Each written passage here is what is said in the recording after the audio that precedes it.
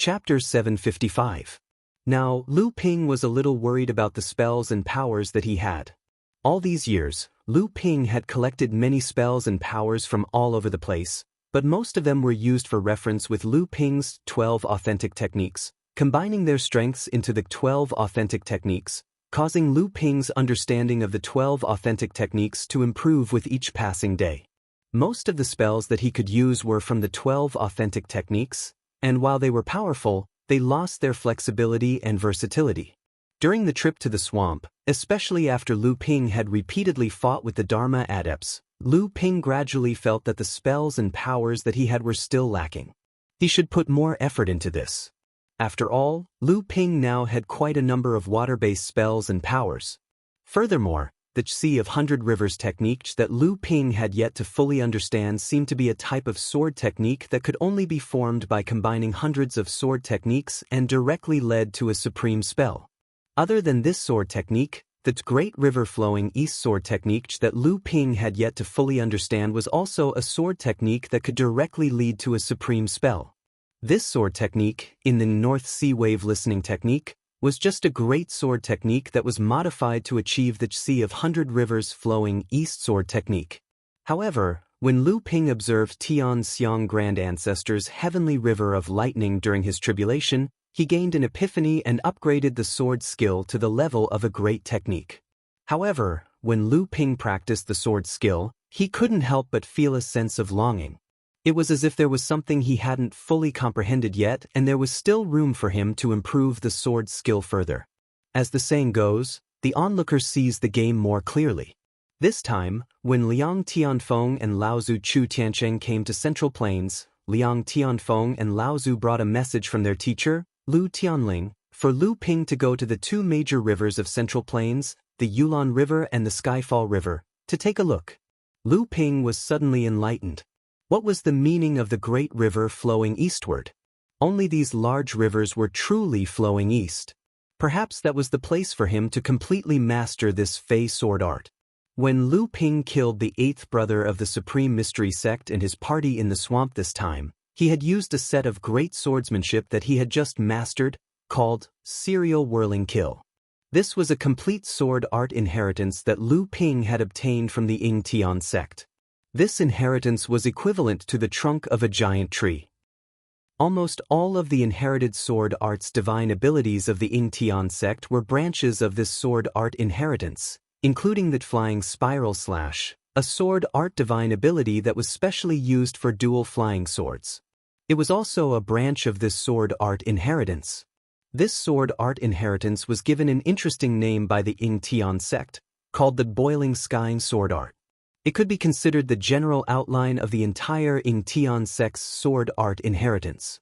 Such a general outline of a sword art inheritance was naturally only obtained by a very small number of people in the Ying Tian sect, and it was passed down by word of mouth from generation to generation of cultivators.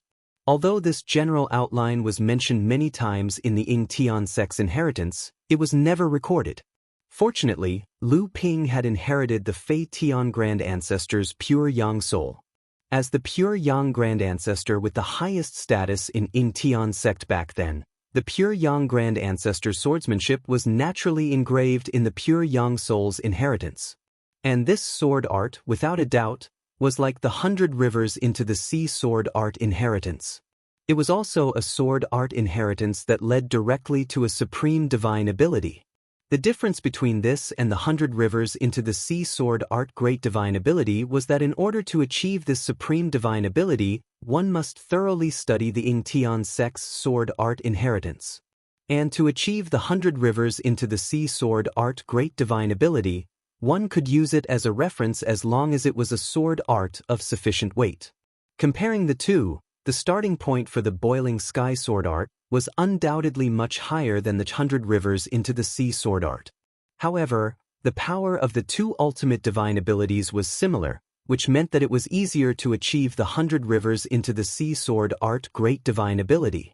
The achievement of a great divine ability could allow a core forging adept to become a master. With 3 to 5 great divine abilities, even early Dharma adepts would not be considered weak among the adepts of the same level, and a great divine ability could often become the foundation of a medium-sized sect. A Dharma adept who had achieved a great divine ability usually had the right to establish his own sect, and an adept who could achieve 2 or more great divine abilities could often be considered invincible among the adepts of the same level, and it was not difficult for them to challenge someone of a higher level. Lu Ping was currently only at the late core forging stage, but he had already mastered more than 3 to 5 great divine abilities. Among the 12 orthodox techniques of the North Sea, other than the 4 basic techniques of the water manipulation technique, wave treading technique, stone piercing technique, and raging waves technique, the other 8 techniques, with the support of Lu Ping's inner yuan that far exceeded that of other adepts of the same level, each technique could unleash the power of a great divine ability.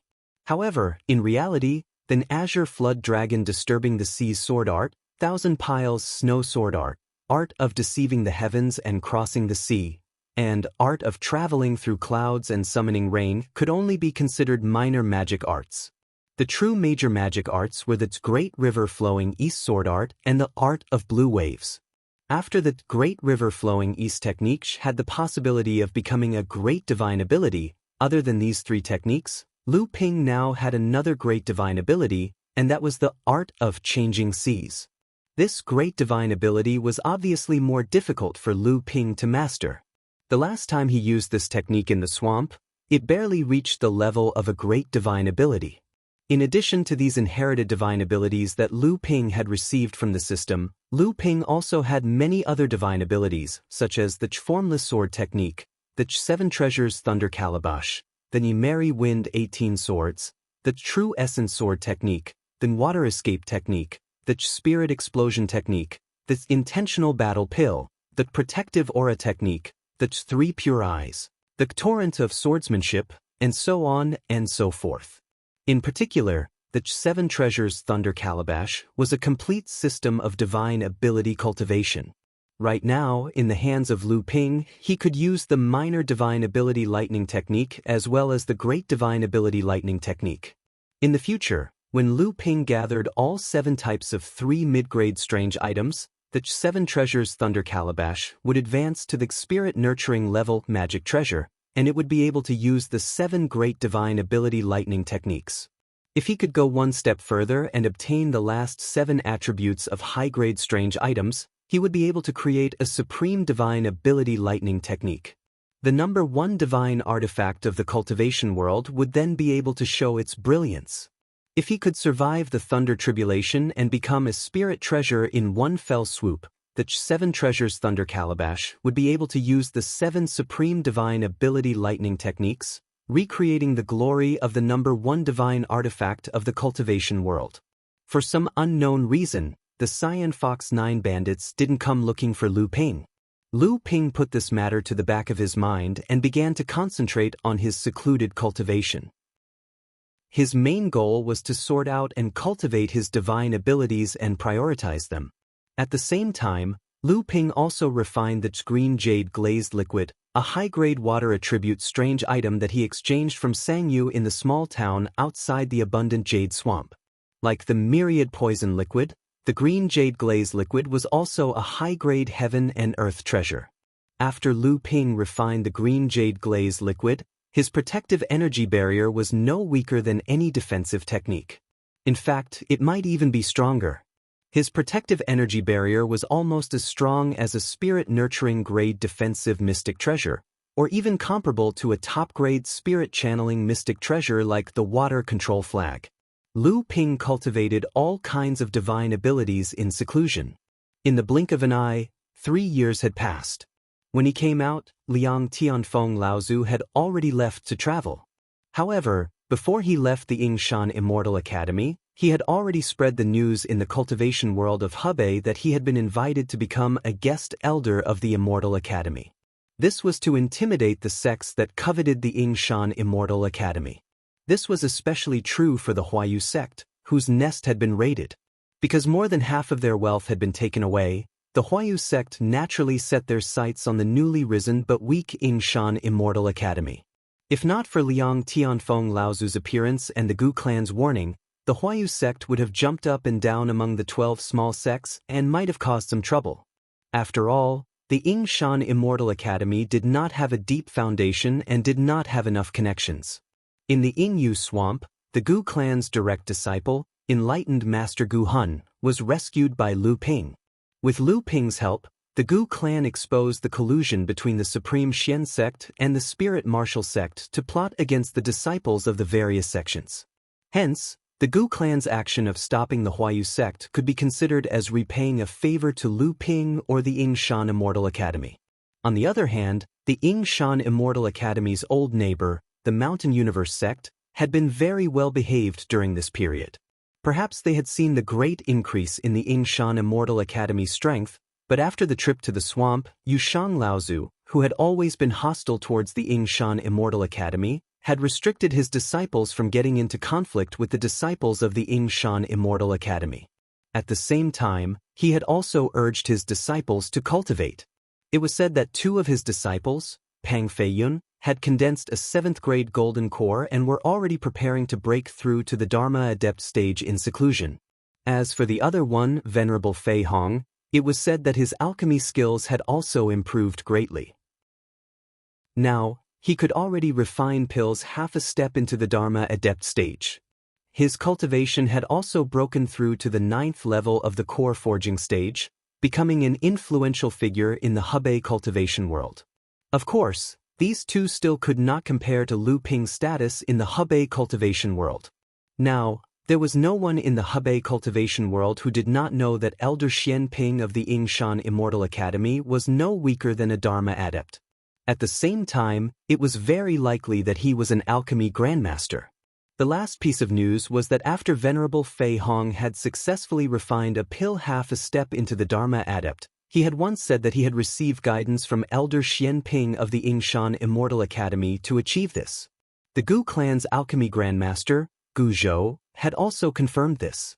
Although Lu Ping did not publicly admit it, to be able to guide a half-step grandmaster like Venerable Fei Hong, who else could it be other than an alchemy grandmaster? After Lu Ping came out of seclusion, he went to look for Xian Tianjinren. Although Xian Tianjinren had reached the late core forging stage later than Xianbei Jinren and Xuanyu Jinren, his accumulation in the 6th level of the core forging stage was far greater than the 2 of them. Now, he had reached the peak of the 7th level before the 2 of them. Senior, has there been anything new in the Celestial Academy in the past 3 years? Lu Ping and Xian Tianjinren were chatting about some interesting news in the Hebei cultivation world, so he asked with a smile. In the past 2 years, although there have been small conflicts between the various sects, there have been no major battles. The spiritual martial sect lost 2 Dharma adepts in the Yingyu Swamp, and their secret alliance with the Taishan sect was discovered by the Hebei cultivation world. After that, the Taishan sect was suppressed by the Taishan sect in the plains, and the few sects that followed the spiritual martial sect also suffered many losses. Now, the spiritual martial sect is even more isolated in the Hebei region, and their actions have been much more low-key. That's how it should be. However, although the spiritual martial sect's vitality has been damaged, it has not hurt their foundation. 2 late Dharma adepts are enough to make the other sects in the Hebei cultivation world cautious. Exactly. However, speaking of recent major events in the cultivation world, it should be related to the Qinghu 9 bandits being hunted down. Chapter 756. What Lu Ping had guessed back in the swamp was correct. The Green Fox 9 bandits were indeed planning to set up a base of operations and end their wandering life of training. In order to set up a base of operations, the first thing they had to consider was the spirit vein they needed for training. This was also why the Green Fox 9 bandits had tried to steal the small spirit vein Lu Ping had limited to. However, the Green Fox 9 bandits seemed to have forgotten that they were bandits after all, bandits of the training world. Even though they were injured and rarely stained with blood, they still had many enemies. A base of operations did not give them a peaceful life of training, but rather a place that they could not break free from. Add to that the fact that the Green Fox 9 bandits had robbed quite a lot of good stuff when they were roaming around and committing crimes all those years ago, and the Green Fox 9 bandits themselves naturally had no use for these things. As such, the rest of the items were naturally stored away by them. As a result, the rumor that the Green Fox 9 bandits didn't exist became a hot topic in the training world of the plains and Hebei. Countless enemies of the past were like cats that had smelled fish. After hearing that the Green Fox 9 bandits intended to go into seclusion, they all searched the training world of Hebei and the plains for traces of the Green Fox 9 bandits. In the end, the Green Fox 9 bandits' base of operations was found, and the hunt for the Green Fox 9 bandits began. This was especially true for the Dharma adept of the Diligent Snow sect, who had heavily injured the Green Fox 9 bandits in the battle that had made them famous. After the Green Fox 9 bandits had set up the J9 Palace Clear Void formation, they had first killed a few late core forging disciples of the Diligent Snow sect and then heavily injured the Diligent Snow sect's Laozu, which had directly led to the collapse of the Diligent Snow sect. It could be said that the Diligent Snow sect's Laozu and the Green Fox 9 bandits had a deep-seated hatred that was equivalent to the destruction of the entire sect. Among the cultivators of the plains and Hebei who had chased after the Green Fox 9 bandits, this Diligent Snow sect's Laozu had been the one who had put in the most effort. While Master Xian Tian explained the matter regarding the Cyan Fox 9 bandits to Lu Ping, he failed to notice that Lu Ping's expression had turned unsightly. The Cyan Fox 9 bandits were chess pieces that Lu Ping wanted to obtain. Lu Ping had already considered them carefully. Moreover, the leader of the 9, Qing Hu, was the foster sister of the spirit-taming sect's direct disciple, Reverend Sangyu. With this relationship, it might be an opportunity for Zhenling to get closer to the spirit-taming sect in the future. Moreover, Reverend Sangyu owed Lu Ping a favor. Although Lu Ping had used treasures such as the spirit-clearing pill and the green jade glass liquid to make up for this favor, both Reverend Sangyu and Lu Ping knew that saving Reverend Sangyu from the brink of destruction was not something that could be repaid with treasures. When Lu Ping arrived at the base of the Cyan Fox 9 bandits in a secluded valley in Hebei's cultivation world, Lu Ping couldn't help but shake his head when he saw the devastation of the small village. The small village had long since been reduced to ruins. Black ash from the fire could be seen everywhere. Lu Ping could clearly sense traces of the surrounding defensive formations being destroyed. At the same time, he could also sense that the Cyan Fox 9 bandits had recently changed. All of this showed that the Cyan Fox 9 bandits had put a lot of thought into this base of theirs. Lu Ping didn't know how many of the Cyan Fox 9 bandits could survive the pursuit of the two cultivation worlds. However, although Lu Ping valued the Cyan Fox 9 bandits, he only cared about their leader, Qing Hu. Although the other 8 were somewhat capable, Lu Ping didn't think much of them. As far as he was concerned, it was fine as long as he could save Qing Hu in the end. Lu Ping opened the door to the House of Gold and let Sam Ling out. Lu Bai and Lu Ling looked around for a while before saying to Lu Ping, "Father, they've gone northeast." Among the 9 bandits, the 7th and 9th brothers had been bitten by Lu Bai and Lu Ling. Naturally, the scent of these two people was very clear. Furthermore, the snake venom in their wounds had been left behind by Lu Ping. As long as these two people did not die, Lu Ping would be able to find the Cyan Fox 9 bandits' tracks. In a place where no one else went, Qin Shuelaozu was looking at the Cyan Fox 9 bandits, who had been blocked by him and his good friend, Nanhua Laozu. The greatest shame of his life was that he had been tricked by these 9 people. Not only had he been seriously injured, but the Diligent Snow sect that he had built up had also been destroyed. He had become the laughingstock of the Dharma adepts on the plains. Qin Shuelaozu had been plotting to kill the Cyan Fox 9 bandits, and he had been secretly tracking the Cyan Fox 9 bandits' tracks. However, he did not have much confidence in his own abilities. Thus, after finding out where the Cyan Fox 9 bandits were hiding, he had no choice but to team up with Nanhua Laozu. Qin Shuelaozu and Nanhua Laozu actually did not have a very deep relationship. It was just that although the Cyan Fox 9 bandits were famous, they were not hated by anyone.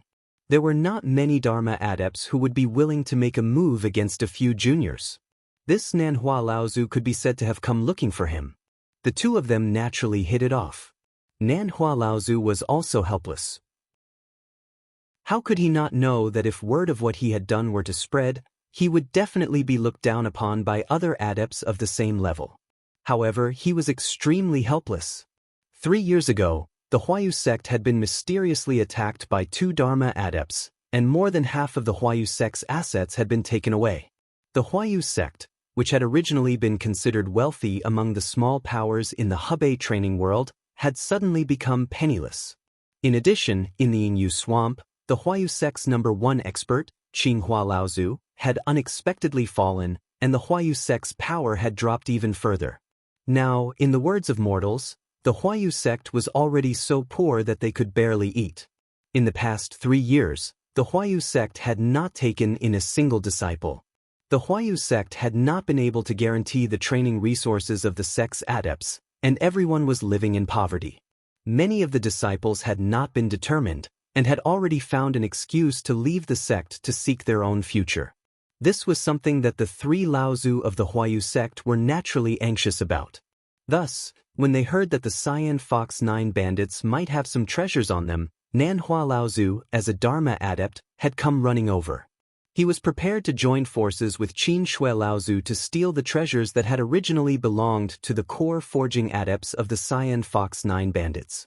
Cyan Fox, where do the 9 of you think you can escape to now? If you know what's good for you, then hand over all the loot you've stolen from others over the years. Perhaps Nanhua and I will give you a quick and painless end. If you still want to resist stubbornly, then we have the means to make you beg for death. Qin Shui Laozu looked at the 9 despairing people in front of him, and his heart was filled with joy. The trauma that had been left in his heart by the 9 of them all those years ago seemed to have disappeared. After the Cyan Fox 9 bandits' base had been discovered, their pursuers had quickly arrived. After a series of battles, the 9 of them had used the power of the J9 Palace's clear void formation to repel most of the pursuers. However, in the end, they were still blocked by the 2 Dharma adepts in front of them. As they fought, the 9 of them had suffered varying degrees of injuries, and the inner yuan in their bodies did not have much time to recover. Under normal circumstances, the 9 of them might have been able to use the J9 Palace's clear void formation to resist for a while, and perhaps 1 or 2 of them would have been able to escape. But now, the 9 of them seemed to have the will to die at the same time. Boss, let's fight it out with them. In a while, the few of us will hold them back. Boss, you take the opportunity to escape and avenge us in the future.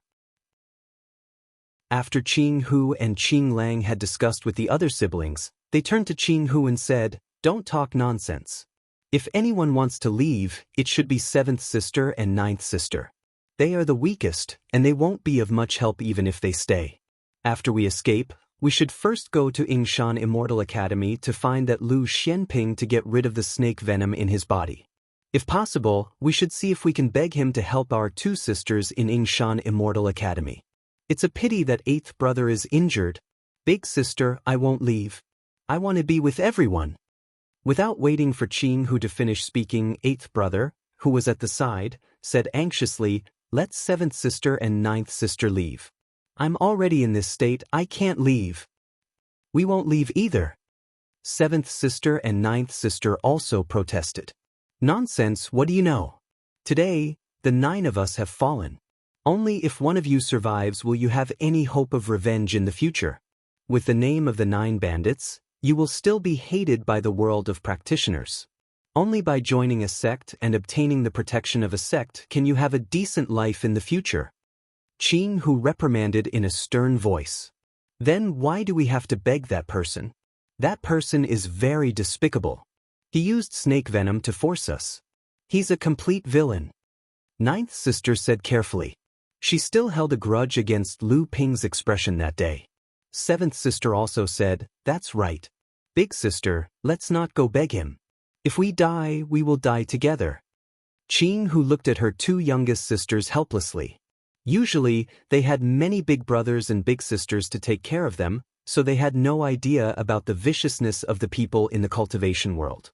Now is not the time to talk about this. If Big Brother sang you hadn't gone to challenge the experts of the Yuan clan, I wouldn't have entrusted my 2 sisters to a small sect like Yingshan Immortal Academy. It's a pity that the cultivators of the spirit-taming beast sect come and go without a trace. Even if I wanted to ask this sworn brother for help, it's impossible. That spirit-taming beast sect has never accepted disciples with skills. What Qinghu didn't say was that her sworn brother, Reverend Sangyu, had a very high evaluation of Lu Ping and had some guesses about Lu Ping's origins. That guess was also the reason why Qinghu decided to ask her two sisters to join Yingshan Immortal Academy. Nanhua Laozu looked at Qinshue Laozu in disdain. Qinshue Laozu, who was intoxicated by success, wanted to establish a sect and become its ancestor? It was no wonder that after she had been defeated, the sect had immediately scattered. Qinshue Laozu naturally didn't know that she was being looked down upon once again. She looked at the 9 people in front of her, who were standing in formation and whispering to each other. Although she couldn't hear what they were saying, she didn't see the Green Fox 9 bandits panicking in the face of death. Instead, she felt as if she had been ignored. Qinshue Laozu's previous happiness disappeared without a trace. Lu Ping naturally didn't know what the leader, Qinghu, was thinking. He followed Lu Bai and Lu Ling's directions and had already arrived at the location of the desolate drone.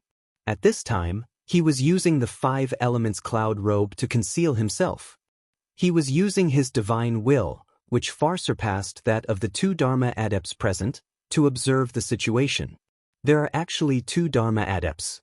The Green Fox 9 bandits are really unlucky to have provoked 2 Dharma adepts to lower themselves to kill them. This is going to be difficult. Chapter 757.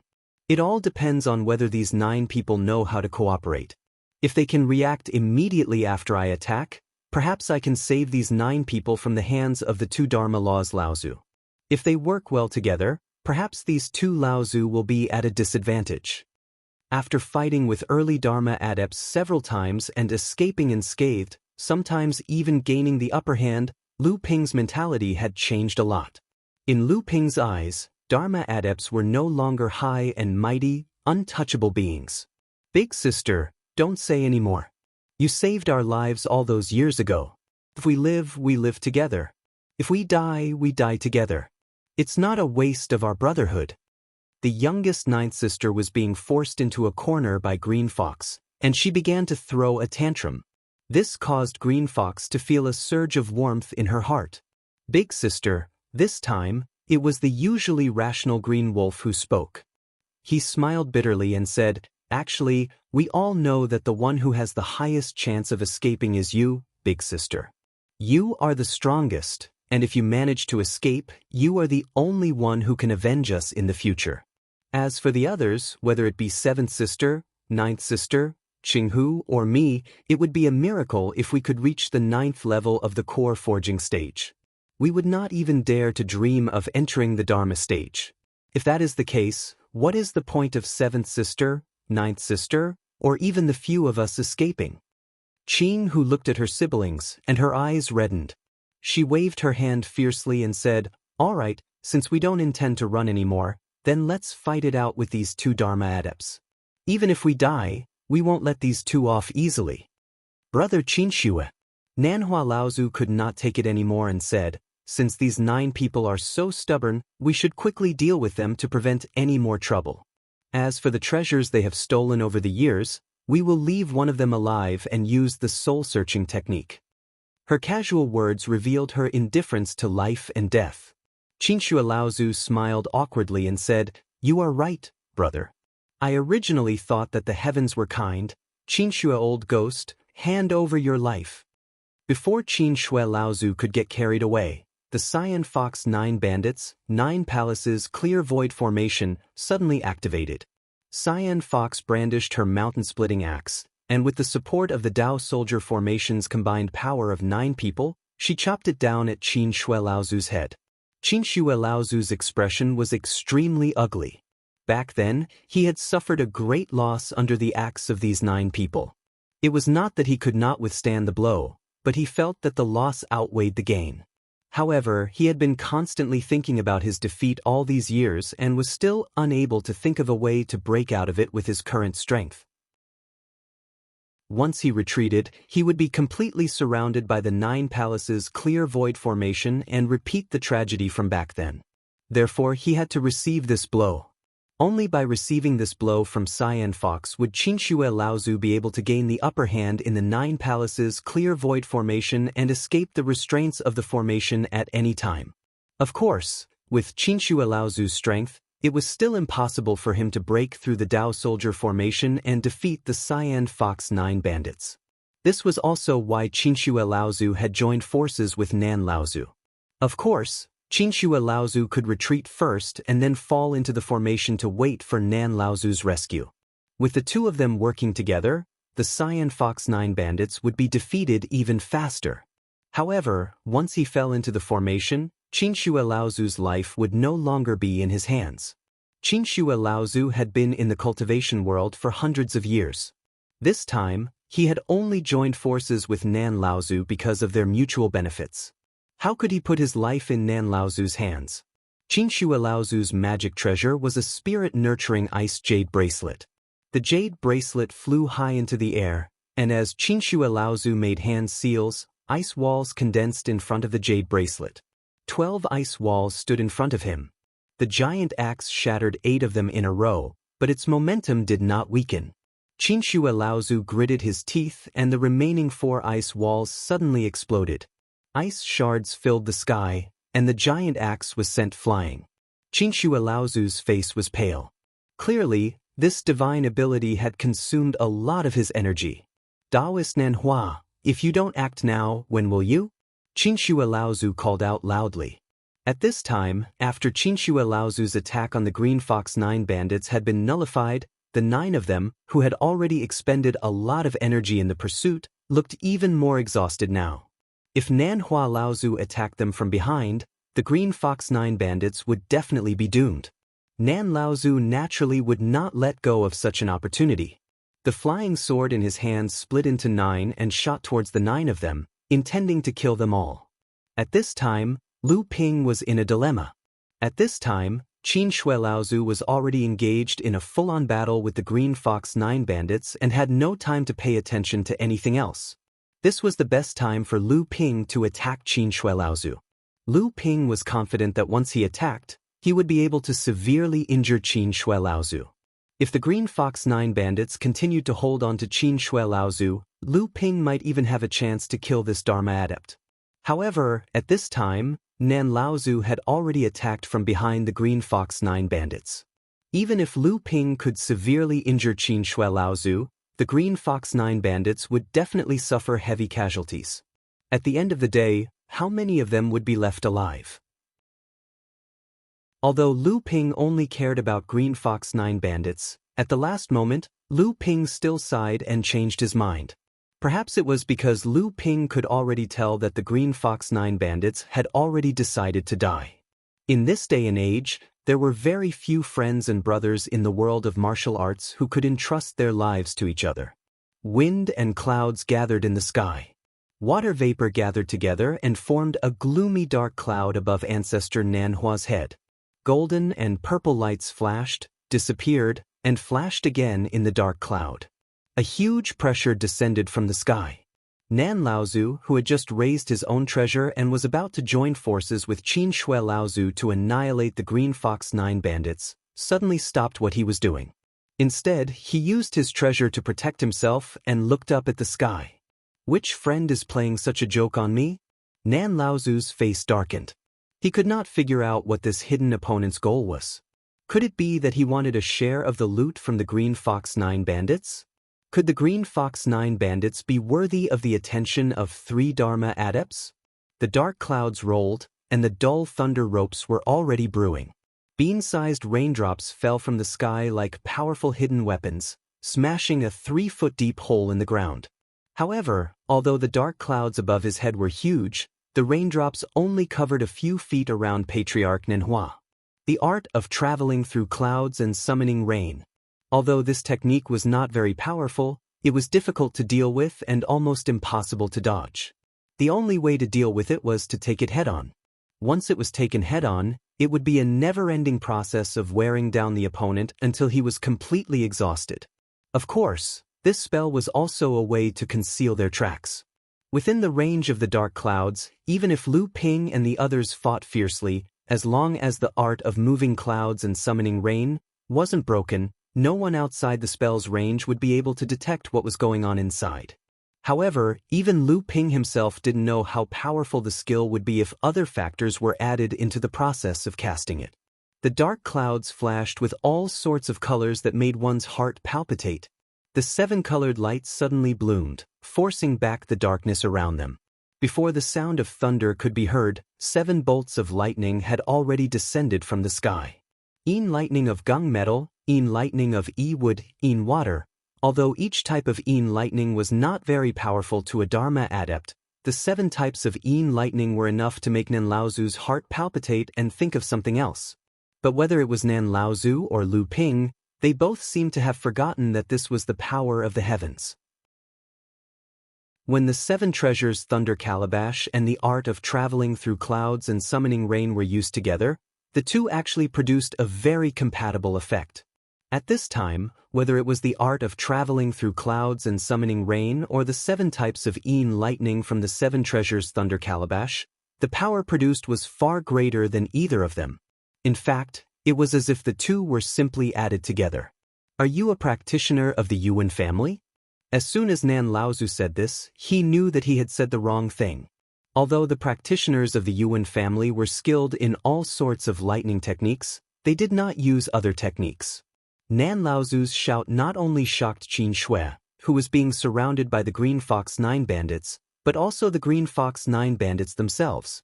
The endless raindrops were like countless boulders smashing into Nan Laozu's various defenses.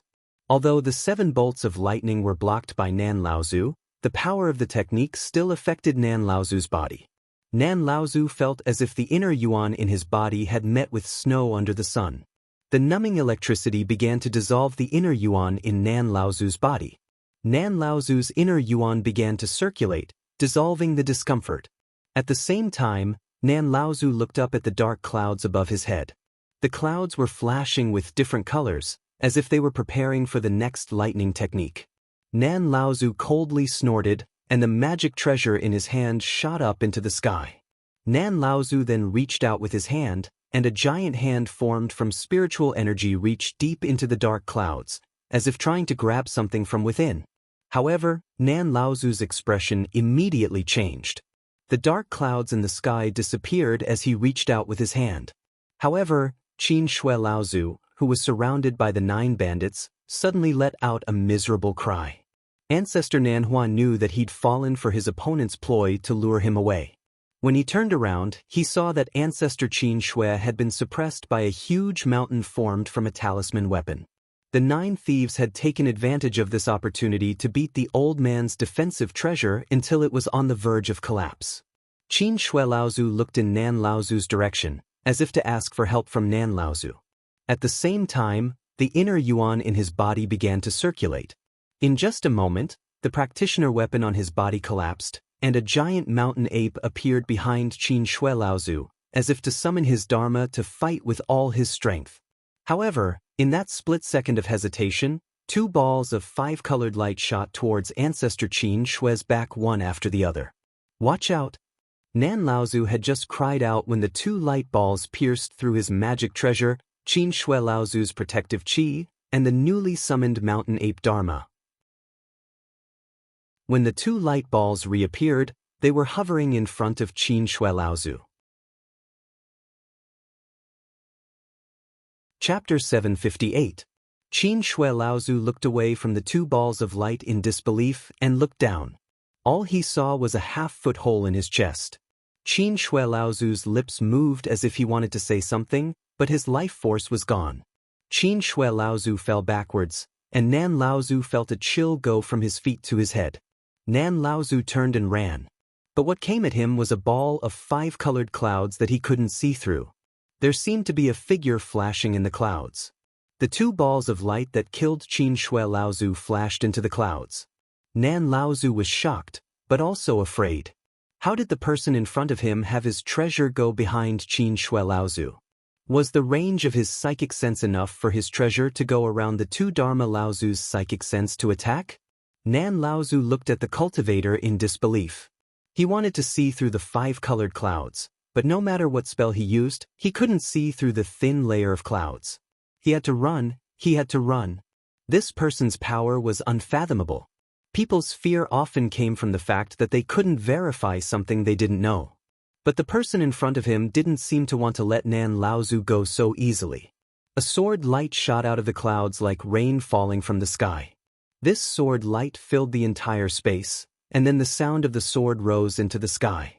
What kind of sword skill was this?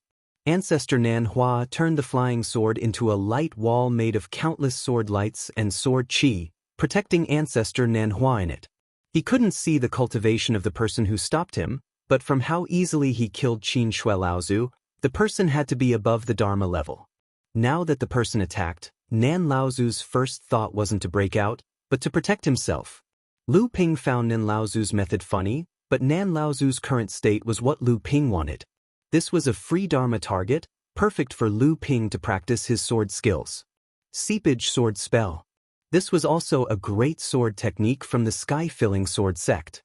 It was also a foundational sword technique that led to the supreme sword technique, the sky-filling sword technique.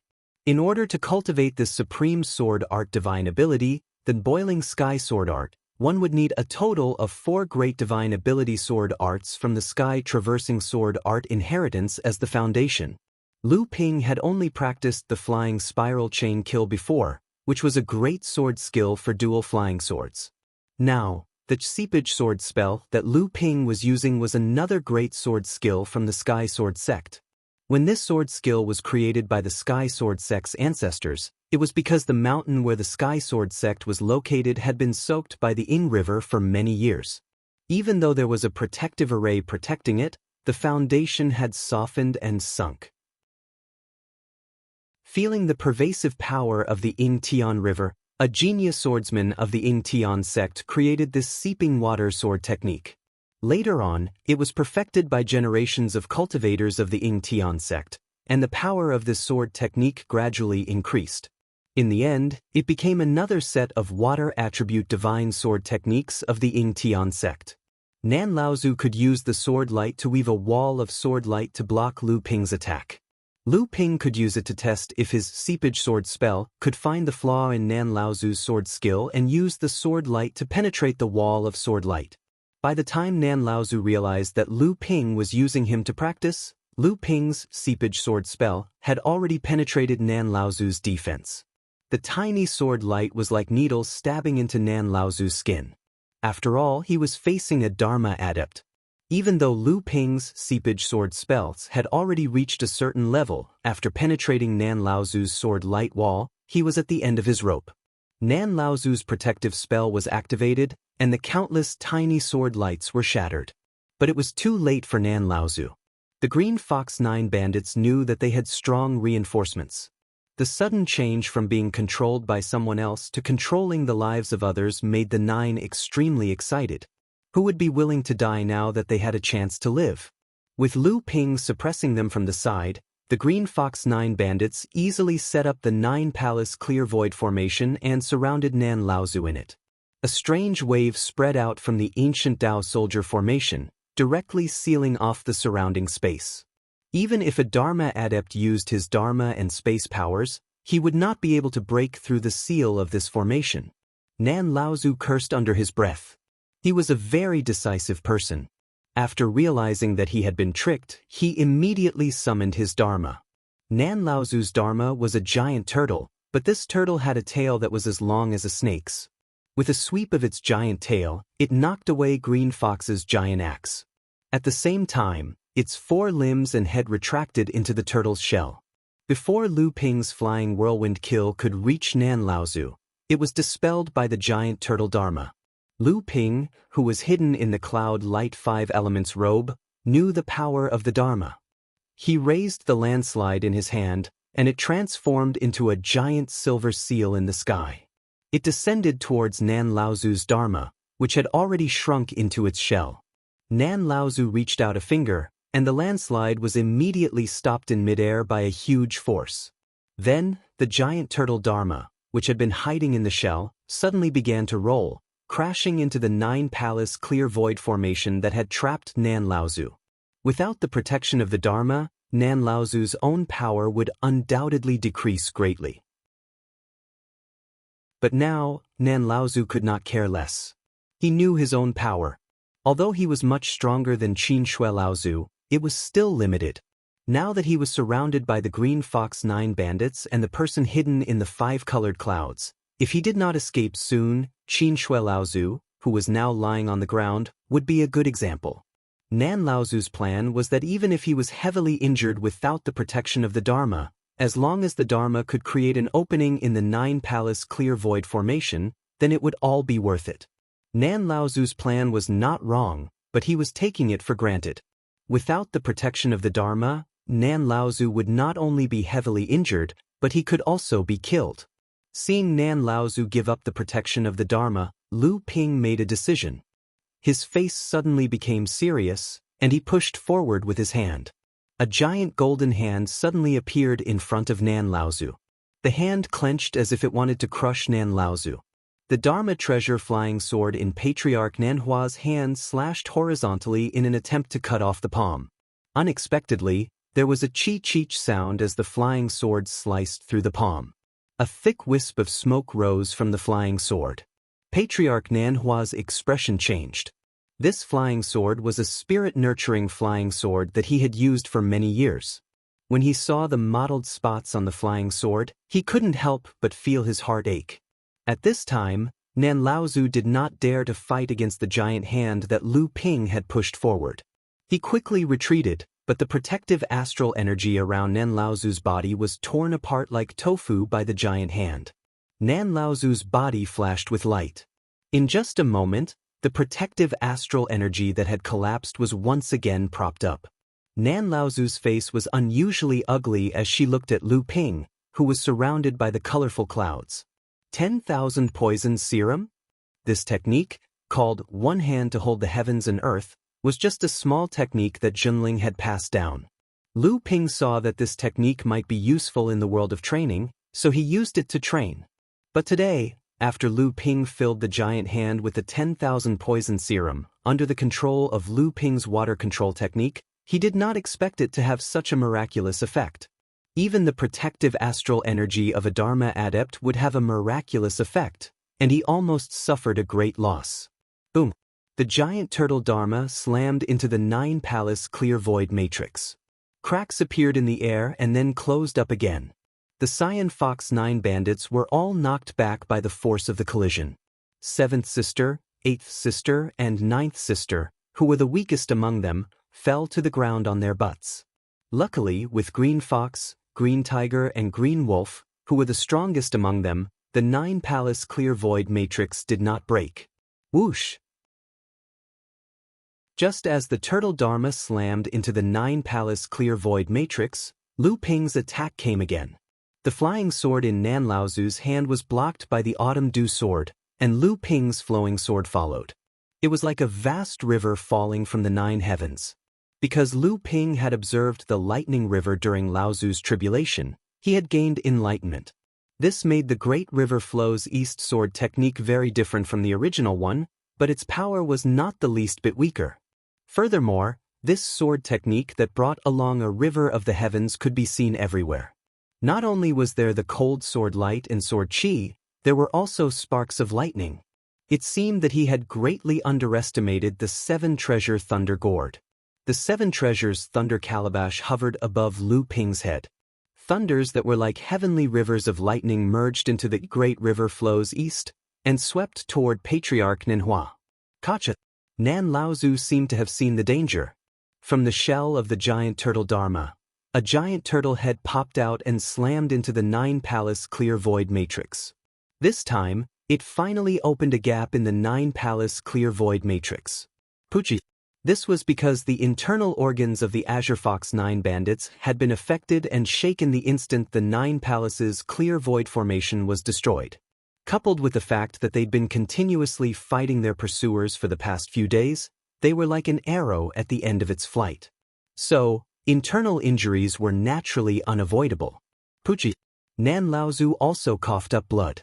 Under the unparalleled power of Lu Ping's Great River Flows East Sword technique, Nan Laozu finally gave Lu Ping an opportunity to send him flying with a flowing sword.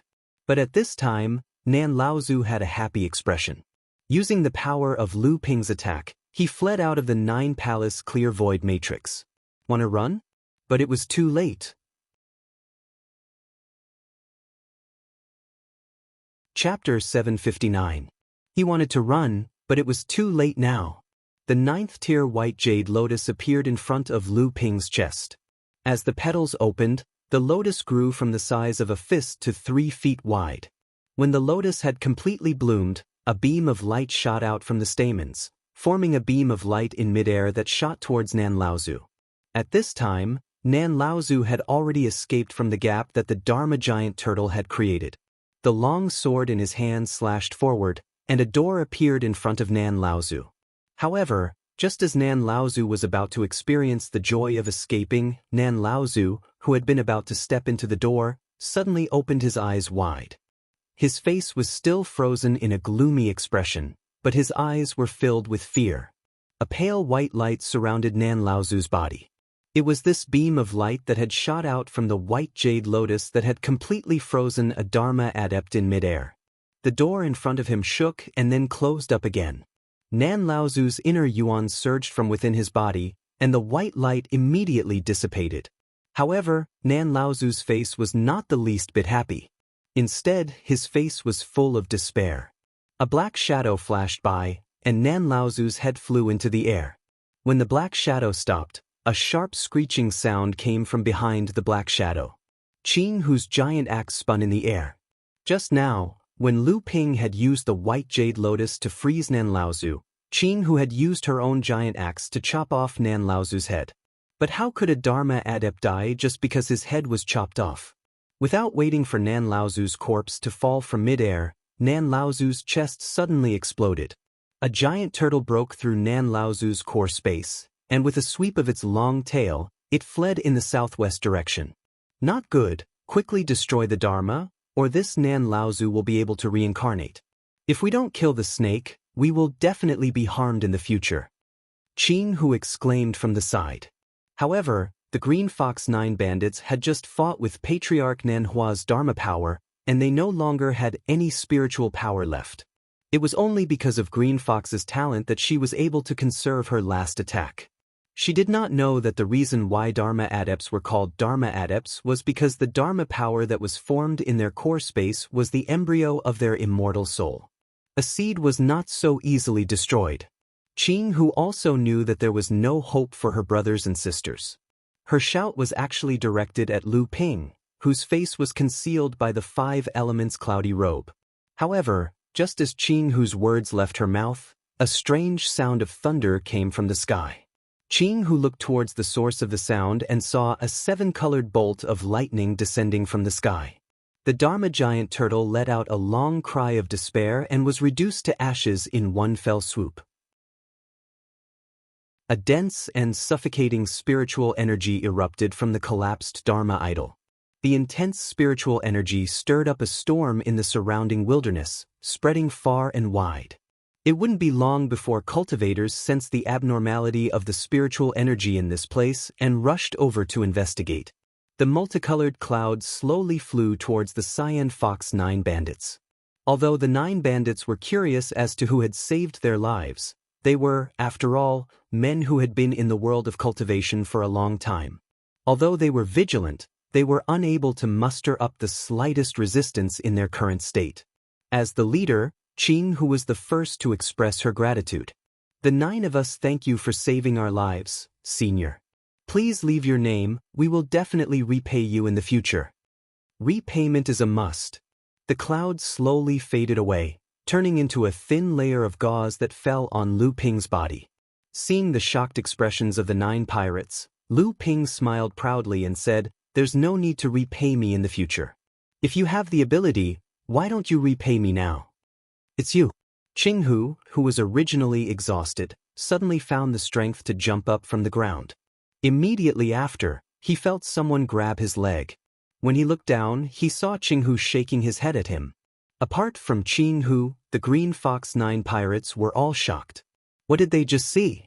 Today, 2 Dharma adepts, Laozu, died at the hands of this person. Before this, the 9 of them had thought that the cultivator who had come to save them was a Dharma adept, Laozu. However, the truth was right in front of their eyes. The person who had saved them was not only someone they hated, but also a core forging adept. Qin Hu, who had been stopped by Qin Hu, finally calmed down. He looked at Lu Ping in a daze, speechless. Qin Hu and Qin Hu were also core forging level 8 adepts. If they were in Lu Ping's shoes, they would not have been able to kill 2 Dharma adepts, even with the help of the 9 Palace Clear Void spell. Lu Ping smiled as he looked at Qin Hu, who had fallen to the ground to recover his inner yuan, and Qin Lang, who was beside him. Then, he looked at 7th sister and 9th sister, whose eyes had lit up ever since he had revealed his identity. He smiled and said, "I was wondering why the 9 pirates were so close to each other, but this time, they did not even want their own sister's life. It turns out that they have been chased to this extent, and they did not even have the chance to treat their own sister's injuries." Qin Hu suddenly opened his eyes and shouted at Lu Ping, "Lu Ping, if you want to kill me, do whatever you want, but if you want to sow discord between us, don't even think about it."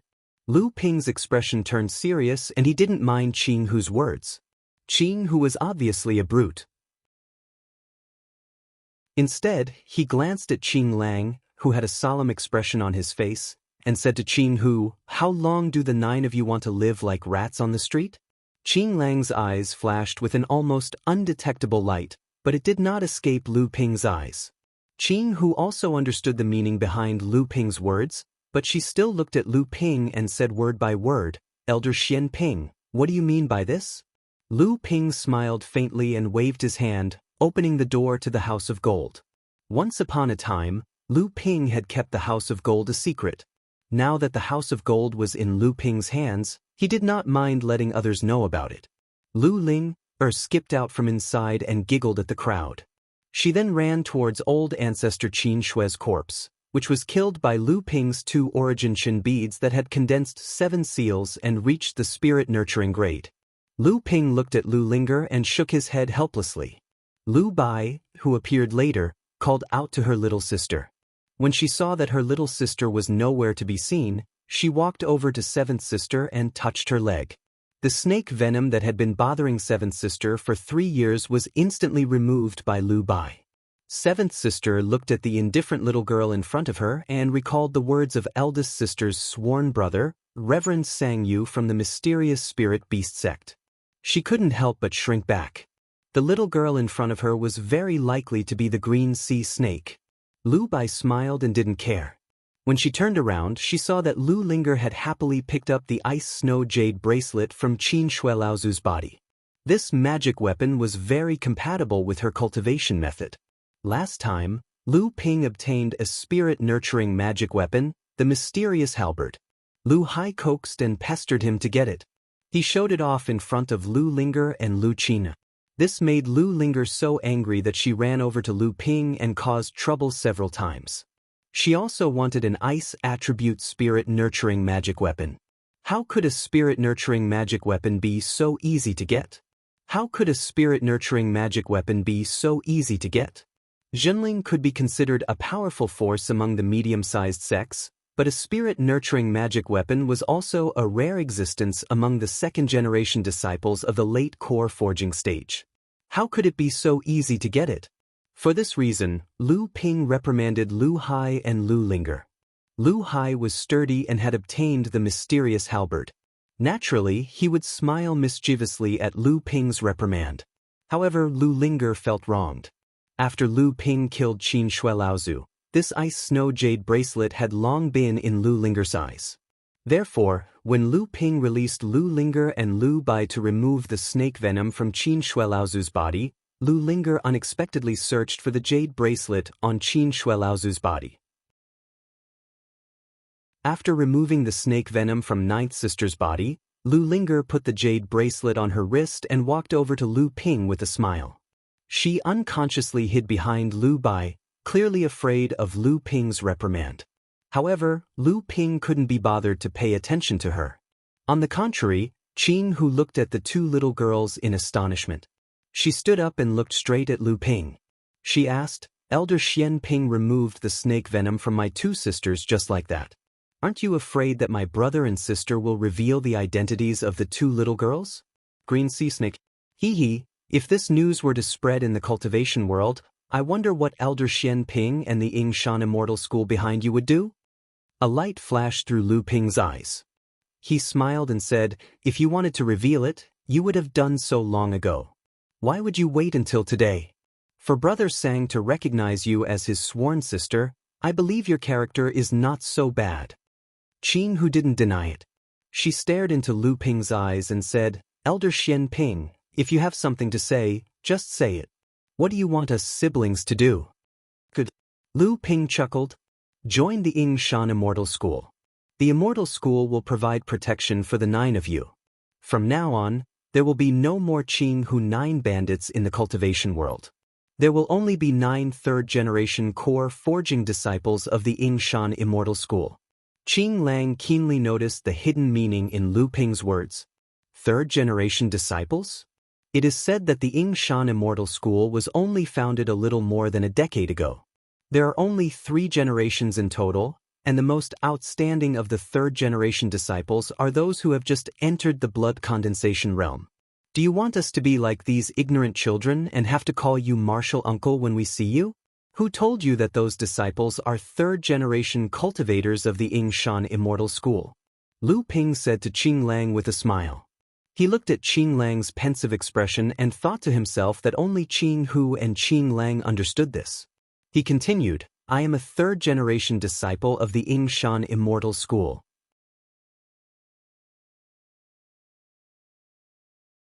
Chapter 760. Lu Ping didn't mind giving everyone some space to think, but the stupid tiger, Qing Hu, didn't fall for it. He gloomily said, so you're just a junior. In Yingshan Immortal Academy, Lu Ping appeared as Guotianshan Laozu's disciple. Lu Ping was a third-generation disciple, so Guotianshan Laozu was naturally a second-generation disciple. Then, who were the first-generation cultivators of Yingshan Immortal Academy, and what level of cultivation did they reach?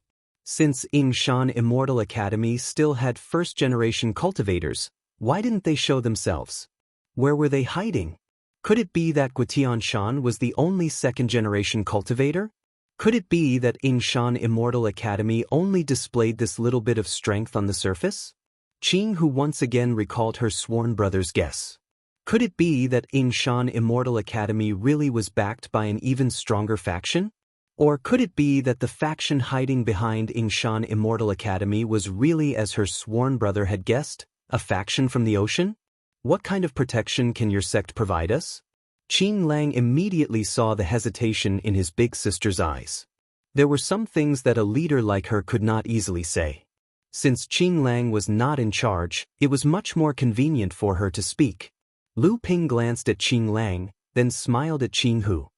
He seemed to have sensed the tacit understanding between the two, so he said, I have a life and death brother of the same sect.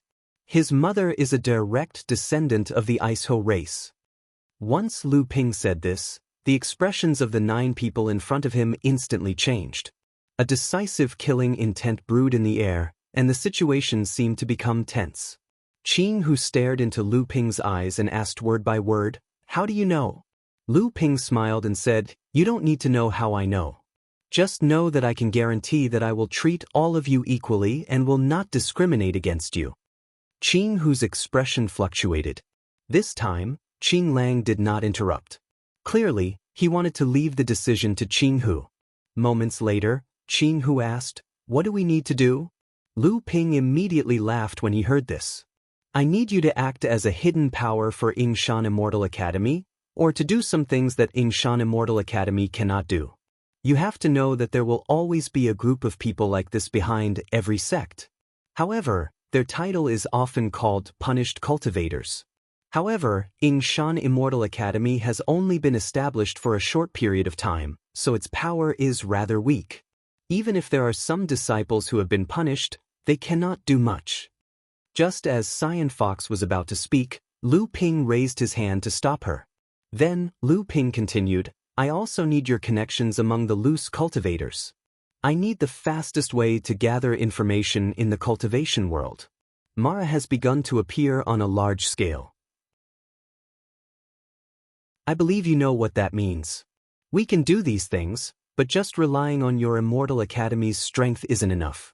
You've also said that Yingshan Immortal Academy was only recently established, so how much power can it display on the surface? Azure Fox glanced at the siblings behind her as she spoke, choosing her words carefully. Lu Ping slapped his forehead in realization. I understand. I'll try my best to find all the cultivation methods you need. If that doesn't work, then there's nothing I can do. You don't need to worry about pills and the like. I believe Brother Sangyu has already told you about this. I'm a pill refiner myself. There's still the second condition. We only trust you. Although the power behind you provides us with protection, you are the only ally among the 9 of us. I'm really flattered by this. Lu Ping smiled and thought for a moment. He knew what kind of storm it would cause if the other cultivators in the sect found out about this condition. However, he still nodded and said, Is there a third condition? At this point, Qin, who no longer had any misgivings. She directly said, Kill a person for us. If you kill this person, the 9 of us will be at your disposal. Qin, who was the first to react. He opened his mouth and said, Big sister, Qin, who reached out to stop Qin, who. At this time, the other bandits also understood what Qin, who wanted to say. Their eyes were filled with anticipation and suspicion. Lu Ping instinctively felt that this condition wouldn't be easy to fulfill, but he still said, This condition is probably the reason why you're willing to rely on Immortal Academy's protection. Tell me about it. Several days later, the news that Qin Shui Laozu and Nanhua Laozu were killed by Qin Hu and the other 9 bandits shocked the entire cultivation world of Hebei and the plains. This news was no longer limited to these 2 places. At this time, Lu Ping had already brought 9 late-stage core forging adepts back to Yingshan Immortal Academy. After meeting with Wutianshan Laozu, these 9 adepts became outer sect disciples of Yingshan Immortal Academy. Half a year later, the Cyan Fox 9 bandits, who had stirred up an endless storm in Hebei's cultivation world, encountered the Yingshan Immortal Academy's elder Lu Xianping in the northern ice plains. The battle between the 2 lasted for 3 days and 3 nights. In the end, elder Lu Xianping defeated the 9 bandits. In the end, none of the Cyan Fox 9 bandits managed to escape. All of them were killed by elder Lu Xuanping's sword. Lu Xianping from Yingshan Immortal Academy shocked the cultivation world of Hebei. However, soon after, there was news that Lu Xianping had been seriously injured in the battle with the 9 bandits. He was brought back by Guotianshan Laozu and was now recovering in seclusion in Immortal Academy. The news dispelled many people's suspicions. Since the Qin Hu and the 9 bandits could even kill Dharma adepts, then no matter how powerful Lu Xianping was, he was still just a core forging adept. How could he emerge unscathed from the battle with the 9 bandits? But even so, Yingshan Immortal Academy's elder Lu Xuanping's name was enough to attract the attention of those who paid attention. His fame had already surpassed the limits of Hebei's cultivation world. Many cultivators had already begun to compare him with those heaven-shaking large sects and even the direct disciples of the 5 great sacred grounds. However, it was clear that elder Lu Xuanping's injuries were more serious this time. For 5 years, there was no news of him in Hebei's cultivation world. Yingshan Immortal Academy once again became low-key and focused on developing their own strength. The cultivation of their disciples had improved by leaps and bounds in these 5 years. Many disciples from Yingshan Immortal Academy began to roam the cultivation world of Hebei. There was a rumor in Hebei's cultivation world that this was because Yingshan Immortal Academy had obtained the treasures of the Qin Hu and the 9 bandits. In reality, this speculation was not wrong. After the Qin Hu and the 9 bandits submitted to Yingshan Immortal Academy, all the cultivation resources that they had obtained in Hebei and the plains had been handed over to Yingshan Immortal Academy. These treasures contained a large number of low-level cultivation resources. They were not very useful to the late core forging adepts of the Qin Hu and the 9 bandits, but they were very beneficial to the blood refining and blood condensation disciples of Yingshan Immortal Academy.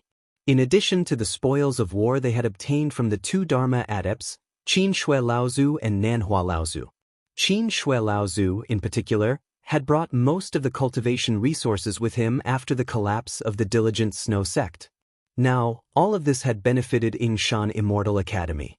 During these 5 years, Adept Shen Tian had broken through to the 8th stage of the core forging stage. Adept Shen Kai had also broken through the bottleneck of the mid-core forging stage and broken through to the 7th stage. The Qing Hu and the 9 bandits had received the complete inheritance of the cultivation system, Guotianshan Laozu's guidance, and a stable cultivation environment. During these 5 years, Lu Ping did not stay at Yingshan Immortal Academy. Lu Ping, who had returned to his original appearance, followed the Ying River south, finally joining it in the Yulon River. The vast waters of the Yulon River seemed to have descended from the heavens, flowing towards the east. However, Lu Ping didn't stop to admire this magnificent masterpiece that he had admired for a long time. Instead, he crossed the Yulon River and entered the Hunan training world. He then turned west, passing through the Purple Sun training world where one of the 5 great holy lands, the Purple Sun Palace, crossed over the mountains in the west, and finally entered the West Barren. Aside from the 12 regions of the Central Plains, there were also the Eastern Overseas Training World, the Western Wastelands, the Southern Endless Mountains, and the Northern Icy Plains. The Yingshan Mountain Range where the Yingshan Immortal Academy was located was on the border between the Hebei Training World and the Northern Icy Plains. Right now, Lu Ping was in the Western Wastelands of the Central Plains. This place was vast but sparsely populated. It was remote and desolate, a traditional region of the monster race. In the past, this did not mean that the Western wilderness only had monsters. It could only be said that the monster race was the most powerful in this region. It was just like how the Central Plains was a traditional region of the human race, but in the wild mountains, rivers, and lakes of the Central Plains, there was still a vast amount of monster power. The city Lu Ping was in right now was a gathering place for human cultivators in the Western wilderness. It seems the Pegasus clan and the Koi clan are about to fall out again. Or is it because of the river source? Aside from the river source, what other reason could there be? For the sake of the river source, these two races have been fighting for over 10,000 years. Seriously, can't the two races just sit down and discuss this? Even if they take turns to take over the river source, it's still better than causing rivers of blood every time. Take turns to take over? Who took over the river source first? Are they willing to give it up? Isn't it better to have rivers of blood? In any case, it's just internal strife between the monster race. More deaths are actually beneficial to our human race. Brother, do you think the Water Clan will win the battle between the two clans? It's hard to say. These two races are both top races among the monster race. Their strength is equal to each other. Over the past 10,000 years, there have been victories and defeats. It's possible that one of them will take over the river source. That's as good as not saying anything. However, I think the Koi clan will win. As the name suggests, the river source is a place with water.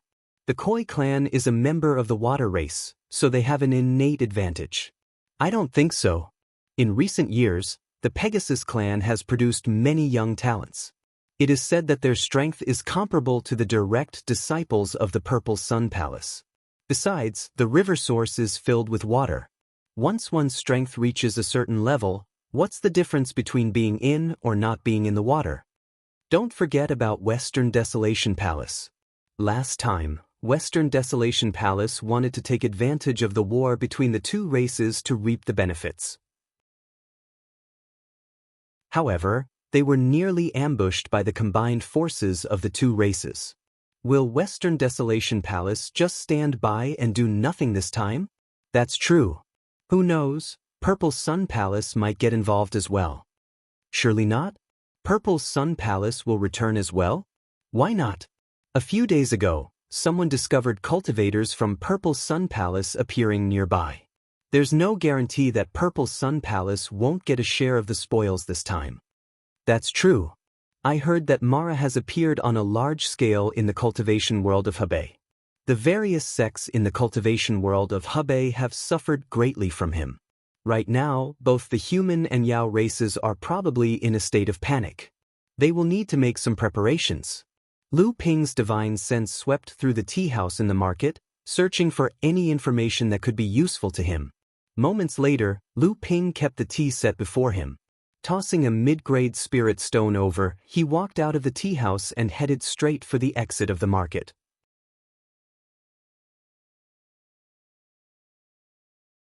Chapter 761. Lu Qiner's cultivation was already on the verge of breaking through to the late core forging realm. Once she reached the late core forging realm, Lu Ping would have to prepare for her return to the Fire Phoenix clan's inheritance land to receive the inheritance. Apart from her, Samling would also have to return to the Green Sea Snake's inheritance land before advancing to the Transcendence realm to choose a suitable inheritance for himself. However, Lu Ping obviously didn't want Lu Qiner to break through to the mid-core forging realm now. This time, when he came to the Western Wilderness, he grabbed Lu Qiner as his able-bodied man. As of now, Lu Qiner's true body had grown to an astonishing size as her cultivation base grew. Her wingspan was at least 15 meters, and when she flew several hundred meters in the air, she left a huge black shadow on the ground. Lu Ping leisurely sat cross-legged on Lu Qiner's back. Ever since Lu Qiner advanced to the core forging realm, Lu Ping rarely used Lu Qiner as a mount. The Western Wilderness wasn't really barren. On the contrary, when riding on Lu Qiner's back and looking at the endless prairie, it suddenly made people feel that the sky was high and the earth was high, making people feel very broad-minded. A clear sound was heard, and Lu Qiner suddenly swooped down from the sky. When Lu Ping looked down, he saw that there seemed to be something fleeing in the thick grass. Wherever it passed, the grass would sway. Just as Lu Qiner was about to hit the ground, he saw Lu Qiner's wings flapping, and its rapidly descending body suddenly pulled up. Its pair of sharp claws reached down as far as possible, sinking into the grass that was 3 feet high. Lu Qiner's wings flapped again, and its huge body soared straight up. Its pair of sharp claws brought out a gray sand fox from the grass. Lu Ping scanned the sand fox with his divine will and found that it was in the blood condensation realm. Slightly moved, he took out the devil transformation bracelet from his cuff and put it on his wrist. Lu Qiner transformed into a human and slowly landed on the prairie with Lu Ping. Lu Qiner was holding a small trembling fox in her arms. It seemed that Lu Qiner had taken it as a pet on a whim. Lu Ping gestured to Lu Qiner to put the small fox on the ground. Then he looked at the little fox that had curled up on the ground and said, "Foxes are naturally intelligent. Now you should understand what I'm saying. Let me ask you, are we in the Green Hill Plain?" He looked at the little fox's eyes and said, "You can lie all you want. I don't mind killing an ant." Lu Qiner giggled, and the little fox's already curled up body slumped to the ground.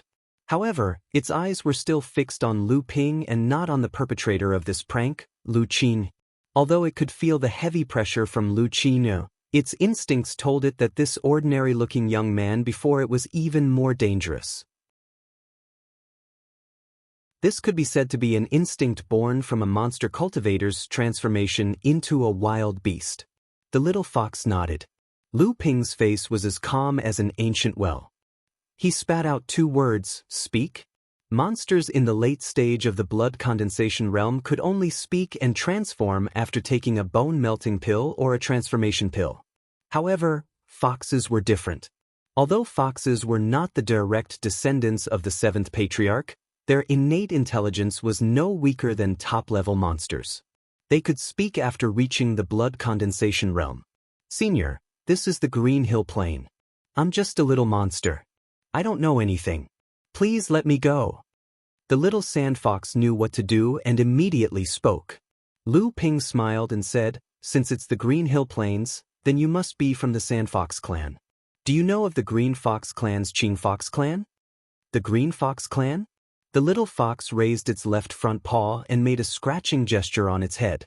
Then, as if remembering something, it said, "I've heard from the seniors in the clan that there used to be a Green Fox clan in the Green Hill Fox clan. However, something happened to the Green Fox clan a few decades ago, and we offended the Pegasus clan. The Pegasus clan came to question us, but we were no match for the Pegasus clan. In the end, we had no choice but to swallow our grievances and banish the Green Fox clan. After the Cyan Fox bloodline was expelled from the Pleading Fox clan, the Pegasus clan began to hunt down the Cyan Fox bloodline. Many clansmen fled in all directions, but even more were killed by the Pegasus clan. Lu Ping listened quietly to the little fox's story, then asked, "Do you know what happened to the Green Fox clan, and why they were hunted down by the Pegasus clan?" The little fox shook its head and said, "I don't know about this. The elders in the clan are very secretive about this matter. I overheard it by accident. It's just some gossip that the elders in the clan were talking about." Lu Ping glanced at the little fox, and his eyes pierced the little fox like a knife. But Lu Ping laughed and said, "Little fox, what's your name?" "My surname is Tu, and my first name is Chun." The little fox's face turned pale from Lu Ping's piercing glare, and it couldn't even speak properly. "What do you know about the Pegasus clan?" "The Pegasus clan? That's one of the royal clans of the Western Wilderness Prairie, and they are the direct descendants of Jiao Daoren, one of the 7 saints of the Creator. Our Green Hill Fox clan is also a powerful clan in the Western Wilderness Prairie. If we hadn't offended the Pegasus clan, the Green Fox clan would not have been forced into such a situation." Lu Ping could clearly hear a trace of resentment towards the Pegasus clan from the little fox's mouth. "You just said that the Pegasus clan is just one of the royal clans of the prairie. Are there other royal clans?" The so-called royal clans of the Demon Clan actually referred to the direct descendants of the 7 saints of the Creator, the top demon clans in the cultivation world. The little fox somehow looked a little excited. Lu Ping glanced at the little fox's lower body, but he did not speak. He just listened to the little fox with a smile. There are 3 royal clans in the Western Wilderness Prairie. In addition to the Pegasus clan, there are the white-fronted tigers with the direct descendants of Taoist Hu, and the green-eyed golden eagles with the direct descendants of Peng Daoren. Oh, why do I hear that there is a Khoi clan in the Western Wilderness? Khoi clan? Their Tianmen Palace is indeed in the Western Wilderness, but it is in the middle of the Yulon River. The power of the Khoi clan covers the entire Yulon River. The Western Wilderness is mainly the prairie, which is not the sphere of influence of the Khoi clan. What about the source of the river? Why does the Pegasus clan want to use the Khoi clan to fight for the source of the river? The source of the river? Since you know the source of the river, how can you not know why the 2 clans are fighting for it? The little fox blurted out, but he immediately realized that his words were inappropriate. Sure enough, Lu Qiner stepped on the little fox's tail. The little fox cried out in pain, but he did not dare to move at all. He remained lying on the ground. "Just tell me what I asked. Why do you have so much nonsense?" Lu Qiner was a qualified female delinquent, a thug type. However, at this moment, Lu Qiner's face changed. She kicked the little fox, Tu Chun, who was curled up on the ground. A broken jade talisman appeared under the little fox's body. No wonder he was still lying on the ground after being stepped on by Lu Qiner. It turned out that he was trying to hide the talisman from others. Seeing that the situation was not good, the little fox turned around and tried to escape. Unexpectedly, as soon as he jumped up, his body spasmed again, and he fell to the ground with a scream. His big furry tail was stepped on by Lu Qiner again. "Little guy, you're courting death." Lu Qiner did not expect that this little thing in the blood condensation realm could play such tricks under her nose. She immediately wanted to kill the little fox. Lu Ping reached out to stop Lu Qiner. He looked down at the jade talisman on the ground and said, "Okay, don't make things difficult for this little guy. His parents are coming. Let's go first." Lu Qiner's arms turned into a huge pair of wings and hovered toward the sky. Lu Ping stood on the broad back of Qing Wan and threw 3 jade bottles to the little fox who was suppressed by Lu Qiner's bloodline coercion. He said, "This is your reward. Keep it well." Lu Qiner let out a long cry, flapped her wings a few times and disappeared into the sky. Only then did the little fox Tu Chun dare to stand up. Looking at the jade bottles under his feet, Tu Chun hesitated for a moment but still picked them up. After opening one of the jade bottles, a strong medicinal fragrance rushed out of the jade bottle and went straight into Tu Chun's nose. Tu Chun suddenly felt a burst of joy all over his body. This was an elixir, and an excellent elixir. It was probably an elixir from the hands of a human alchemist. Tu Chun's face lit up with joy. Then, as if remembering something, he opened the other 2 jade bottles as well. The inside of the bottles was also filled with the same strong fragrance of medicinal pills. However, the medicinal pills in the 3 bottles were clearly different. Nonetheless, they were all useful for his current cultivation. Tu Chun's Green Hill Fox clan was also a relatively large demon clan in the western wilderness. There were Dharma adepts in the clan. Tu Chun himself had a high status in the Sand Fox clan, so he was naturally knowledgeable. No matter from which aspect, these 3 elixirs were of the best quality among elixirs of the same kind.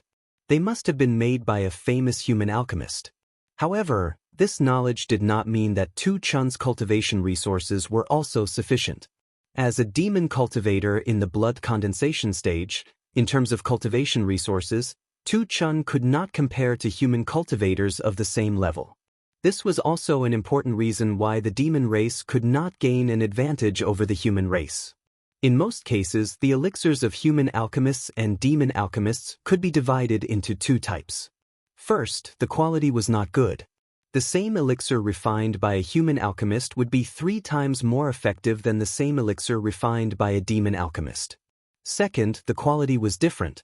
The elixirs refined by human alchemists were more meticulous, and the medicinal toxins were more cleanly dealt with fewer side effects. On the other hand, the elixirs refined by the demon race were relatively crude. The same elixir refined by a human alchemist could be consumed 10 times in a row before the medicinal effects would decrease. On the other hand, the elixirs refined by demon alchemists were not thoroughly dealt with. Usually, after consuming 7 or 8 pills, the medicinal effects of the elixirs would begin to decrease.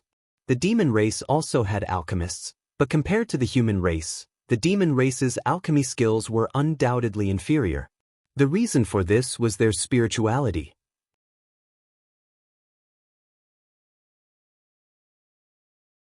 Chapter 762. The human race would start nurturing an alchemist from the blood-refining realm. This was because humans were born with innate intelligence. They would start cultivating at the age of 4 or 5. When an apprentice broke through to the blood condensation realm, as long as they had some talent in alchemy, they would be able to become an alchemist. The monster race, on the other hand, was different. Most of the monster cultivators were muddle-headed before the blood condensation realm. Only after they advanced to the blood condensation realm would they have complete intelligence. Only when they reached the core forging realm would they be able to take human form. Therefore, most of the alchemists in the monster race would only begin to cultivate after they had advanced to the core forging stage and completely transformed into human form. However, at this time, they had already missed the best time to lay a foundation for alchemists. Moreover, they were slower than human cultivators of the same level by tens or even hundreds of years. How could their alchemy be compared to that of the human race? Of course, there was no lack of alchemy geniuses like the Wood Luanyu in the monster race. There were human alchemists in the blood condensation realm that were no less talented than human alchemists. However, the chances of them appearing in the monster race was hundreds of times higher than in the human race. However, in general, the monster race was not only inferior to the human race in alchemy, but also in the number of alchemists. This directly caused the scarcity of pills in the monster race to be far greater than that of the human race. These 3 bottles of pills were enough to raise his cultivation to the next level. The little sand fox, Tu Chun, had just put the 3 bottles of pills into his storage artifact when he saw a few rays of light descending from the sky. Among them were 2 familiar figures. He called out, "Grandpa, Father, little brat, you actually learned to run away from home. I'll break your legs." "All right, shut up. Chun, tell me, why did you crush the jade talisman?" The secret of the river source was actually not a secret at all. When Lu Ping and Lu Qiner were rushing towards the territory of the Pegasus clan, they met a few small monsters along the way. From them, he learned the reason why the Pegasus clan and the Koi clan were fighting for the river source. It was said that when the 7th patriarch of heaven creation came to this world, it was very coincidental. At that time, Pring Daoren, who had the highest cultivation among the 7th patriarch of heaven creation, was sparring with Jiao Daoren. The 2 fought for an unknown period of time. In the end, Jiao Daoren was defeated by 1 move and was seriously injured. However, Pring Daoren was not much better off. his Jinchi was almost depleted, and in the end, the two fell from the sky and smashed into the ground of this world. Among them, Jiao Daoren landed at the place where the river source was located, creating a huge pit of unknown depth. Water directly rose from the ground and formed a huge lake. The lake made several turns in the western wilderness and finally flowed towards the central plains. Along the way, it converged with countless small tributaries and finally flowed into the North Sea. This river was the second largest river in the Central Plains, the Yulon River. The lake formed by the place where Jiao Daoren fell became the source of the Yulon River. Therefore, it was called the river source, and this lake was also called the Sacred Lake of Fallen Saints. This was because one of the 7 saints of heaven creation, Jiao Daoren, had fallen from this place. Millions of kilometers away from the place where Jiao Daoren had fallen from the sky was the place where Peng Daoren had fallen from the sky. This place had also been smashed into the source of the river. A river meandered eastward, converging with countless other streams of water, passing through several cultivation worlds of the Central Plains before finally flowing into the East Sea. Whether in terms of length or volume, this river was much larger than the Yulon River. As a result, this great river was the true largest river in the Central Plains, and was known as the Nethersian River. The source of the river that the Pegasus clan and the Khoi clan were fighting over was the source of the Yulon River formed when Jiao Daoren had fallen from the sky all those years ago. It was said that the source of the river was shrouded in fog all year round, forming a natural formation within a radius of thousands of kilometers. This formation was said to have been left behind by Jiao Daoren all those years ago, and it would automatically open after a certain period of time. Only those with the serpent bloodline could enter. Cultivators with other bloodlines, even after the formation was opened, would not be able to pass through and see the Sacred Lake of Fallen Saints. The Sacred Lake of Fallen Saints contained the legacy that Jiao Daoren had left behind for his descendants. Every time it opened, it would stay open for about 5 years. During these 5 years, any cultivator who entered would basically be able to increase their cultivation by at least 1 level. However, this was only for cultivators below the core forging stage. Originally, when the miraculous effects of the Sacred Lake of Fallen Saints were discovered, cultivators with the serpent bloodline from all over the world, whether they were humans or monsters, all gathered here on a large scale. After all, it was a legacy left behind by Jiao Daoren, so who wouldn't want to come and explore it? However, the number of people who could enter the Sacred Lake of Fallen Saints was limited, and it was only for core forging stage cultivators. The Western Wilderness was too far away, so over time, fewer and fewer people went to the Sacred Lake of Fallen Saints. In the end, it was originally divided between the Tenma people of the Western Wilderness and the Khoi clan of the Yulon River, the 2 top clans with the direct bloodline of Jiao Daoren. After receiving the news that the river source was about to open, Lu Ping did not speak for a long time. Although the river source was occupied by the Tenma clan and the Khoi clan all year round, it was not that no other cultivators with the serpent bloodline would enter the river source every time it opened. It was just that these cultivators usually entered more than they came out, and most of them were killed by the cultivators of the Tenma and Khoi clans in the Sacred Lake. However, this time, Lu Ping decided to go in and investigate. Not only could the Sacred Lake of Fallen Saints improve a cultivator's cultivation by a level in 5 years, but if what Qinghu said was true, it was very likely that the people that Lu Ping killed would appear in the Sacred Lake of Fallen Saints this time. A group of Tenma galloped across the lush grassland, and the grass that had been flattened tenaciously stood up again. There were about 100 Tenma in this group, but only the 3 in the lead had a horn that was half a foot long on their foreheads, indicating that they were pure-blooded Tenma. The rest were just ordinary Tenma demons. Although most of the Tenma demons in this group were only blood condensation cultivators, and only 7 of them, including the 3 leading Tenma demons, were at the early and mid-stage core forging stage. However, as the 100 or so Tenma demons ran, they set off a ferocious aura. This was clearly a type of demon soldier formation. The demon soldier formation formed by the 7 Tenma demons at the early and early stage core forging stage was enough to kill a few late stage core forging cultivators. After the Tenma demons passed through this area, the surrounding transparent void suddenly fluctuated, as if layers of gauze had been lifted up in the void. Then, Lu Ping walked out from the layers of gauze. Lu Ping's face turned solemn as he looked in the direction where the Pegasus had left, leaving only a faint layer of dust behind. Through his divine sense, he could tell that this area had been completely sealed off by the Pegasus and the Koi clan. Lu Ping turned to look. A few dozen kilometers away, a thick fog covered an area of over 1,000 kilometers in circumference.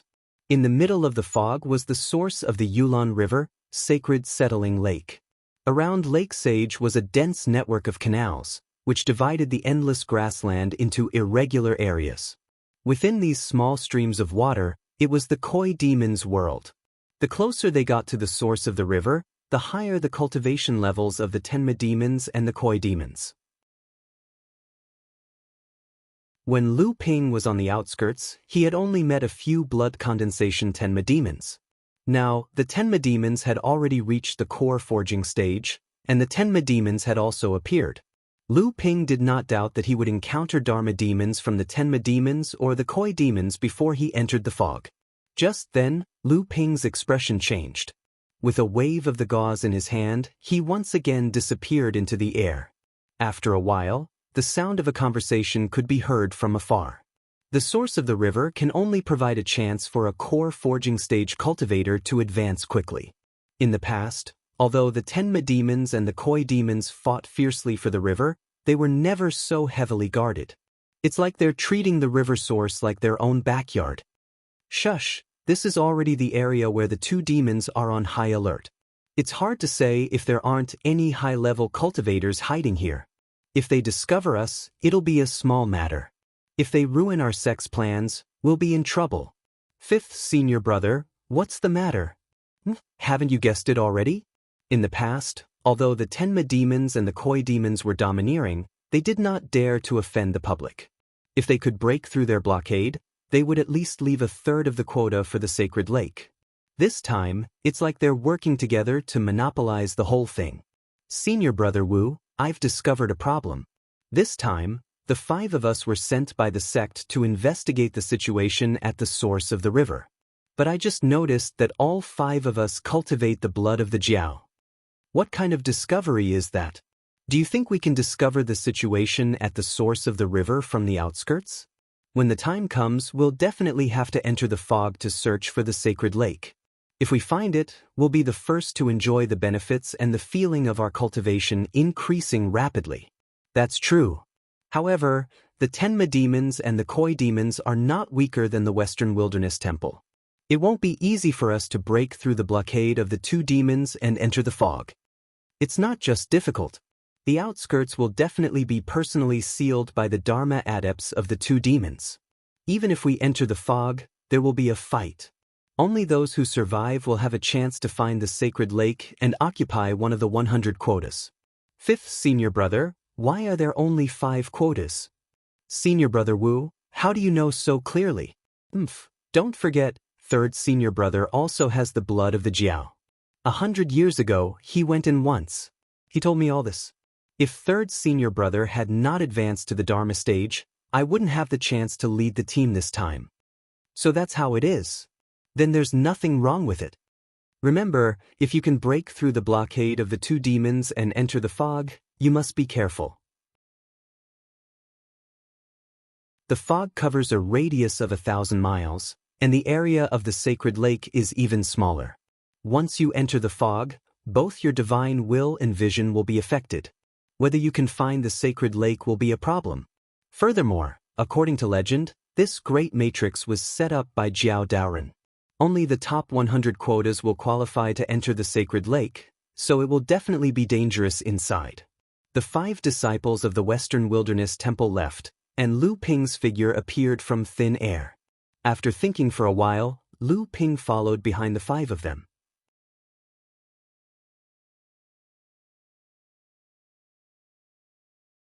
Chapter 763. Lu Ping's mind was filled with the words that Guotian Shan and Lao Zu had said to him when they had left the Ying Shan Immortal Courtyard. You do indeed have the ability to go up against Dharma adepts, but you have to see who the Dharma adepts are. With the cooperation of the Green Fox 9 bandits, You were able to kill Qinxue Laozu and Nanhua Laozu consecutively. Although this is indeed shocking, you have to know that Qinxue Laozu and Nanhua Laozu are only at the bottom of the Dharma adepts. We are all early Dharma adepts of the Huayu sect, but when we surrounded Qinxue Laozu, the three of us almost let him escape. You took one blow from him and were sent flying. How can Nanhua Laozu compare to that person?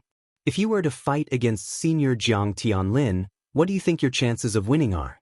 Similarly, if one day you were to encounter an upper-level or top-level demon in the early Dharma stage, what you would have to consider then would not just your chances of winning, but your chances of survival. It was a pity that he had not listened to Zhou Donghuang's advice in the past. Lu Ping, who had been flying at high speed, suddenly made a sharp turn in midair. A crack suddenly appeared in front of him, and the Pegasus horn that had been flying behind him suddenly appeared in front of him. If not for the fact that Lu Ping's divine will was no longer at the Dharma adept level and was sensitive to spatial powers, he would have collided head-on with the horn. Lu Ping had not expected that he would be tricked by the Western Wilderness Palace adepts. The Western Wilderness Palace's fifth senior brother had already discovered Lu Ping, who had been trailing behind the five of them. Originally, Lu Ping had planned to follow behind the five of them and wait for them to break through the blockade of the Pegasus and Koi clans. Then he would follow behind them and take the opportunity to enter the fog. Unexpectedly, this senior brother Wu from the Western Desert Palace had used some unknown method. Not only had he discovered Lu Ping, but he had also used some unknown method to move behind Lu Ping. In an instant, he had become the vanguard of these five people. Just as Lu Ping was nearing the fog, he was discovered by a Dharma adept of the Tenma people. Lu Ping had only exchanged 2 or 3 blows before he had no choice but to flee. Meanwhile, the 5 people from the Western Wilderness Palace took the opportunity to rush into the area covered by the fog. However, Lu Ping soon discovered that the 5 people from Western Wilderness Palace did not get any benefits either. Before they entered the fog, there was a small river about 3 feet wide. Just as the 5 of them were about to enter it, the water in the river suddenly flowed upwards. A Dharma adept from the Water Clan suddenly appeared and killed one of the late core forging adepts from Western Wilderness Palace.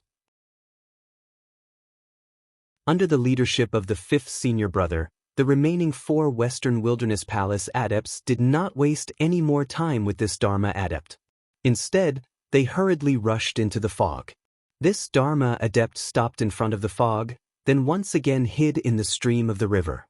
There was a flash of light beneath Lu Ping's feet, and the boat that he had not used in a long time suddenly appeared beneath his feet. Instantly, Lu Ping's flying speed increased by a notch. The Dharma adept of the Tenma people who was chasing after Lu Ping was a long-faced adept in his 30s. When he saw that Lu Ping had first used a spirit cultivation level cloak to conceal himself, and now that he had another spirit cultivation level flying weapon beneath his feet, his face lit up with interest. He said, "Hey, you have quite a few treasures in your hands, but these are all mine now." Lu Ping didn't say a word. The boat beneath his feet floated even more swiftly than before, while the Dharma adept from the Pegasus clan chased after Lu Ping along the edge of the fog. Every time Lu Ping wanted to charge into the fog, the Dharma adept would cast a spatial spell and use his natal mystic instrument forged from the horn on his forehead to force Lu Ping to retreat. Lu Ping didn't know what to do. Instead, the Dharma adept from the Pegasus clan would cast a spatial spell and use a natal mystic instrument forged from the horn on his forehead to force Lu Ping back. In a short period of time, Lu Ping and the Dharma adept in front of him had exchanged a few blows. A true Dharma adept had a strong inner yuan, and their control and use of inner yuan, as well as their proficiency in various techniques, had allowed Lu Ping to witness the power of a true Dharma adept. The fundamental difference between a Dharma adept and a core forging adept lay in 3 aspects. One was the mastery of spatial powers that a Dharma adept had. For a Dharma adept, mastery of spatial powers was a qualitative improvement for a Dharma adept, regardless of whether it was in terms of battling, escaping, or hiding. The second aspect was the transformation of a golden core into a Dharma power. A Dharma power was the embryo of a true spirit, and it was the accumulation of a cultivator's entire body's essence. Naturally, it had great power. The third aspect was the condensation of a Dharma power. This was the foundation of a Dharma adept's unarmed battle, and it was the true difference between a Dharma adept and a core forging adept. Condensation of a Dharma power was different from the creation of a Dharma treasure. The condensation of a Dharma power required the use of one's divine will in the Dharma stage to form a Dharma seed, and the condensation of each Dharma seed required a great technique. Although a Dharma treasure was the most powerful weapon for a cultivator to unleash their own strength, the true significance of a Dharma treasure lay in the fact that after a cultivator had advanced to the Dharma stage, the divine will would be unleashed through the Dharma treasure. Only in this way could the Dharma power be unleashed to its greatest potential. The quality of each great sorcery directly affected the quality of the sorcery seed. Therefore, the higher the level of improvement of such a great sorcery seed in the future, the higher the quality of the sorcery seed condensed, and the more powerful it would be after attaining the Dharma stage in the future. However, the condensation of a great technique seed was an extremely difficult task for most Dharma adepts. Peak forging adepts often did not have the confidence to condense a great technique seed while advancing to the Dharma stage. In order not to affect their future advancement to the Dharma stage, they could only accumulate all their potential. However, after advancing to the Dharma stage, it was even more difficult for a Dharma adept to condense a great technique seed. Only under extremely harsh conditions could a great technique seed be successfully condensed. One of the ways to do so was when a Dharma adept had passed the Thunder Trial and reached the mid-Dharma stage, the late Dharma stage, and the peak Dharma stage. However, these three chances were even slimmer than when a Dharma adept advanced to the Dharma stage. In reality, the condensation of a great technique seed was actually a vicious cycle for a Dharma adept. The more they delayed, the less likely it was to succeed. The further they delayed, the greater the gap between them and the Dharma adept who had condensed a great technique seed. The reason why Qinshue Laozu, Nanhua Laozu, and Laozu from the Willow Ocean sect, whom Lu Ping had previously fought with, was said to be the lowest of the early Dharma adepts was because these adepts had not condensed even the lowest grade of great technique seed.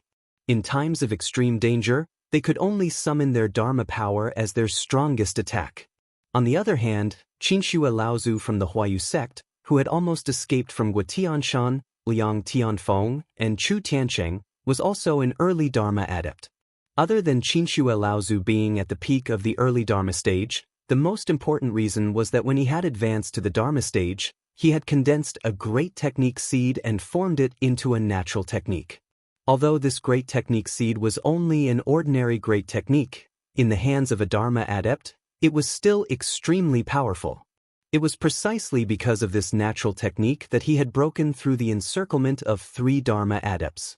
Furthermore, it was only a move at the end of its tether, but it was enough to send Lu Ping flying with one blow. The difference between a Dharma adept who had condensed a great technique seed and a natural technique and a Dharma adept who had not could be described as the difference between heaven and earth. For a Dharma adept who had yet to advance to the Dharma stage, the formation of a great technique seed depended on 2 factors. The first factor was the quality of the great technique seed that was condensed, and the second factor was the quality of the golden elixir that the Dharma adept condensed after reaching the 9th stage of the core forging stage. The Dharma adept from the Pegasus clan who was chasing after Lu Ping had obviously condensed a great technique seed and formed it into a natural technique. For a Dharma adept who had formed a natural technique, the most direct way to describe his or her strength was through words. As such, no matter how nimble Lu Ping's spirit cultivation grade flying treasure was, as long as the Dharma adept from the Tenma people was certain that Lu Ping was someone who wanted to enter the sacred lake of the river source, he would be able to firmly guard the direction that was covered by the thick fog. Thus, Lu Ping would not be able to break free from the entanglement and enter the fog. The natural technique that the Tenma people had used against Lu Ping was called Ding Tian. It was a powerful great technique that had been passed down through the generations of the Tenma people. Now that the Tenma adept had condensed it into a natural technique, its power had more than doubled. Furthermore, this great mystique had been created by the ancestors of the Pegasus clan in the past, in order to unleash the power of the horn on the head of the Pegasus clan. This Dharma adept of the Pegasus clan had refined his own horn into a life Dharma treasure, making the power of this natural mystique even more powerful. Thus, when Lu Ping encountered this Dharma adept who had condensed a natural technique, the confidence and pride that Lu Ping had gained from challenging opponents of a higher level was completely shattered. All he could do now was run, and run like a dog. The autumn dew sword had been sent flying. Before the great river flows east technique could descend from the sky, it had already been smashed into the sky by the horn. How could he dare to use the essential energy single sword technique now? Furthermore, even if he did, it might not be of much use. The flying whirlwind technique was a sneak attack technique, which was not very useful against a Dharma adept who had mastered the space technique. As for the seeping water sword technique, there was no need to mention it. It was a great technique for attacking head-on battles.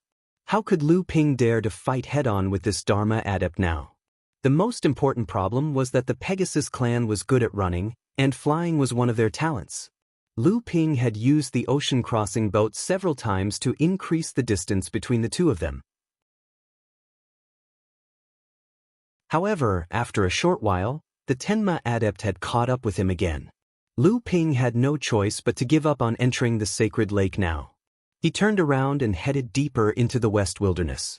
However, at this time, the Dharma adept of the Pegasus clan did not want to let Lu Ping go.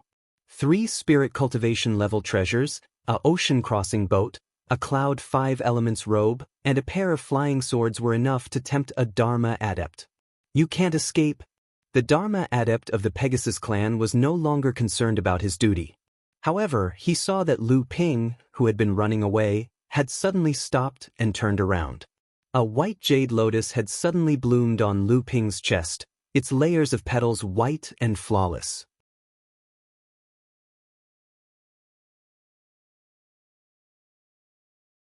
Chapter 764.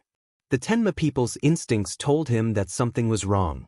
However, he saw a white ray of light shoot out from the white jade lotus right in front of him. Lao Tzu felt his entire body stiffen.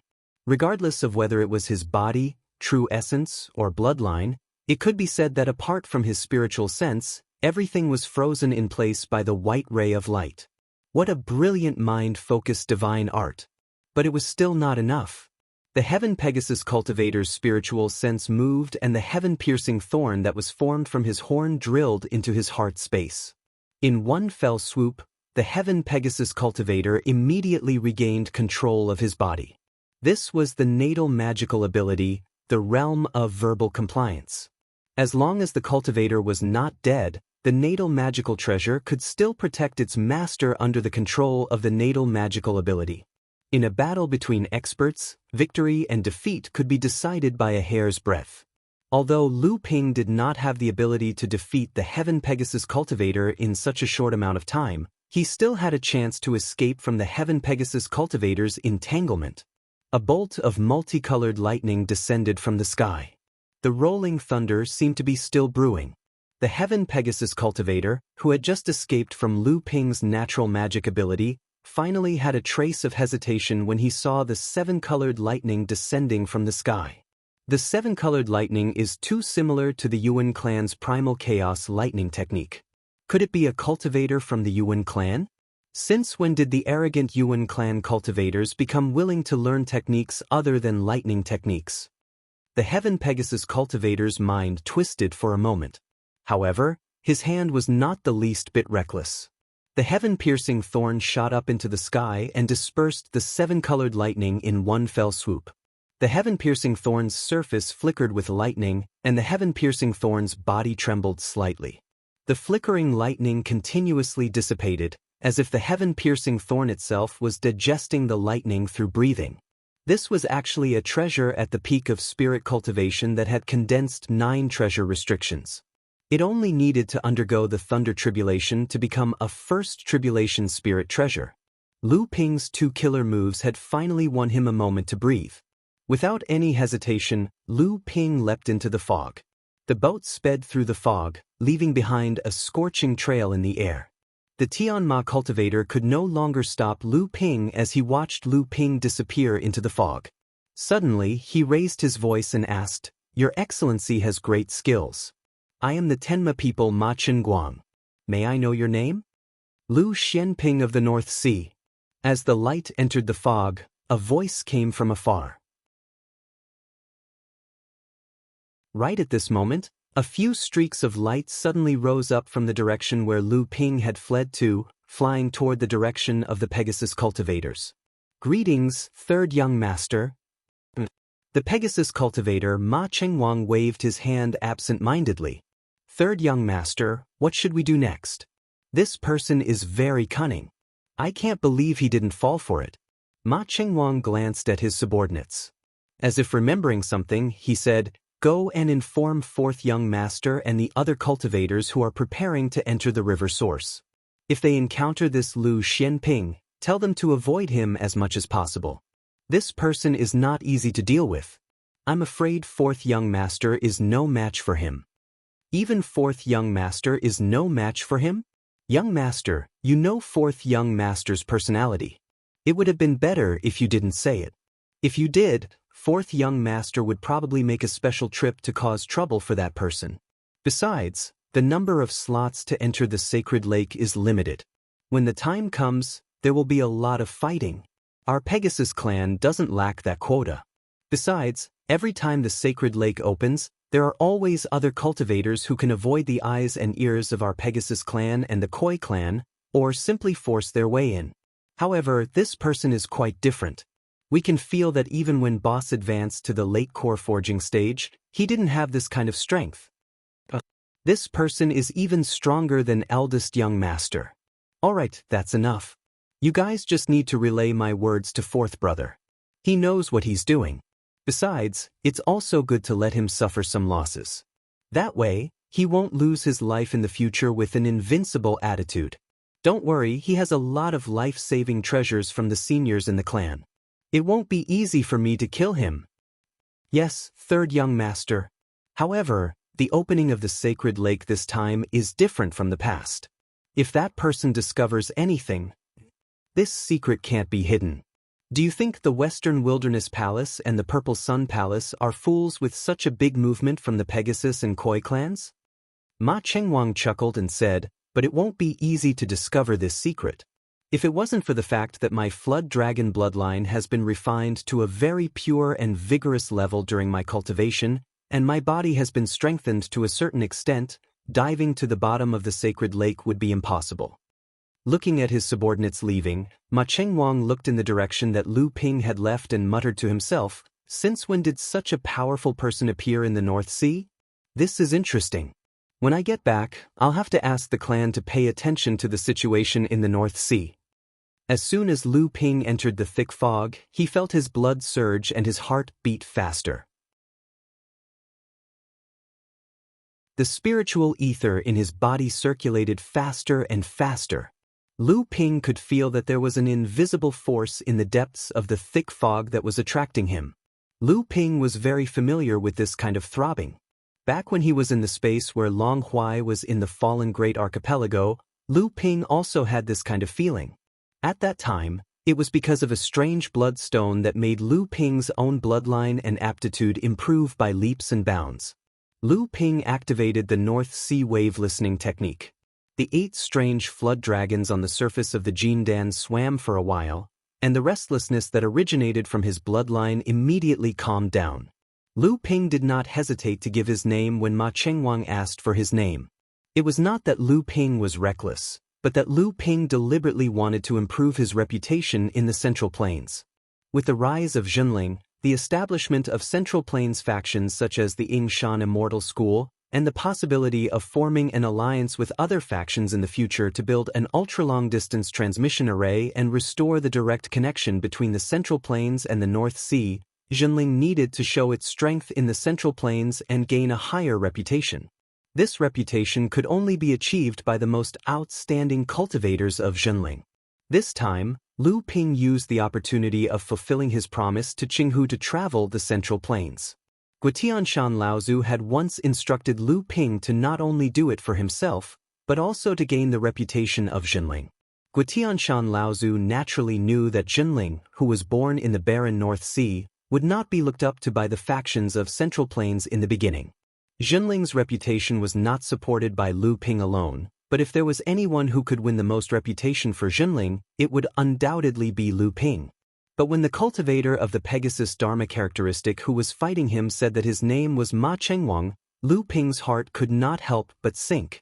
This time, he had promised Qinghu that he would kill a cultivator of the Pegasus clan, who was also the culprit behind the destruction of the Qinghu clan.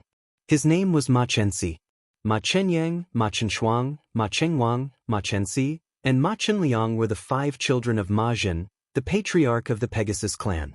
Moreover, these 5 children of Ma Zhen were quite diligent in cultivation.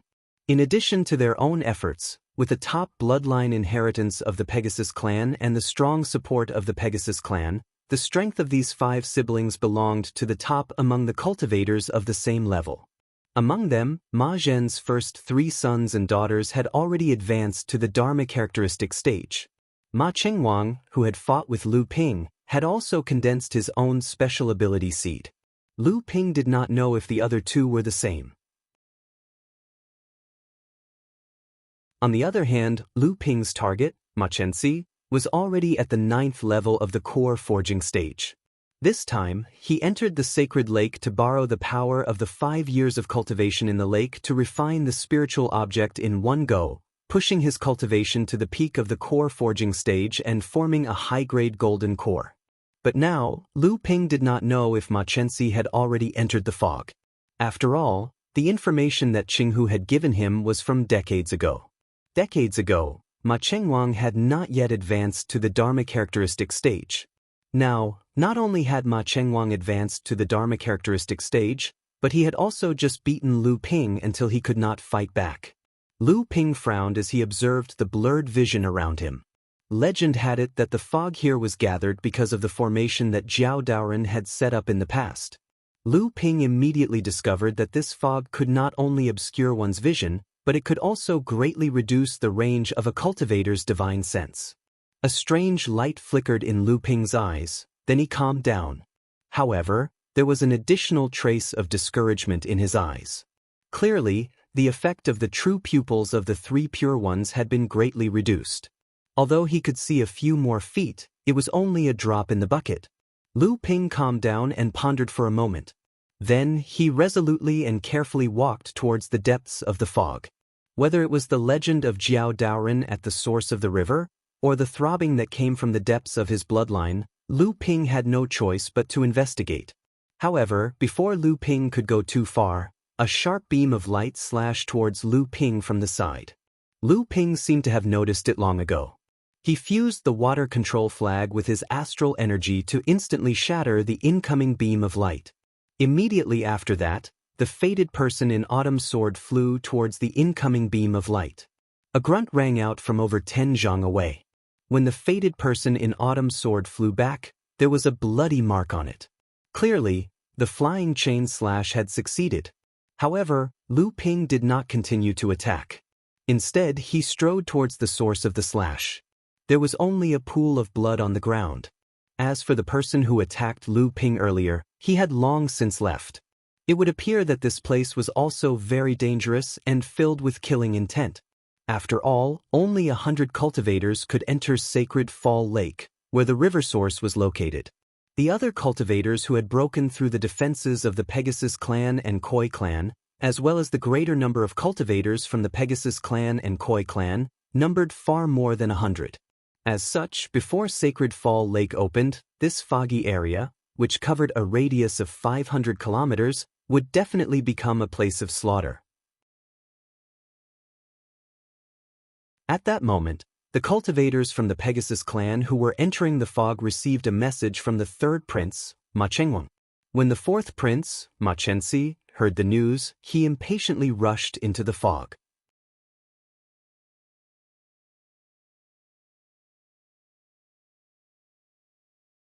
Chapter 765. Lu Ping had already released Samling. The green sea snake was the same as the Tenma people, the Koi carp tribe, and the primordial giant crocodile tribe. They were all direct descendants of the Jiao bloodline. Since the Koi carp tribe and the Pegasus tribe valued the source of the river so much, Lu Ping would naturally release Samling to see what was going on. By Did the three of you notice anything strange in the thick fog? Lu Ping believed that the reason why his bloodline could feel such a strong attraction was because of the Jiao bloodline. Therefore, the green sea snake, who was also a direct descendant of Jiao Daoren like the Tenma people and the Koi carp tribe, should feel a stronger attraction than him. However, Sam Ling kept shaking his head. Obviously, the three of them did not feel anything strange in their bloodline. This made Lu Ping confused. Lu Ping opened the space portal of the Golden House and wanted to release Lu Qina. However, Lu Qiner did not dare to come out. Lu Ping asked why, but Lu Qiner only said that there was something in the thick fog that she was afraid of. Lu Ping tried to release Lu Dague and Lu Debao, but the two of them were also hiding in the space. No matter how Lu Ping summoned them, they did not dare to come out. Lu Ping asked why, but they could not tell him the reason. It seemed that it was a kind of intuition, a kind of instinct that originated from monsters, that allowed them to sense the hidden threat in the thick fog. There was no turning back now. Just as Lu Ping injured the hidden opponent and rushed to his hiding spot, his divine sense suddenly changed. It was as if the surrounding scenery had completely changed. Lu Ping moved forward in the direction he came from, but no matter how hard he tried, he couldn't find his way out of the fog-shrouded area. If it was a blessing, it wouldn't be a disaster, and if it was a disaster, he couldn't avoid it. Lu Ping pondered for a moment, then immediately got up and walked in the direction of the temptation in his bloodline. Through the compressed divine sense, Lu Ping could only detect a radius of more than 100 feet. However, when he walked in the direction of the invisible temptation, Lu Ping found that he was not walking in a straight line towards the depths of the thick fog. Instead, he was going left, then back. A moment ago, he was still going forward, but a moment later, he was going right. This made Lu Ping unable to tell which direction he was going. Although Lu Ping had many doubts, he still followed this mysterious feeling. He suspected that he was going in the right direction, because he was not going in the wrong direction. It was because he was hiding in the thick fog that he could not tell which direction he was going. Although he seemed to be running around like a headless fly, Lu Ping might really have taken a shortcut. This time, Lu Ping naturally did a lot of research on the river source array. Every time the river source array opened, the fog array would open a month in advance. After entering the fog array, the cultivators must find the sacred fall lake where the river source was located within a month. Otherwise, the cultivators would lose the qualification to enter the sacred fall lake. They could only stay in the fog array for 4 to 5 years, and then wait for the cultivators who entered the sacred fall lake to finish their seclusion before the fog array was reopened. This 1-month period was actually a test for cultivators. After entering the fog formation, due to the obstruction of spiritual sense and vision, cultivators would often encounter each other abruptly, resulting in a battle. Unlike before, cultivators could use spiritual sense and visual abilities to avoid each other. In such a battle, once one side was defeated, due to the close distance, they would often not be able to escape even if they wanted to. Lu Ping moved forward for about an hour before he finally noticed some movement in front of him. He immediately stopped. Sam Ling, who was following behind Lu Ping, transformed into 3 small snakes that were 3 feet long. They slithered around Lu Ping's feet, but they did not dare to go too far away from Lu Ping. Otherwise, they would not know how the array would work, and they would lose contact with Lu Ping. The aura on Sam Ling's body rapidly decreased under Lu Ping's divine sense. This surprised Lu Ping. He did not expect Sam Ling to have such a brilliant method of concealing his tracks. This method was similar to a skill similar to hibernation to Lu Ping. It reduced the aura of the body's life to the minimum. The only difference was that Sam Ling still maintained a clear mind and fast attack power. Green light shone from Lu Ping's eyes. He could already see a vague shadow more than 30 feet away. His divine sense could also detect that the other party's cultivation was around the 9th stage of the core forging realm. The other party seemed to be very cautious, ready to deal with any sudden changes in the fog. Lu Ping had clearly noticed him first. Under such circumstances, it would not be difficult for Lu Ping to launch a sneak attack and heavily injure him. However, killing him in one blow would not be easy. Even if he could not kill him in one blow, as long as the other party still had the strength to activate a simple escape technique and run more than 30 feet away. Due to the array, Lu Ping would not be able to find him again. Lu Ping moved his finger slightly and the blue netherwater sword circled around Lu Ping's body like a ghost. Then, Lu Ping made a hand seal and the netherwater sword immediately disappeared into the thick fog.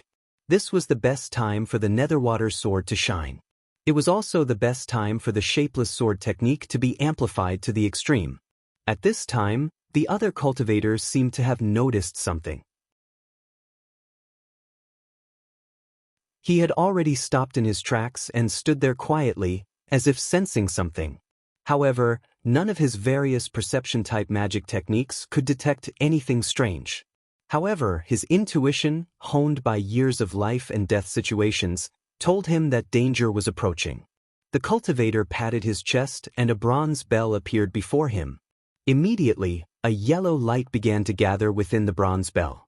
The bronze bell then slowly rose up from the top of the cultivator's head. Once the yellow light descended, it would be able to protect the cultivator completely. That way, it would be difficult for the netherwater sword to launch another sneak attack on the cultivator. Lu Ping's eyes lit up. This was a pure spirit-nurturing grade defensive magic treasure. This was a Debao shell. Although Lu Ping also had a spirit-nurturing grade Cloudlight 5 elemental robe, this magic treasure had many different functions. Although its defensive power was quite good, it was still weakened by its other functions. Furthermore, the Cloudlight 5 elemental robe was regarded by Lu Tianling and Laozu as an inheritance token of the Zhonghua lineage, so it could not be owned by Lu Ping. Lu Ping had always wanted to find a suitable defensive magic treasure, but it was not easy to find a spirit-nurturing grade defensive magic treasure. Lu Ping had originally wanted to repair the water-controlling flag and restore its glory when it was in Jiao Yuqiang's hands. However, this hope was somewhat remote. The materials used to refine the water-controlling flag were extremely rare. Even now, Chen Lian had not figured out what kind of materials were used to refine the flag. Furthermore, the refining method of the water-controlling flag was extremely unique. Even if he found the materials and managed to repair it, there would be no way for him to improve the water-controlling flag in the future. Lu Ping narrowed his eyes. Before the brass bell's yellow light descended, he formed a sword seal with his hand and abruptly sent it forward. Seeing that, the cultivator on the other side could finally sense an undercurrent surging before him. Not good, the cultivator hastily mobilized the brass bell above his head. At the same time, he attempted to retreat. However, it was too late. The Netheraqua sword, which was slowly making its way towards the cultivator, did not give him the chance to do so.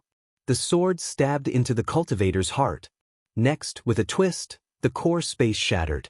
Lu Ping's expression changed and he quickly dashed towards the cultivator. But then he saw a golden core suddenly fly out from the heart's core space that was pierced by the water nether sword. The copper bell above his head shone with a yellow light, protecting the golden core as it flew deeper into the fog. The faded autumn sword spun and unleashed a series of killer attacks.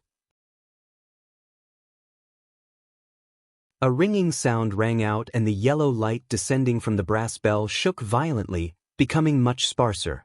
In the end, however, it was still able to block Lu Ping's double-kill attack. The brass bell, protecting the gold core, flashed a few times within the thick fog.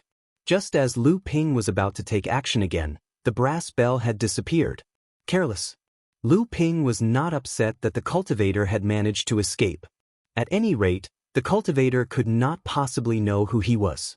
Even if this gold core could be reincarnated in the future, he would lose a great deal of his memories. Recovering his cultivation base to his current level would be even more difficult. It was a pity that Lu Ping didn't manage to get his hands on the copper bell mystic treasure. In a situation where the cultivator was only a golden core cultivator, the copper bell was still able to withstand his attack and protect its master. It was clear that the quality of the mystic treasure was extraordinary, which made Lu Ping very frustrated. After picking up the cultivator's storage magic treasure from the ground, Lu Ping revealed a slight smile. The cultivators who entered the fog array were all aiming for the sacred lake. Cultivating in seclusion there for 4 years could guarantee that their cultivation base would rise by at least 1 level. Therefore, every cultivator who entered brought most of their belongings with them. This ninth-stage core forging cultivator clearly wanted to use the sacred lake to refine a third-world spirit treasure and raise his cultivation base to the peak of the core forging stage. 2 sets of heaven-step low-grade spirit treasures of the metal attribute. It seemed that this cultivator was very ambitious. If he could succeed, then it would be more than enough to refine a good 7-stage gold core. Unfortunately, none of Lu Ping's spirit pets cultivated metal attribute spells, so he could not use the pair of heaven gold stones. There were more than 10 types of spirit pills needed by late core forging stage cultivators. Among them, there were quite a few that Lu Ping had only heard of, but he did not know how to refine. If he could enter the sacred lake this time, he would save himself the trouble of refining pills. After putting away the hundreds of high-grade spirit stones, he put the 3 top-grade spirit stones into a jade box that Lu Ping had specially prepared. Inside the box were dozens of top-grade spirit stones that Lu Ping had accumulated over the years. Many of them were obtained when he killed Qin Shui Laozu and Nanhua Laozu. However, most of them were given to Guotian Shan Laozu. There were also many high-quality items left, but Lu Ping left them to Debao to deal with. He held one of the jade cards in his hand and played with it. A cultivator from the Western Wilderness Palace? It seems that my luck is really good.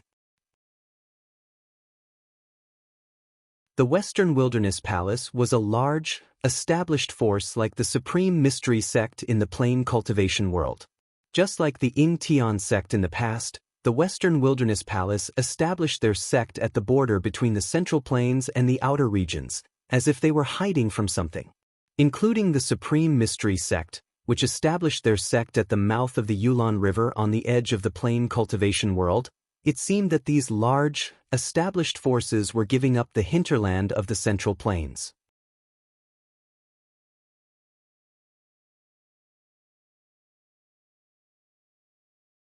Chapter 766. Lu Ping walked through the fog for 3 days, and the throbbing in his blood became more and more intense. He was getting closer and closer to his destination. In these 3 days, Lu Ping finally understood why every time the river source opened, there would be heavy casualties among the cultivators heading to Sacred Lake of the Fallen Stars, but it still couldn't stop the endless stream of core forging realm cultivators from heading there. He had heard from the rumors that the reason was that many cultivators were competing for the 100 spots to enter the Sacred Lake. Now, Lu Ping finally understood that the fundamental reason was not this. Spending 4 to 5 years would definitely be able to improve one's cultivation by at least 1 level. Although the temptation was great, if cultivators had other fortuitous encounters, they might be able to improve their cultivation by 1 level in 4 to 5 years. There was no need to fight to the death for the 100 spots. But now, Lu Ping knew that because the Sacred Lake was an inevitability for cultivation advancement, most of the cultivators who came to the Sacred Lake to compete for the 100 spots had reached a bottleneck in their cultivation and could not break through. Just like the cultivator from the Western Wilderness Palace who died in the hands of Lu Ping, they wanted to break through the bottleneck of the 9th level of core forging and achieve a high-grade gold core to pave the way to the Dharma manifestation stage in the future. However, this bottleneck was tantamount to a moat for many cultivators. Many cultivators were blocked at this last step and could not advance an inch, and the Sacred Lake became their last hope for a breakthrough at this time. However, when they entered the fog array, they discovered that there were so many competitors. Moreover, in order to break through the bottleneck, almost everyone had brought all their belongings with them. Every one of them was a group of fat sheep that could not be fatter. As long as they killed one of them, they would be able to obtain almost all the cultivation resources that the cultivator had collected in his lifetime. Was there anything easier than this in the cultivation world? The naked temptation made every opening of the river source a bloody hunting game. Only the strongest and the most cunning could survive and enjoy the legacy left behind by Jiao Daoren. In just 3 short days, Lu Ping ambushed his opponents 4 times and successfully killed them twice. He was ambushed 3 times, and Lu Ping took advantage of the situation to counterattack. One of his opponents was killed by Lu Ping, another escaped with heavy injuries, and the last one was much more cunning. After missing his ambush, he immediately fled 1,000 miles away. The strength of these three people was not below that of the Western Wilderness Palace disciple who had died at the hands of Lu Ping. In fact, they were much stronger than that person. Otherwise, they would not have taken the initiative to attack others in the fog array. Under normal circumstances, even though these people were very strong and few of their peers could rival them, and in any sect, they were seen as potential talents who could become Dharma adepts. However, Lu Ping was confident that without the obstruction of the fog array, it was almost impossible for these people to escape from him, unless they had some life-saving items that they had obtained from Dharma adepts. Besides these, Lu Ping was also ambushed twice on the road. The first time, there were 3 people who ambushed Lu Ping, but in the end, Lu Ping killed one of them and broke out of the encirclement. The second time, there were 5 people who ambushed Lu Ping, and each of them was no weaker than Lu Ping. They were also very strong. Although Lu Ping had seriously injured 2 of them, he was also forced to a corner by the other 5. Lu Ping did not know how these people had gathered together in the fog array. Because of the fog array, he could not clearly see the strength of these people. In the future, unless he was able to personally fight with the people who ambushed him, he might be able to find out a thing or two from the way they attacked. Otherwise, all of this would be a mess. Although the journey was not peaceful, Lu Ping's spoils of war were enough to make him forget about the hidden dangers in the fog array. He even faintly felt the urge to be dominated by greed. Almost all the cultivators who could enter this place had brought their belongings with them. Every one of them was a big fat sheep. Besides the 2 low-grade heaven-level metal-type sky gold stones from the Western Wilderness Palace disciples that he had killed earlier, Lu Ping did not have the time to pick up one of the 4 cultivators he had killed afterward. Among the other 3, only 2 of them had reached the core forging stage. Lu Ping obtained 3 low-grade heaven-grade spirit items from the 2 9th-layer core forging realm cultivators. One was a wind elemental breeze bamboo, the other was a wood elemental e-wood, and the last one was a wood elemental spirit item called the dream flower wood. The 2 wood-type heaven-grade spirit items had been found on the same cultivator. It was unknown if this cultivator already possessed 2 spirit items, or if this cultivator wanted to fuse the 2 spirit items, which were different, but of the same attribute. If it was the latter, the golden elixir formed after the fusion would be of a higher grade than if he had only condensed one of the 2 spiritual items. After the cultivator advanced to the Dharma stage, his abilities would also be stronger than those of the same level. However, because the 2 spiritual items were not the same, it would be almost impossible for him to advance to the mid-Dharma stage in the future. If this cultivator really wanted to smelt these 2 different spiritual items of the same element, then it meant that this cultivator had already given up hope that he would be able to survive the Thunder Trial and advance to the mid-Dharma stage in the future. In addition to the 3 heaven-level spiritual items, Lu Ping also obtained a spirit-nurturing treasure from the level 8 core forging stage cultivator. The 2 level 9 core forging stage cultivators did not have a spirit-nurturing treasure. In fact, among the people Lu Ping had killed, the level 8 core forging stage cultivator was the strongest. This spirit-nurturing treasure was a pearl that emitted a special kind of flame. Lu Ping examined it carefully. This flame was not a spiritual fire, nor was it a special kind of fire. It seemed to be a special kind of fire that had been smelted using a special method, and this pearl was the carrier of this special fire. This spirit-nurturing treasure reminded Lu Ping of the 7-colored flame that Mei Tianqin and Lao Tzu had cultivated. It was also a special kind of fire formed by the fusion of a few spiritual fires. However, this kind of fire was still a spiritual fire, and it was a mid-grade heaven-level fire. This kind of fire had lost all of its spirituality, but the power of this kind of fire was no less than a mid-grade heaven-level spiritual fire.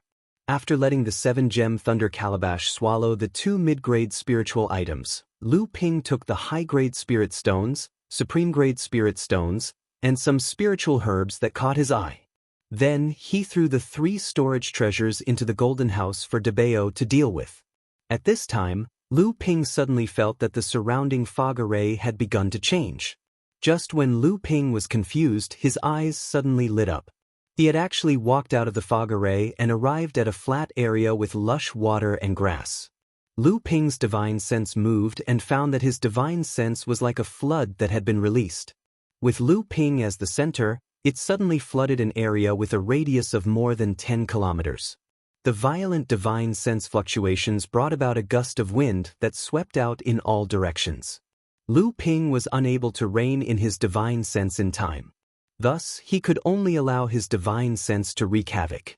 Next, however, he abruptly turned to look at a spot 2 to 3 li away to his right. There, he saw a cultivator with a look of ridicule on his face. However, there was a look of fear in his eyes.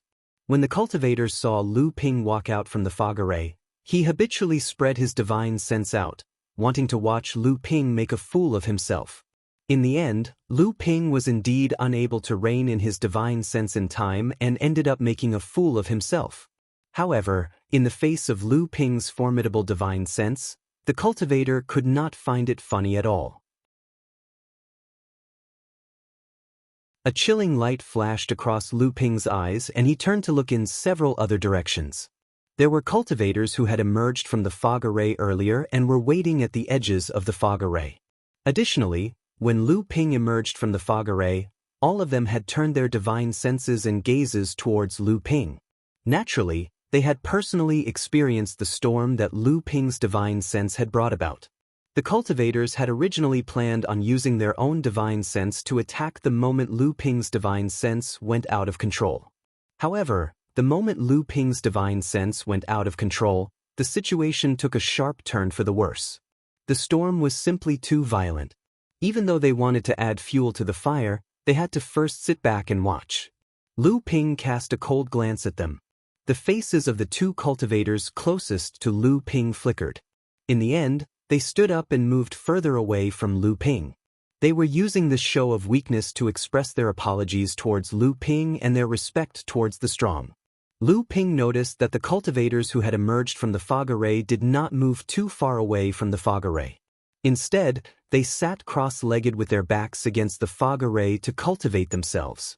Lu Ping's divine sense quickly sensed that there was an invisible wall tens of li away from them, blocking off his surging divine sense.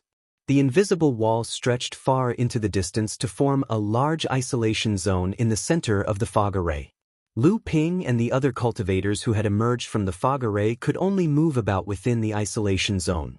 The reason why the cultivators were resting with their backs against the fog array was because they were fearful of being ambushed by others while moving about. Should someone have ill intentions, the cultivators could simply roll backwards and hide within the fog array. The space within the fog array was very peculiar. Lu Ping was simply incapable of getting his bearings.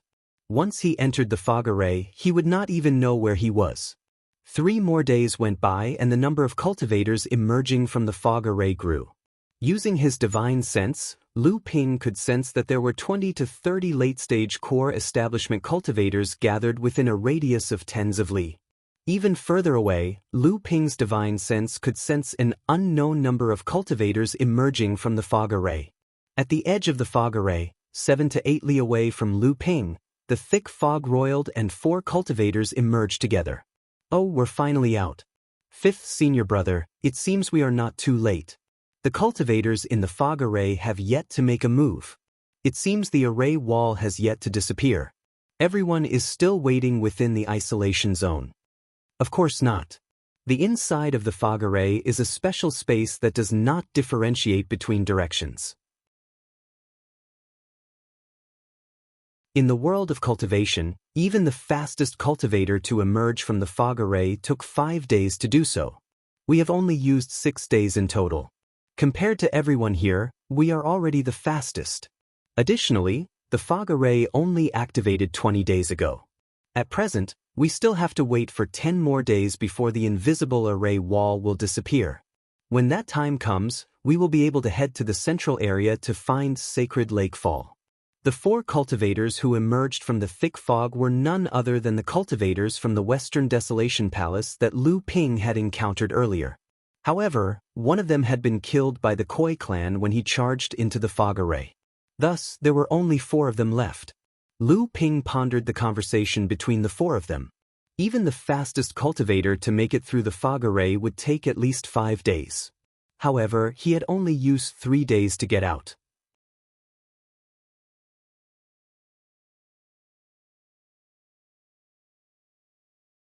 Chapter 767. Looking down from the sky, one would be able to see that the entire fog array occupied a radius of 500 kilometers. However, at the center of the fog array, within a radius of 50 kilometers, was a grassland that was not covered by the fog array. Within the grassland were lakes of varying sizes. These various-sized pools of water formed the source of the Yulon River, and then they were securely protected by an invisible formation wall. As for the true sacred lake, it was hidden within the grass that surrounded the pool of water within a circumference of 100 kilometers. For some unknown reason, every time the river source opened up, the distribution of the meadow and the lakes within a radius of 50 kilometers would undergo a complete change. Additionally, the location of the sacred fall lake would also constantly change. Cultivators would have to search for the true location of the sacred fall lake amidst the countless lakes of varying sizes. It was not an easy task. Clearly, the 4 cultivators from Western Desolation Palace were very familiar with the situation inside the fog array. They did not spread out their divine senses the moment they emerged.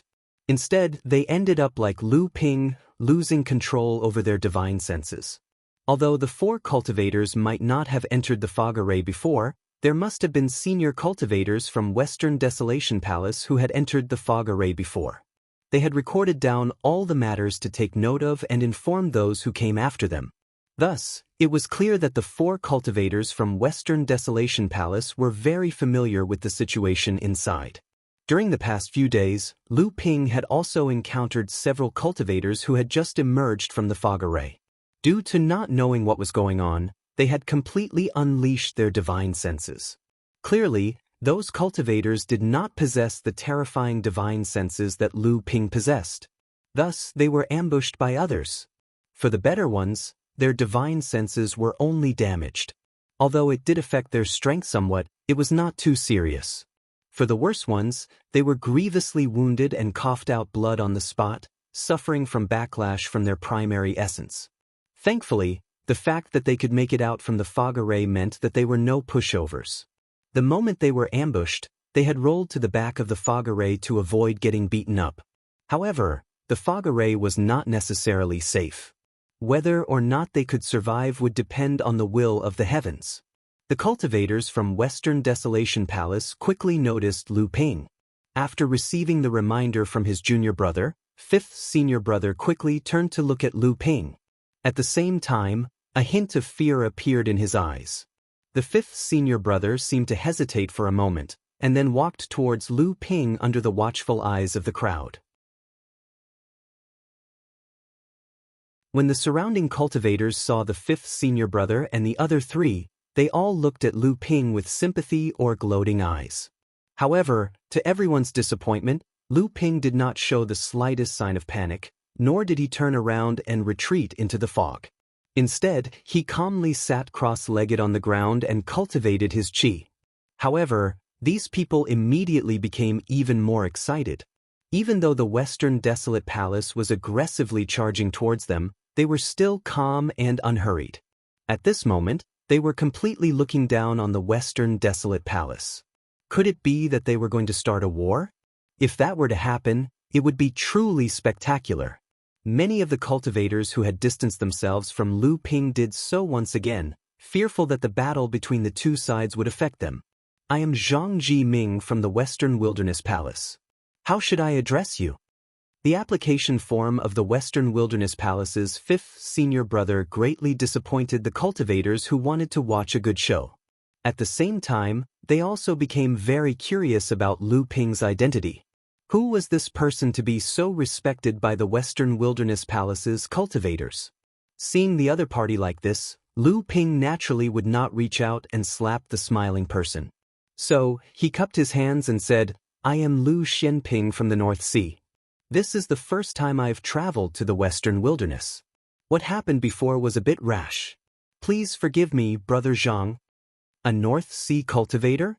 Not only did Lu Ping's identity greatly surprise the Western Wilderness Palace's senior brother Zhang and the others, Even the surrounding cultivators who had been listening in were surprised. Some of the cultivators' faces even flashed with naked disdain. The North Sea's cultivation world was truly a remote and desolate place. This Zhang Jiming, a dignified Western Wilderness Palace's direct disciple, was actually so polite to this person. Was he not afraid of losing face for a large sect? Even the Western Wilderness Palace's disciples behind the fifth senior brother Zhang Jiming felt a bit embarrassed. One of the junior brothers said, "Senior brother." Zhang Jiming naturally knew what his junior brother was going to say. So, he hurriedly raised his hand to stop him. Once again, he smiled at Lu Ping and said, "It's fine. Didn't we also trick Brother Lu?" But to be honest, Brother Lu's background is quite surprising. Lu Ping smiled noncommittally and didn't reply to her. Another junior brother next to him was a bit impatient and said with an annoyed expression, "Humph, you sure are arrogant. Don't forget that you can't escape from junior brother Kai's death." Lu Ping's expression immediately turned cold. It was true that he wanted to use the 5 people from the Western Wilderness Palace to divert the attention of the Pegasus clan so that he could enter the fog formation. But he was seen through by the 5 people from the Western Wilderness Palace and used their own trick against Lu Ping.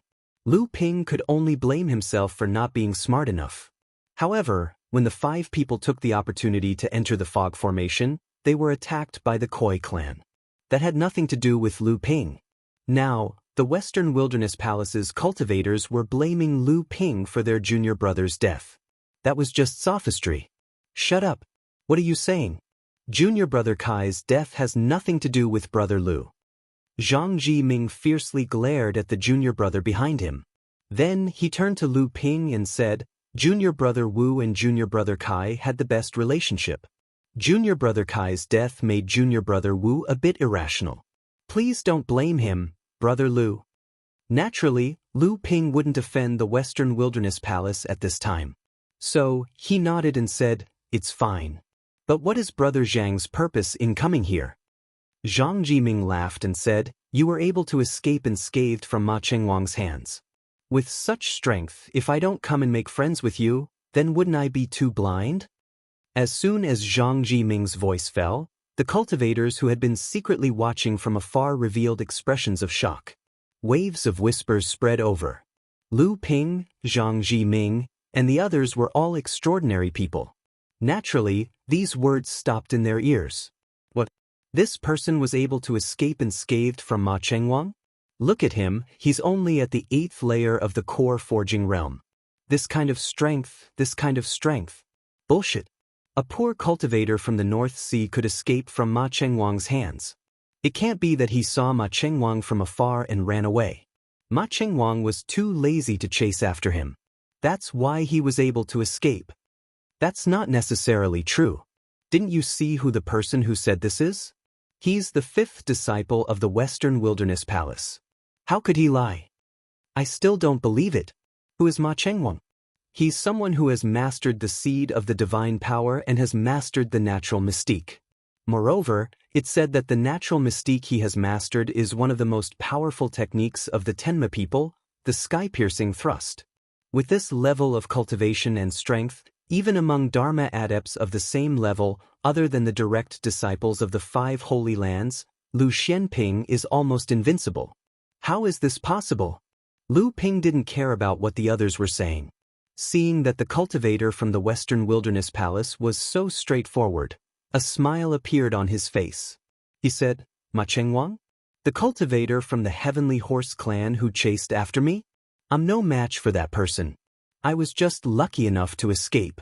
After all, I wasn't far from the fog array, so I escaped when he wasn't paying attention." Lu Ping's casual words caused Zhang Jiming's face to fill with bitterness. For a core forging adept to escape from Ma Chengwang, who was at the Dharma stage, how much luck did he have to be to escape? However, Zhang Jiming naturally wouldn't say it out loud. Instead, he said softly, "Brother Lu, do you know who Ma Chengwang is?" Before entering the fog array, Lu Ping had exchanged names with this Dharma adept of the Pegasus clan and found out that his name was Ma Chengwang. He also found out from the Green Hill Foxes that this Ma Chengwang was the third brother of Ma Chenxi, who he wanted to kill this time. The Ma clan's 5 Chen were the 5 children of the leader of the Pegasus clan. However, he didn't know how strong these 5 people were. Lu Ping's heart skipped a beat. Perhaps he could learn something from this person in front of him. Thus, he asked in confusion, "It seems that Brother Zhang knows a lot about this Ma Chengwang. I wonder if it's convenient for you to explain it to me?" It's not a big deal. Many people in the Western wilderness know about the Ma clan's 5 Chen. I'm afraid that only Brother Lu, who comes from a different world of practitioners, would not be familiar with this. The Ma clan's 5 Chen could be said to be the representative of the most outstanding disciples of the Pegasus clan. Among the 5 siblings, the eldest, Ma Chenyang, had the highest level of practice. It was said that he was at the peak of the early Dharma stage, and he was already in seclusion in preparation for his tribulation. The second brother, Ma Chenshuang, was a female practitioner who had also reached the Dharma stage. However, unlike the eldest brother and the third brother, Ma Chenshuang did not condense a powerful magical seed at the same time as they reached the Dharma stage. Thus, the power of her natural magical seed was not very strong. However, it was said that it had many other uses. The third brother, Ma Chengwang, was currently the strongest among the Ma clan's 5 Chen. Even Ma Chenyang, who was about to reach the mid-Dharma stage, might not be his match. The main reason for this was that Ma Chengwang's natural magical seed was actually the famous sky-piercing thrust of the Pegasus clan. Of course, the Pegasus clan was the direct descendant of Jiao Daoren. After tens of thousands of years of accumulation, it was impossible for them to only have a few great spells that were comparable to the sky-piercing thrust. However, the difference between the sky-piercing thrust and other great spells was that after this spell was created, it had been perfected and improved by several generations of Pegasus practitioners. On the basis of the sky-piercing thrust, they had created another supreme spell, the sky-piercing thrust. If one wanted to learn the supreme sky-piercing thrust, then the sky-piercing thrust was a great spell that the practitioner had to master. Ma Chengwang had successfully condensed the sky-piercing thrust when he reached the Dharma stage. It was obvious that he was aiming for the supreme sky-piercing thrust. Once he reached the mid-Dharma stage, he would be able to raise the quality of his magical seed and the sky-piercing thrust would become the sky-piercing thrust. Then, Ma Chengwang would be able to stand up to the direct practitioners of the 5 holy lands. Although Ma Chengwang was well known in the Western wilderness, when compared to his fourth brother, Ma Chenxi, he seemed to be overtaken by the latecomers. Ma Chenxi was known as the #1 genius of the Pegasus clan in 1,000 years. From birth until now, he had only trained for 150 years and had already reached the 9th level of the core forging stage. Although such a fast training speed was rare, it was not unheard of in the world of practitioners. However, to be able to maintain such a strong foundation under such a fast training speed, and to be able to strengthen the foundation even more, it could be said that in the world of practitioners, there were only a few who could do so. However, this fourth young master was good at many things except for one thing. He was lustful. However, this was nothing in the eyes of others. In the world of practitioners, there were countless women who were willing to train for the fourth young master's status as a member of the Pegasus clan. However, there were only a few who could catch the attention of the fourth young master. This time, it was said that the fourth young master, Ma Chenxi, was leading the Pegasus clan into the river source. The fourth young master had also announced that this time, he was here to advance to the peak of the core forging stage and condense a 9th level golden core.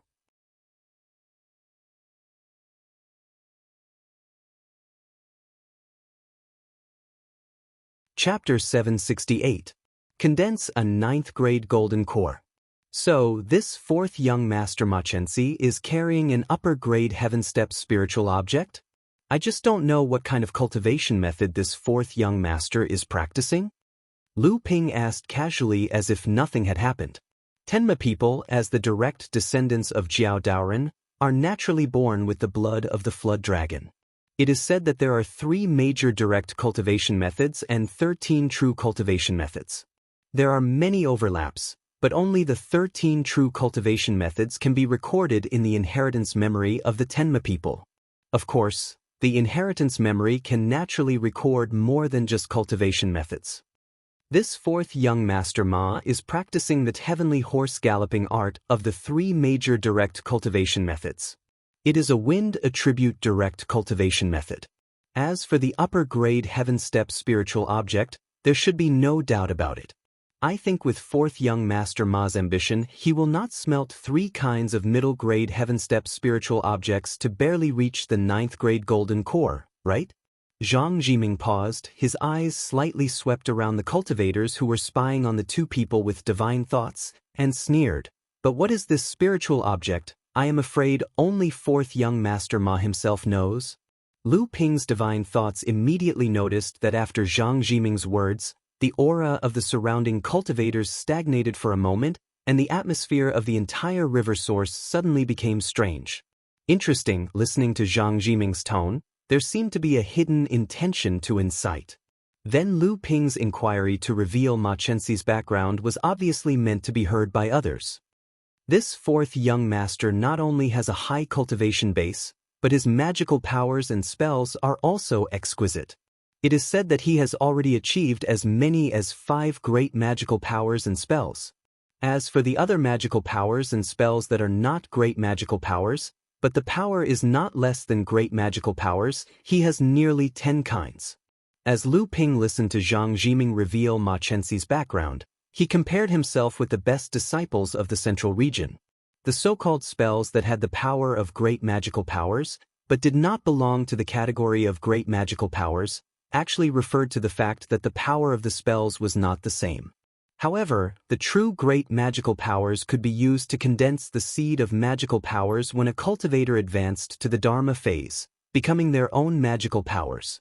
Other spells might have the power of great magical powers, but they could not condense the seed of magical powers when they were at the Dharma phase. Just like the qi in Lu Ping's hand. This was originally a small magical power swordsmanship that Lu Ping got from the Koi clan, but now in Lu Ping's hands, the power was no less than a great magical power. However, when Lu Ping was ready to advance to the Dharma phase, he wanted to condense the magical power seed and become his own magical power. The qi in sword was not enough. This fourth young master has countless magical treasures. It is said that he has at least 3 spirit-nurturing magical treasures, 1 for attack, 1 for defense, and 1 for transportation, all of excellent quality. In addition, there is even a rumor that the Tenma people deeply love fourth young Master Ma, and in order to prevent fourth young Master Ma from suffering an accident, they even gave him a spiritual treasure. What? A spiritual treasure? Impossible, that's too wasteful. Why is it impossible? As the saying goes, rich and powerful families are spoiled. The Tenma people are considered to be orthodox rich and powerful families in the cultivation world, and their strength is no less than the large sects in the central region. This fourth young Master Ma is the proud son of the Pegasus clan, so it makes sense that the elders of the clan gave him a spiritual treasure to prevent accidents. But it is true that this fourth young Master Ma has always been generous. It is said that when he cultivates, he sets up a spirit-gathering formation with a top-grade spirit stone as the core and dozens of top-grade spirit stones as the support. Every time he cultivates, he consumes a large amount of cultivation resources.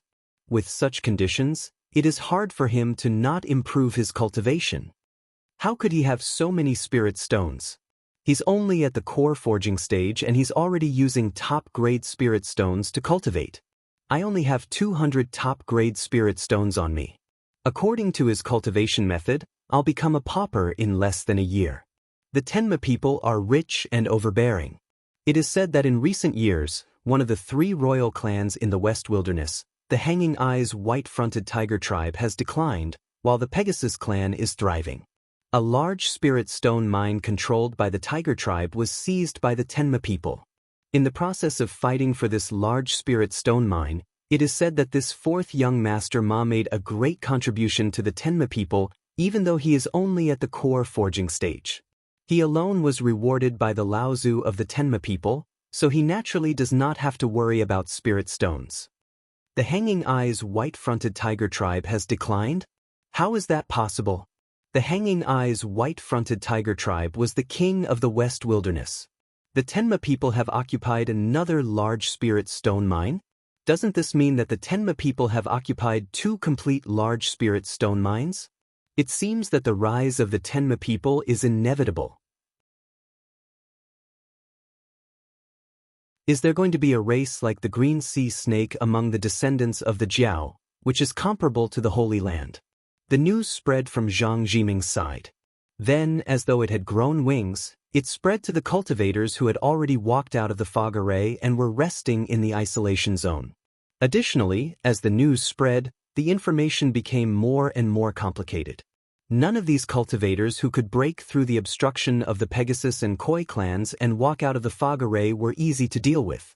Under the inadvertent observation of Lu Ping, there were at least several cultivators and groups of cultivators who had already revealed fierce expressions, as if they were planning something. However, although the 4 young masters of the Pegasus clan were rich, they were the pride of the Pegasus clan after all. Those who could come here were all intelligent people. If they were not completely confident, they would naturally not poke the hornet's nest. At this moment, there was a sudden commotion in the isolation zone far away. Lu Ping, Zhang Jiming, and the others were startled. When they looked up into the distance, they saw that there seemed to be a group of people rushing over. Many cultivators in the isolation zone had conflicts with this group of people. Unfortunately, it seemed that they did not gain any advantage. A few unlucky ones were directly killed, and the luckier ones turned over and re-entered the fog array. When they came out again, no one knew when they would come out again. When they got closer, Zhang Jiming's expression changed. Lu Ping saw it clearly and hurriedly asked, "Brother Zhang, is there something wrong?" Zhang Jiming forced a smile, but junior brother Kai, who was beside him, muttered, "He's here just like that." Lu Ping's expression froze. He saw that the group of people from before had already approached them. The one in front was a cultivator who looked to be about the same age as Lu Ping. He originally looked extremely handsome, but his long face greatly reduced his outer appearance. Looking at the surrounding cultivators, who were trying to avoid them, the identity of the person who had come was naturally obvious. "I heard that someone is inciting other cultivators to surround and attack this young master so that they can divide up the good things on this young master's body." This young master was excited to see who it was, so he wanted to see who it was that had such a refined interest.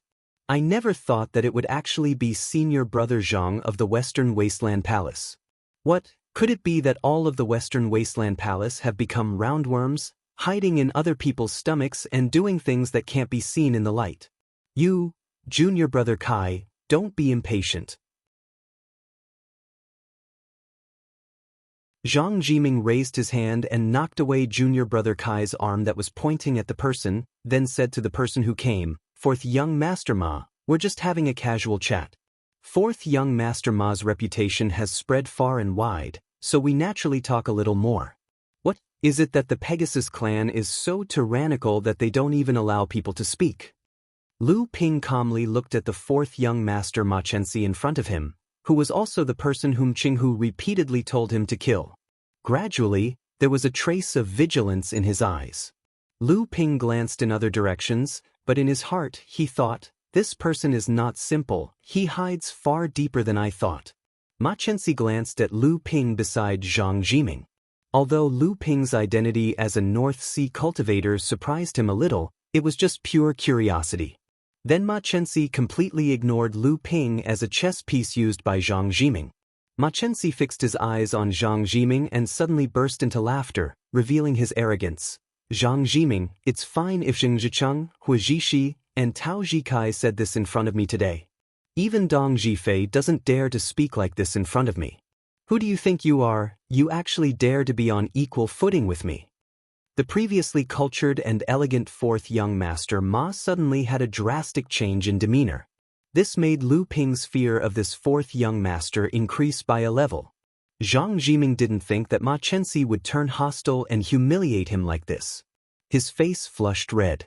Junior brother Kai beside him couldn't stand it anymore and said loudly, Ma Chensi, you haven't even achieved the Dharma stage. What qualifications do you have to be compared with the top 3 direct disciples of our sect? Even 4th senior brother Dong Zhifei will achieve the Dharma stage soon. The person who doesn't have the qualifications is you. Ma Chensi looked at junior brother Kai, who was refuting, and laughed more and more strangely. After junior brother Kai finished speaking in a moment of anger, he uneasily moved back a few times. Ma Chensi's face suddenly became funny, as if he couldn't help it. His long face suddenly rose and then suddenly fell down. Achoo! A loud sneeze flew towards junior brother Kai. It was as if a sudden clap of thunder had exploded in everyone's ears, causing their ears to buzz. A few of the weaker disciples who were watching the show were so scared that they almost peed their pants. When everyone looked up, a scene that made people want to laugh, but they couldn't laugh at all, appeared in front of everyone. Junior brother Kai was blown back by Ma Chensi's big sneeze. Without waiting for Zhang Jiming to rescue him, junior brother Kai, with a bloody nose and a swollen face, had already smashed into the fog array. It was unknown whether he could return after the array wall at the river source was opened. 4th young master Ma, don't you think you've gone too far? Zhang Jiming flew into a rage out of humiliation, but he didn't dare to make the slightest move. Not to mention that there were more than 20 Tenma people following behind Ma Chensi. He was not even Ma Chensi's opponent alone. This Ma Chensi's strength was actually so profound. Shallow. Ma Chensi really didn't put Zhang Jiming in her eyes. She looked at Zhang Jiming up and down with her peripheral vision, then turned to leave after throwing down these 2 words. Brother Ma, whose child are you venting your anger on? Aren't you afraid of getting the reputation of bullying the weak? Everyone looked towards the person who spoke with a strange expression, and saw a similar group of more than 20 people rushing towards Ma Chensi. The person at the front was covered in gold from head to toe, but didn't have the slightest bit of the stench of a nouveau riche. Instead, it set off his luxurious temperament.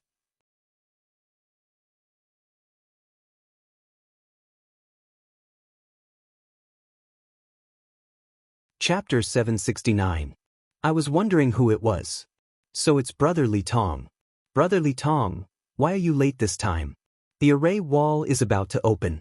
If Brother Li Tong doesn't participate, this trip to the Sacred Fall Lake will be boring. After Ma Chensi saw the person who came, a solemn look flashed in his eyes, but he spoke carelessly. Boring? I don't think it's boring. Don't you think that after our 2 clans surrounded the river source, not only did the number of cultivators entering the river source not decrease? Instead, everyone believes that our 2 clans have found some sort of treasure inside the river source. Or perhaps we are plotting something. Due to that, even more cultivators are coming. When the time comes, you and I will definitely not be bored. The tone of the young cultivator in gold who was the leader was a little solemn. Why, the dignified direct disciple of the Koi clan, Brother Li Tong, who is known as the Sword of the Sky Gate, actually has a time when you are worried. Is it because of these people around you? These people may be considered important among the cultivators of the same level in the cultivation world, but in our eyes, no matter how many people there are, they are just clay chickens and pottery dogs. Ma Chensi continued spouting out arrogant words. She pointed at the surrounding cultivators, including the 3 remaining cultivators from Western Wilderness Palace and Lu Ping. Then she unleashed a barrage of verbal attacks. The surrounding cultivators looked at Ma Chensi with a dark expression. What, you're still not convinced? If you have the guts, come out and fight me now. Don't think that I don't know that the kid from the Western Wilderness Palace just pointed at my head just now. Have you guys not thought of fighting me? I'll say it here today, I do have a lot of treasures on me. Those who can survive under me can come and snatch them. Ma Chensi slanted her eyes and looked at those cultivators who were filled with righteous indignation, turning into cowards under her ridicule and ridicule. Thus, she laughed coldly and said to Li Tong, they are all people who bully the weak and fear the strong. Even if there are more of them, what's the use? They won't be able to achieve anything big. Even if it's the Western Desolation Palace this time, isn't it the same as the one in front of us? Compared to the Western Desolation 3 Chronicles, it's really nothing. Zhang Jiming's face was gloomy, and his eyes stared at Ma Chensi like a snake or a scorpion. He pointed at Ma Chenxi's nose to humiliate him, but he couldn't make a sound at this time. Ma Chenxi saw that Zhang Jiming's face was as pale as a corpse. Ma Chenxi found it more and more interesting and involuntarily laughed. However, she heard a faint voice beside her, "Don't blame me for not telling you. Ziyang Palace's Shaozi sword is also here." Ma Chenxi's strange laughter abruptly stopped. She fiercely turned her head towards the direction of the voice, stared at Li Tong and said word by word, "Lesser marsh sword, Xietianyang? That's right. Do you still feel bored? Interesting, this is really interesting." Ma Chenxi's eyes revealed endless hatred. She turned around and shouted, "Go." The group of more than 20 Tenma people took the lead and left. Li Tong looked at Zhang Jiming, whose expression was constantly changing. He shook his head and laughed involuntarily before turning around and leaving as well.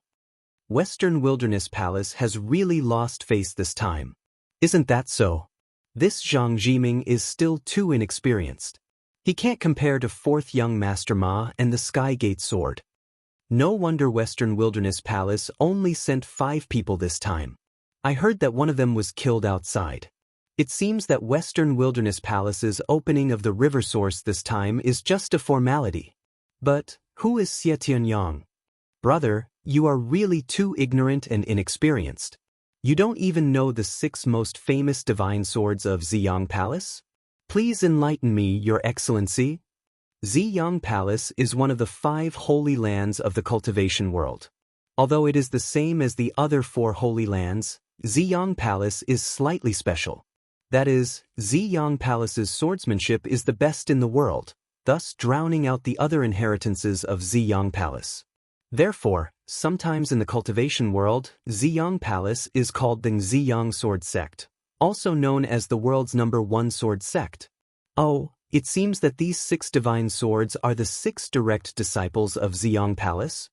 Not only that, among the top 10 direct disciples of Ziyang Palace, 6 are sword cultivators. So that's how it is. Are these 6 the 6 divine swords? Of course, and I'm afraid that there is something that you did not expect. These 6 divine swords occupy the top 6 positions among the top 10 direct disciples. No wonder Ziyang Palace is called the Ziyang Sword Sect. It really lives up to its name.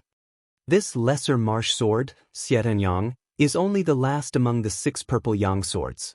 He is also the only cultivator who has not advanced to the manifestation stage. This time, Ma Chenxi and Li Tong, the 2 geniuses of the Pegasus and Koi Carp clan, naturally acted as if they were facing a great enemy.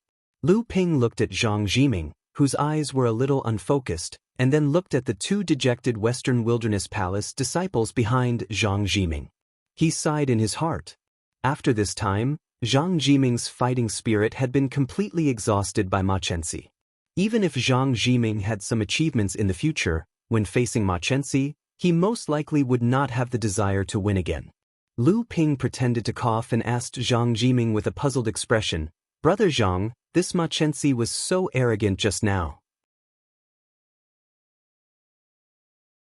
Why did she react so strongly as if she had suffered some great humiliation after hearing Xietianyang's name?" Lu Ping's words really made Zhang Jiming, who had sunk into a shadow, clear his mind. He reluctantly smiled at Lu Ping, and then as if he had thought of something, a vengeful sneer appeared on his face. "I remember, this Ma Chenxi encountered Xietianyang on the grasslands. The 2 of them had a great battle, and at that time, Ma Chenxi lost by 1 move and was beaten back to her original state by Xietianyang. No wonder, this Ma Chenxi seems to want to get back at the place of the river source. He must get back at her," Zhang Jiming sneered. At that time, Ma Chenxi was defeated and turned into the original form of a Pegasus and was ridden by Xietianyang on his back. It can be said to be a great humiliation. But when these things happened, the 2 of them had just advanced to the core forging stage and had not become famous yet.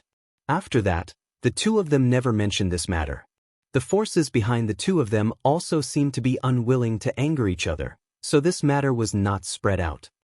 Lu Ping asked curiously, "Then how did Brother Zhang know about this?"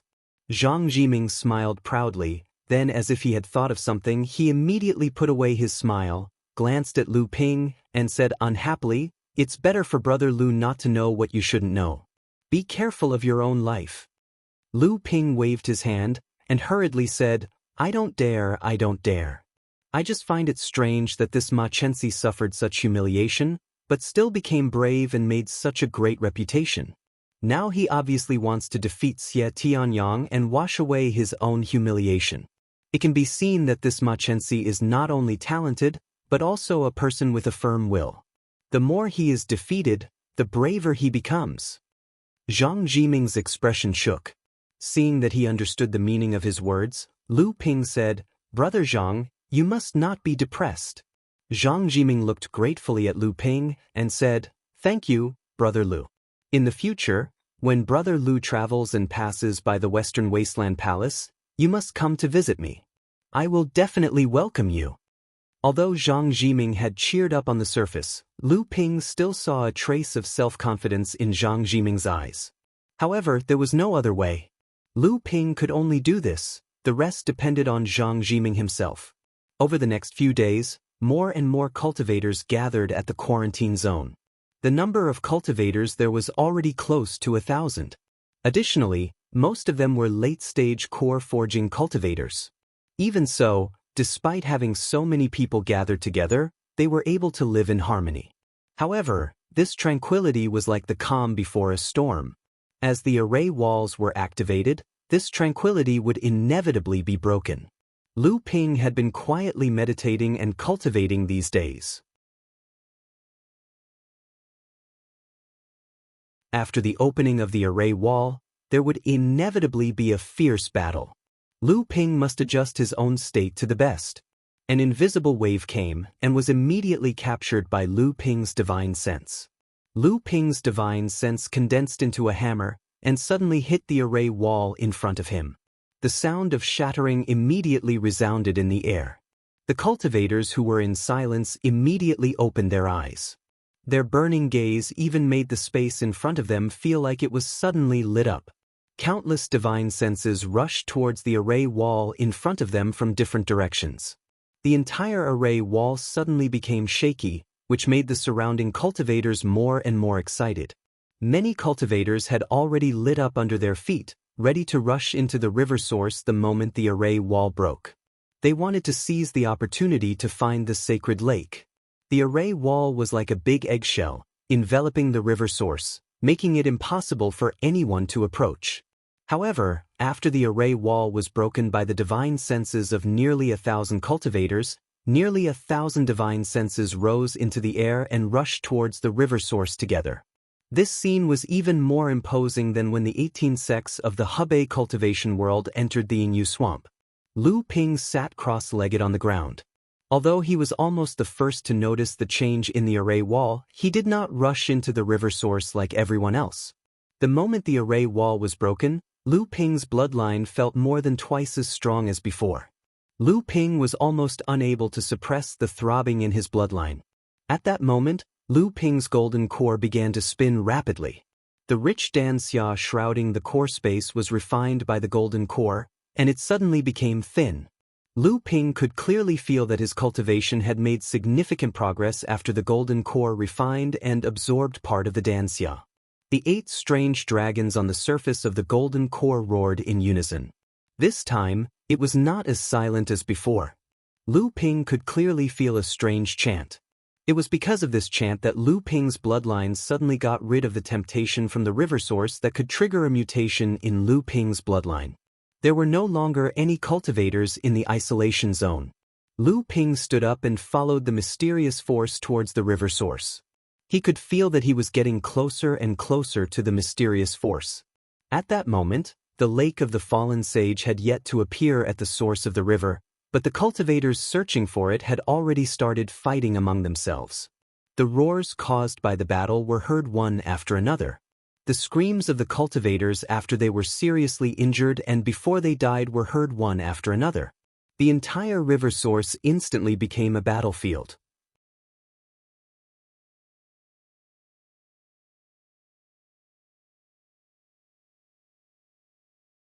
Chapter 770. There were only 100 spots in the sacred lake of sunset. Every cultivator who wanted to enter the sacred lake of sunset did not do so for the sake of improving their cultivation base. 4 to 5 years of cultivation retreat was enough for every cultivator to have sufficient cultivation materials on them. Whether it was for the 100 places or for the rich cultivation resources on the others, it was enough to trigger a large-scale battle between nearly 1,000 cultivators at the river source. Large-scale magic spells were quickly cast. In this kind of attack that almost left no blind spots, any cultivator who wanted to dodge with exquisite escape techniques would face the danger of being beaten up by the crowd once they were forced out. Therefore, Lu Ping wisely adopted a head-on approach. Preserving strength in a chaotic battle was simply courting death. A triangular black flag hung high above Lu Ping's head, and a purple light curtain hung down, protecting Lu Ping in the center.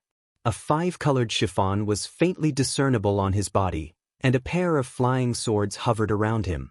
He was using the stone-piercing sword technique, which was most suitable for advancing in a group battle. With the support of Lu Ping's spiritual essence that was far superior to ordinary people, Lu Ping could be said to be invincible among the magic spells flying all over the sky. He went on a rampage all the way, following the direction of the source of the mysterious power towards the depths of the river source. There were at least hundreds of small ponds in the river source that were divided by the meadow.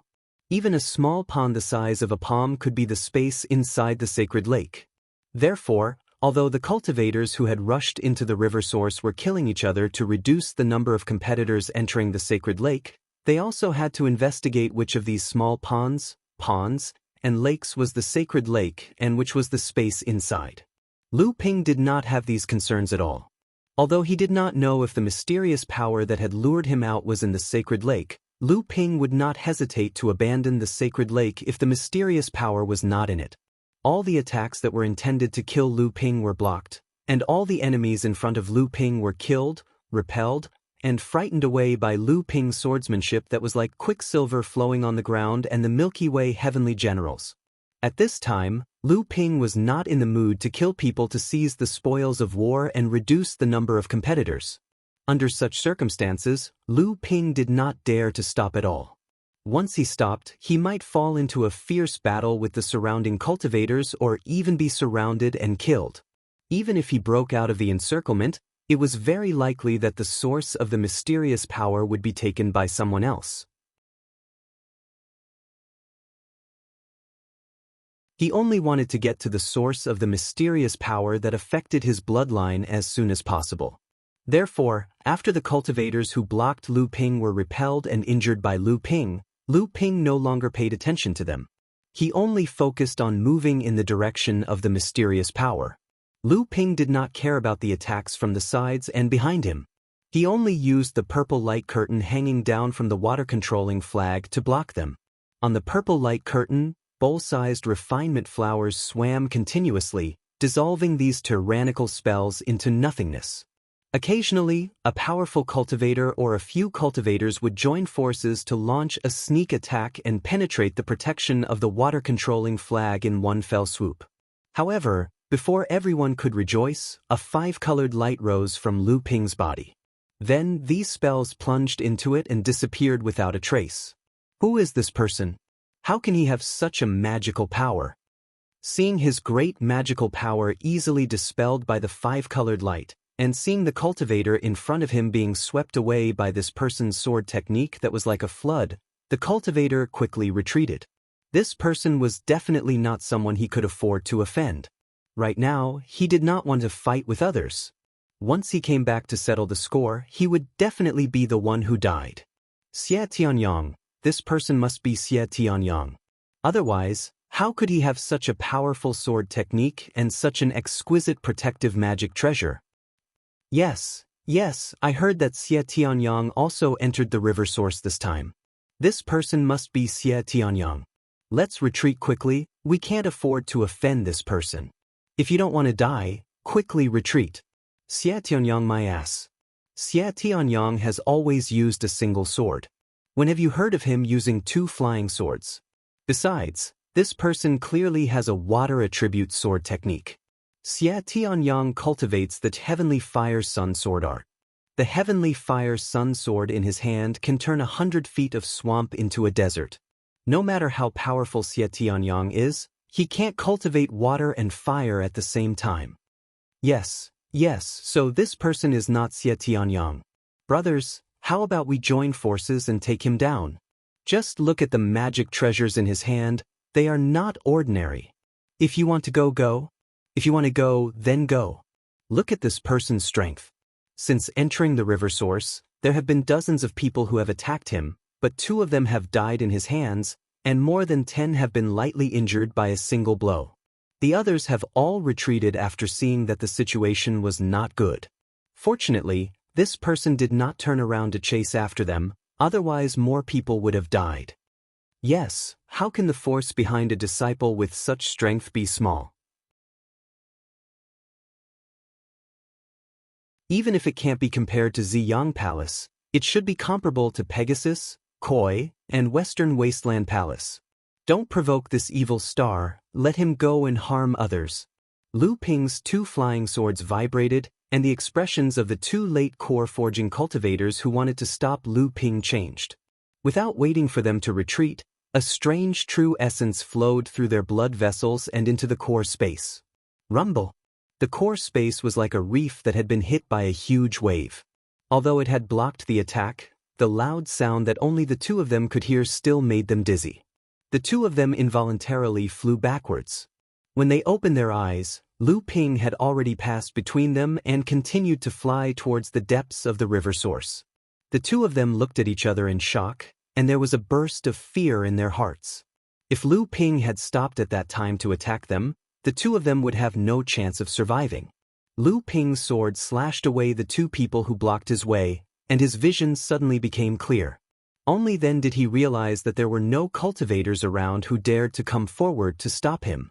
He could not help but feel happy, and a heroic spirit rushed up, and he could not help but laugh loudly. No, isn't this the North Sea cultivator that Zhang Jiming from Western Wasteland Palace met? What did he say about Lu Ping? That's right. Zhang Jiming said that he once escaped from Ma Chengwang's clutches and broke into the fog array. What kind of person is Ma Chengwang? He has condensed a top-notch natal great magical power. He is an invincible existence in the early Dharma stage. Even the other 5 swords of the Ziyang Palace can fight him. North Sea, what kind of joke is that? What kind of good people can come from that barren place? Oh right, this person can't be acting with Zhang Jiming, right? This person can't be used by Western Wasteland Palace to deceive people, right? After all, Zhang Jiming is still lacking compared to people like Ma Chenxi, Li Tong, and Xie Tianyang. Lu Ping's rampage made the surrounding cultivators around him calm down, but immediately everyone fell into a state of mutual vigilance.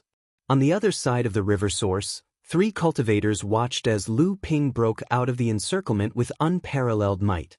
They stood there and stared at Lu Ping's back with a long face. This is the human cultivator that 3rd young master told 4th young master to pay attention to? That's him. It's a pity that when 4th young master found Zhang Jiming, I hadn't walked out of the fog array, so I didn't have time to inform 4th young master. At that time, although the surrounding people already knew from Zhang Jiming that this person escaped from 3rd young master, they wouldn't tell 4th young master for no reason. Let's follow him and see his strength, then we'll tell 4th young master. I don't know why 4th young master chased us out, but he is acting alone. Is he really not afraid of people coveting his treasures and ganging up on him? Silence. 4th young master has a secret mission from the clan leader, and it's not something we can know. Do you really think that the Tenma people and the Koi clan blocked the periphery of the fog array to control the number of cultivators entering the river source? That's right, the 2 clans have such a large force, but now there are still nearly 1,000 cultivators breaking out of the encirclement and entering the river source. How is this possible? Lu Ping could sense that he was getting closer and closer to the source of the mysterious power in the river source, but he had already discovered that there were several people following behind him. Lu Ping rushed forward like a hurricane, and it was difficult for him not to attract attention.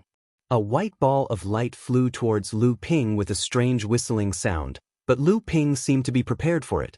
The two flying swords turned into a spiral sword light and strangled the white ball of light. Sparks flew in all directions, and a hot white flame suddenly exploded in the air. The scorching white flame raged in all directions, and the grassland within a radius of several tens of feet was completely turned into ashes. Thick white mist rose from more than a dozen ponds and lakes, and the strong air waves pushed Lu Ping, who was flying forward, in the opposite direction. Although Lu Ping had already discovered that someone was ambushing him, he was confident that he could completely resolve the attack without any hindrance, and then break out of the encirclement with ease. However, he did not expect that the strength of the person was so strong. Although Lu Ping resolved the oncoming attack unscathed, his figure was blocked, and he fell right into the ambusher's trap. Just as Lu Ping stabilized his figure in midair, a burly giant jumped out from the left in front of him, holding a giant long saber, and fiercely chopped down towards Lu Ping. A pale white saber light flew out, and chopped towards Lu Ping's left arm. The Pegasus clan. Lu Ping fiercely spat out a few words. At the same time, a long thorn suddenly appeared on the right side of Lu Ping. It was the flying thorn refined from the horn of the Pegasus clan, which had left a deep impression on Lu Ping, and it went straight towards Lu Ping's core space. In Lu Ping's divine sense, there were two more cultivators who had taken the opportunity to ambush him behind, and they were waiting for him to make a move, and then they would attack his back. For a moment, the 5 late core forging cultivators of the Tenma people gathered together, and they set up an ambush on all sides, and joined forces to besiege Lu Ping.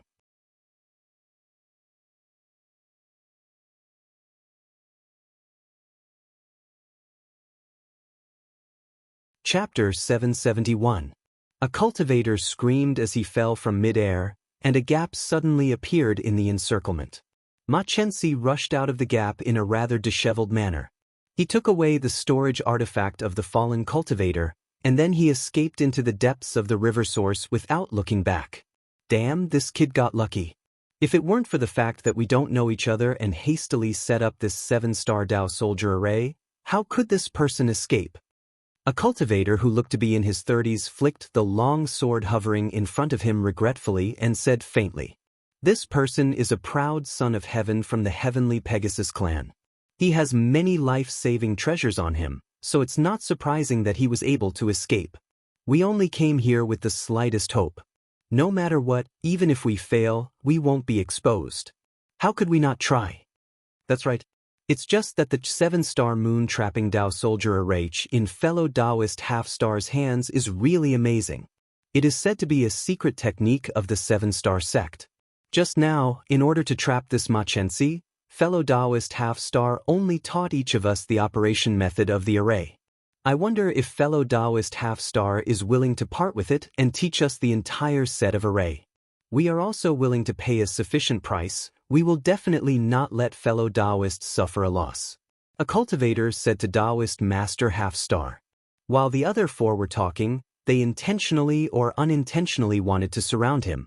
Unexpectedly, they saw Taoist Master Half-Star stroke a strand of black beard on his chin.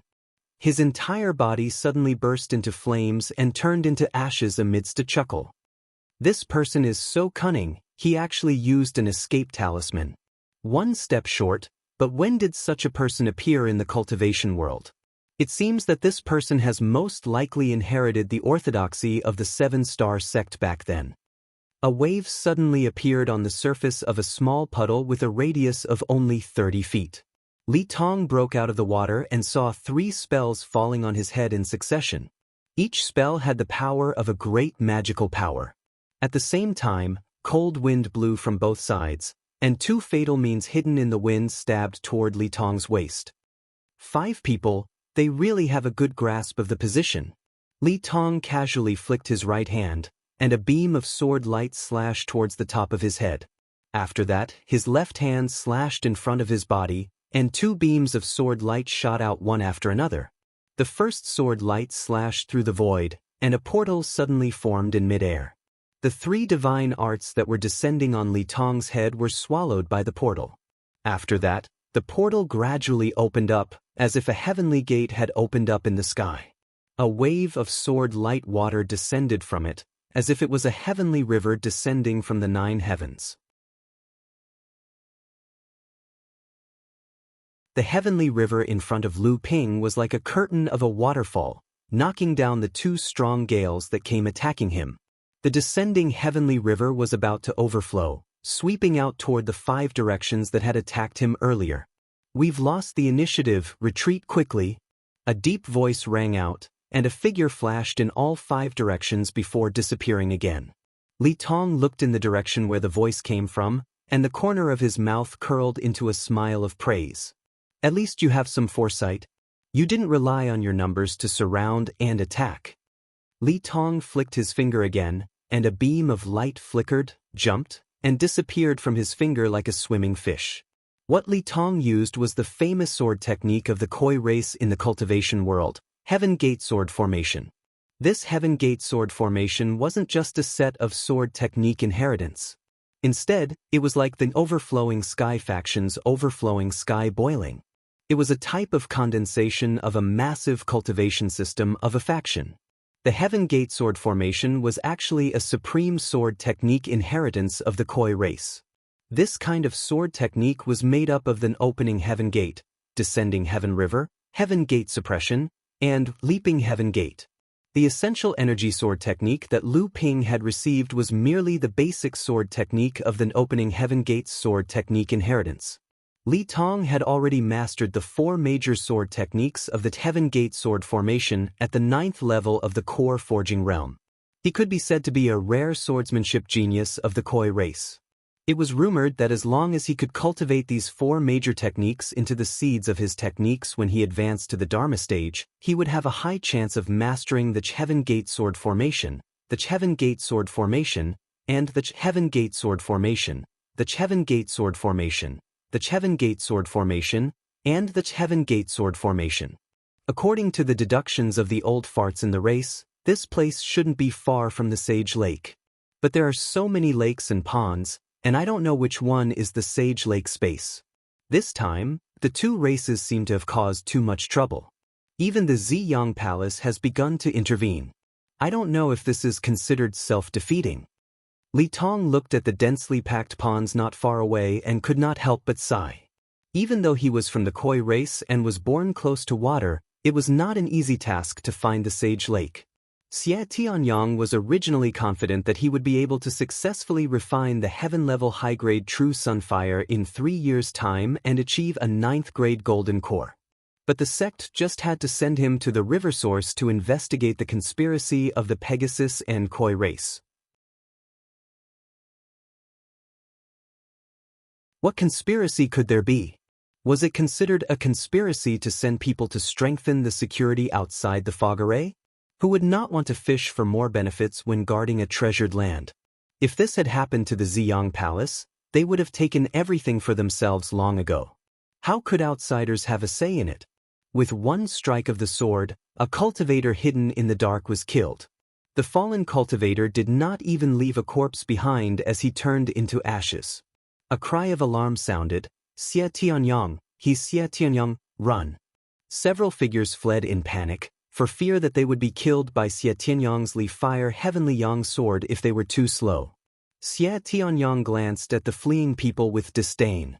This time, the reason why he still followed the sect's arrangements to come to the river source, in addition to the sect's orders, was because of Ma Chenxi and Li Tong. If there were any cultivators of the same level in the western part of the Central Plains, including the Western Wilderness, that could arouse Xie Tianyang's interest, then it would be Ma Chenxi and Li Tong. But recently, he heard that a swordsman from the North Sea had escaped unscathed from Ma Chengwang's hands. Now, he was in the river source. North Sea's Lu Xianping. The small sword in Xie Tianyang's hand, which was like a small fish, swam even more happily in his hand. This was an unexpected surprise. Others may not know, but Xie Tianyang knew. In the past, Ma Chengwang had fought with the 5th senior apprentice brother Xiao Chongjian of the 6 purple yang swords. In the end, the 2 were evenly matched, but Xie Tianyang knew the strength of the 5th senior apprentice brother Xiao Chongjian. He understood what it meant for a late-stage core forging cultivator to be able to escape unscathed from such a person. Lu Ping's right hand pointed at his chest. The long stream sword was like a thin stream of water, wrapping around the single horn flying stinger several times. Then, the flying stinger suddenly lost its direction. However, the power of the flying stinger still erupted with a strong sharpness. Then, the whole stream of water exploded into raindrops. The single horn flying stinger was broken, and the long stream sword was also forced back by the power of the explosion. At the same time, Lu Ping's left hand pointed at the blade light and shouted, "Ja!" A fiery red lightning descended. Around the lightning, sparks exploded in the air. In an instant, the pale white blade light's sharpness was reduced by half. Then, a series of third fire-in lightning continued to descend until the blade light disappeared. At this moment, it seemed that Lu Ping had used all his means and his strength had reached its limit. The two Tenma people hiding behind him suddenly attacked. They attacked from behind Lu Ping, intending to kill Lu Ping in one fell swoop. Seeing that Lu Ping was about to die under their hands, the two Tenma people, who were very good at sneak attacks, seemed to have already seen Lu Ping's body being pierced and his golden core being crushed by them. Their faces couldn't help but reveal a trace of a sinister smile. However, the sinister smile on their faces immediately froze. Unknowingly, a huge white jade lotus had appeared beneath Lu Ping's feet. A bright light spread out in all directions. The two Tenma people's divine abilities couldn't even break through the light emitted by the lotus. Although the grade 9 white jade lotus had only condensed 6 treasures, it hadn't reached the level of a spirit-nurturing magic treasure. However, the quality of the white jade lotus itself was extremely high. Although it was only a peak spirit-nurturing magic treasure, its true defensive power was even stronger than a spirit-nurturing magic treasure with 7 or 8 treasures condensed. "Don't fight, quickly retreat." The 5 Tenma people saw that the situation was not good. The cultivator who had blocked Lu Ping in front of them hurriedly shouted. The 5 people quickly gathered together and retreated toward the depths of the river source.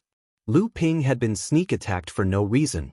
Moreover, the sneak attacker was so strong that he almost suffered a loss. Naturally, he didn't want to let it go. However, when he saw the 5 people forming a formation and retreating without any panic, Lu Ping punched his own palm and let them leave. If Lu Ping chased after them now, he would naturally be able to defeat the 5 people one by one. However, the problem was that right now, Lu Ping didn't have time to waste. "Tenma people, very good. I haven't gone to find you yet, but you came to me first. I will remember this for now. When the matter at the river source is over, I will make you pay." Lu Ping turned around and turned into a stream of water that flowed into the big and small ponds of the river source.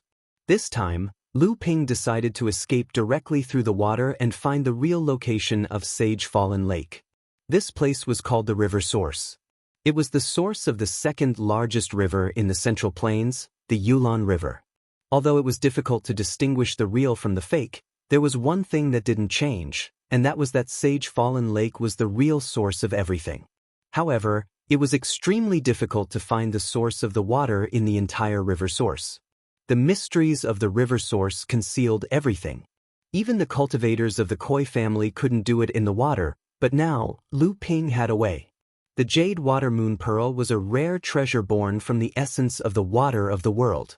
Even in a magical place like the river source left behind by Jiao Daoren, it could rely on its talent to find the real source of the river source.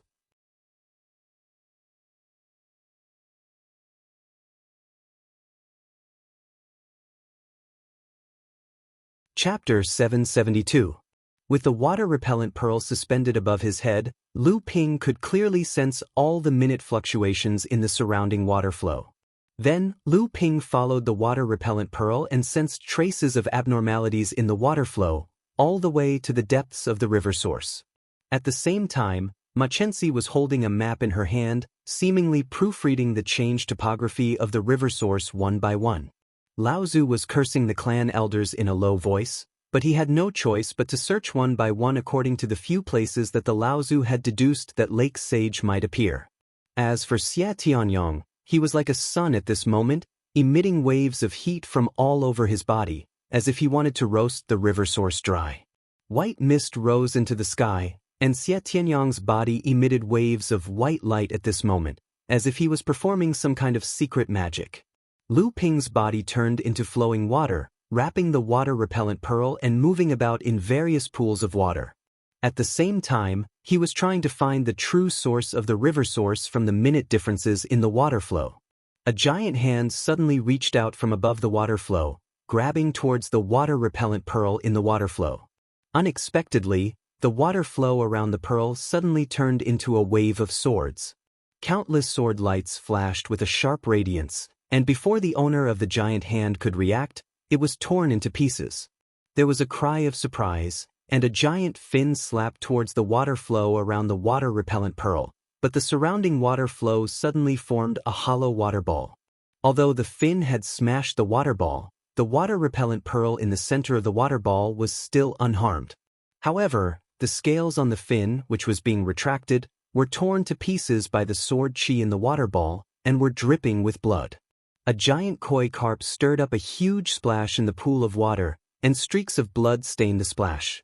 The koi carp appeared to be in a panic and quickly swam in the water, as if it was avoiding something.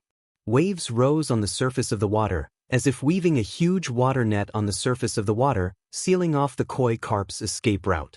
Then, 3 water snake-like shadows could be seen at the bottom of the water, pressing towards the koi carp. Lu Ping calmly watched the battle in the water.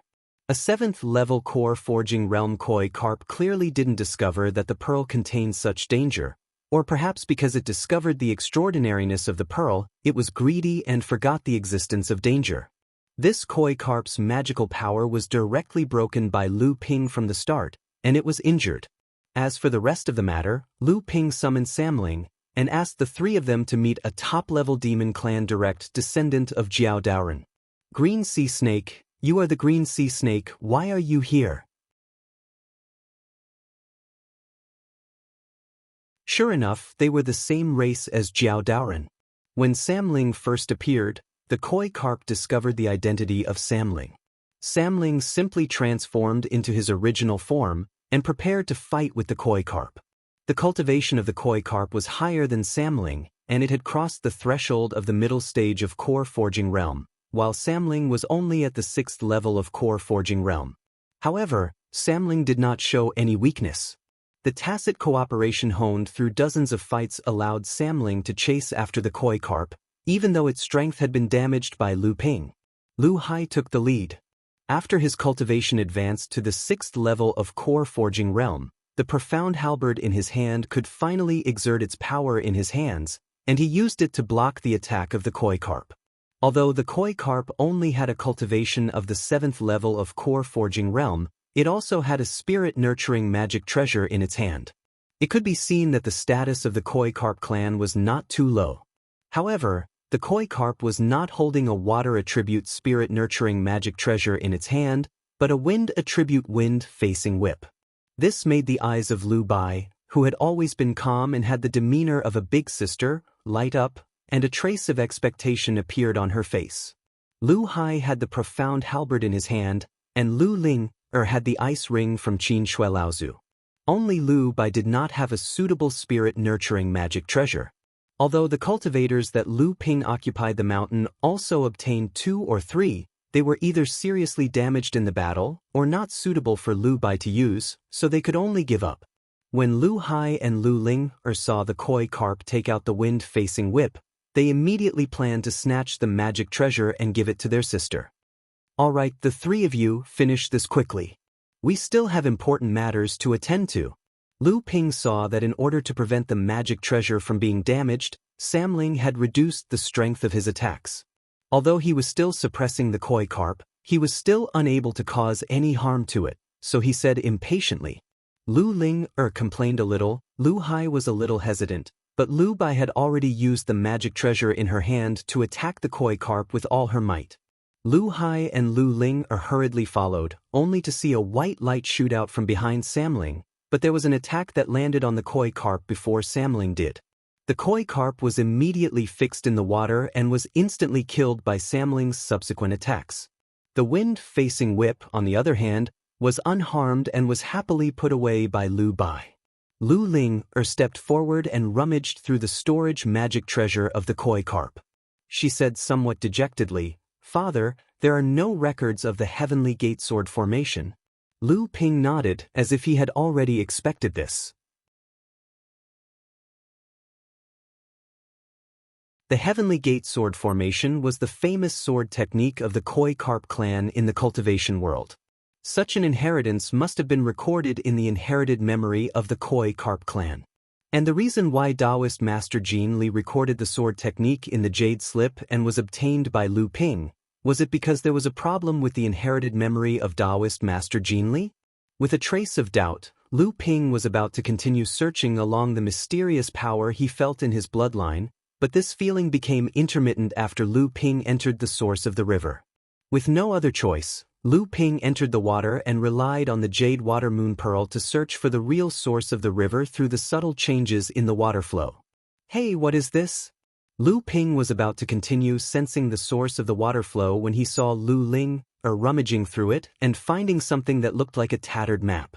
Lu Ping was startled. This tattered map looked very familiar, as if he had seen it somewhere before. It was just that after such a long time, it was difficult for him to recall it. "Ling, let me have a look at this map fragment." Lu Ping held the map fragment in his hand and scrutinized it for a moment.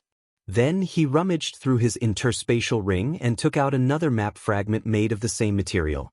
However, the map fragment in Lu Ping's hand was much more intact than the one in his interspatial ring. Obviously, it hadn't been passed through many hands. On the other hand, the map fragment from the koi carp's body had obviously been passed through many hands. That was why it looked so tattered. Lu Ping put the two map fragments together, and a seamless map appeared in front of Lu Ping. The map fragment in Lu Ping's hand occupied 3/4 of the entire map. The map fragment in Lu Ping's hand was obtained from the koi carp Shinran who died in his hands. Although Lu Ping had suspected that this map fragment contained some secrets, because 1/4 of the map was missing, he did not know what the map was used for. Now that he saw the complete map, Lu Ping finally understood. It turned out to be a map of the river source. To be more precise, this map described the situation in Lake Sage. As for how to find Lake Sage, although the map also mentioned it, because of the repeated changes in the terrain of the river source, it was a bit difficult to find the location of Lake Sage through the clues marked on the map. But when Lu Ping combined the water avoidance moon pearl with the map, and combined it with the faint bloodline connection, he immediately confirmed the direction he was heading in. Then he headed straight for the lake in the northeast direction. Most of the river source was connected by water and grass, and there was a meadow in the northeast that was over 100 feet in radius, which was extremely rare in the river source. At that moment, Ma Chenxi stood above the meadow, holding a map similar to the one in Lu Ping's hand. He was thinking about something carefully. A moment later, Ma Chenxi put away the map in her hand and laughed silently. Who would have thought that the Great Lake Sage would only appear as a palm-sized puddle this time? Furthermore, it's hidden in such a large patch of meadow. Ma Chenxi descended. At his feet, there was a small puddle the size of a palm hidden in the meadow. If one did not look carefully, no one would believe that the Lake of Fallen Sage was hidden in this small bay. Indeed, no one would think of it, but someone would find it. Haven't you and I found it now? Ma Chenxi was about to cast her magic to enter the sacred lake, but she slowly turned around when she heard that. She looked into the distance and said, "Brother Li, you came much later than I expected." Li Tong's figure appeared in the distance, and he said loudly, "It doesn't matter if I'm late, as long as I don't go in late." Ma Chenxi laughed involuntarily and said, "Brother Li must be joking. Putting aside the fact that it's first come, first served, even if Brother Li wants to fight for the chance to enter first, can you really get what you want? Don't forget, the entrance to Lake Sage is right under my feet." What answered Ma Chenxi was an earth-shaking sword whistle. The flying sword in Li Tong's hand was like a swimming fish, drawing a sky-piercing sword light in the sky, as if it was going to split open a door in this world. One of the 4 great magic powers of the Heavenly Gate sword formation, the great magic sword technique opening the Heavenly Gate. The true Qi sword technique that Lu Ping mastered was one of the basic sword techniques of this great magic sword technique. When you and I had just advanced to the late stage of the core forging realm 40 years ago, we fought to a draw. Today, let's have a good fight and see who can go further in these 40 years. Oh, that's great. Hundreds of years ago, when the land of the river source opened, Jin Wuyo of your Koi clan was defeated by my father. The flood dragon bloodstone was obtained by my father, and Jin Wuyo was never able to recover from that setback. My father is now the patriarch of the Pegasus clan, and the Tenma people are becoming more and more prosperous with each passing day. Today, you, Li Tong, will definitely be defeated by me and repeat the mistakes of Jin Wuyo. I only hope that you won't be abandoned by the Koi clan like Jin Wuyo. Otherwise, the cultivation world will have one less opponent, and won't it be lonely?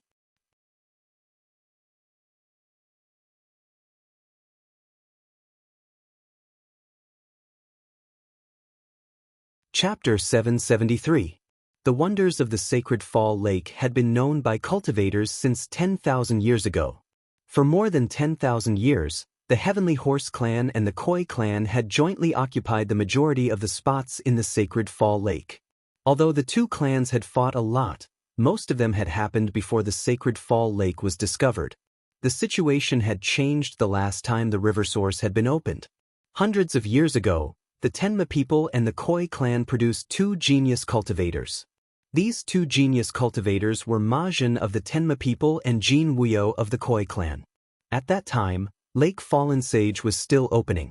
The two of them led the cultivators of their respective clans into the source of the river. After finding Lake Fallen Sage, it was unknown whether the two of them were luckier than the senior cultivators or whether something strange had happened in Lake Fallen Sage. In short, when the two of them went into seclusion in the deepest part of Lake Fallen Sage, they found a strange bloodstone that could cause their bloodlines to mutate.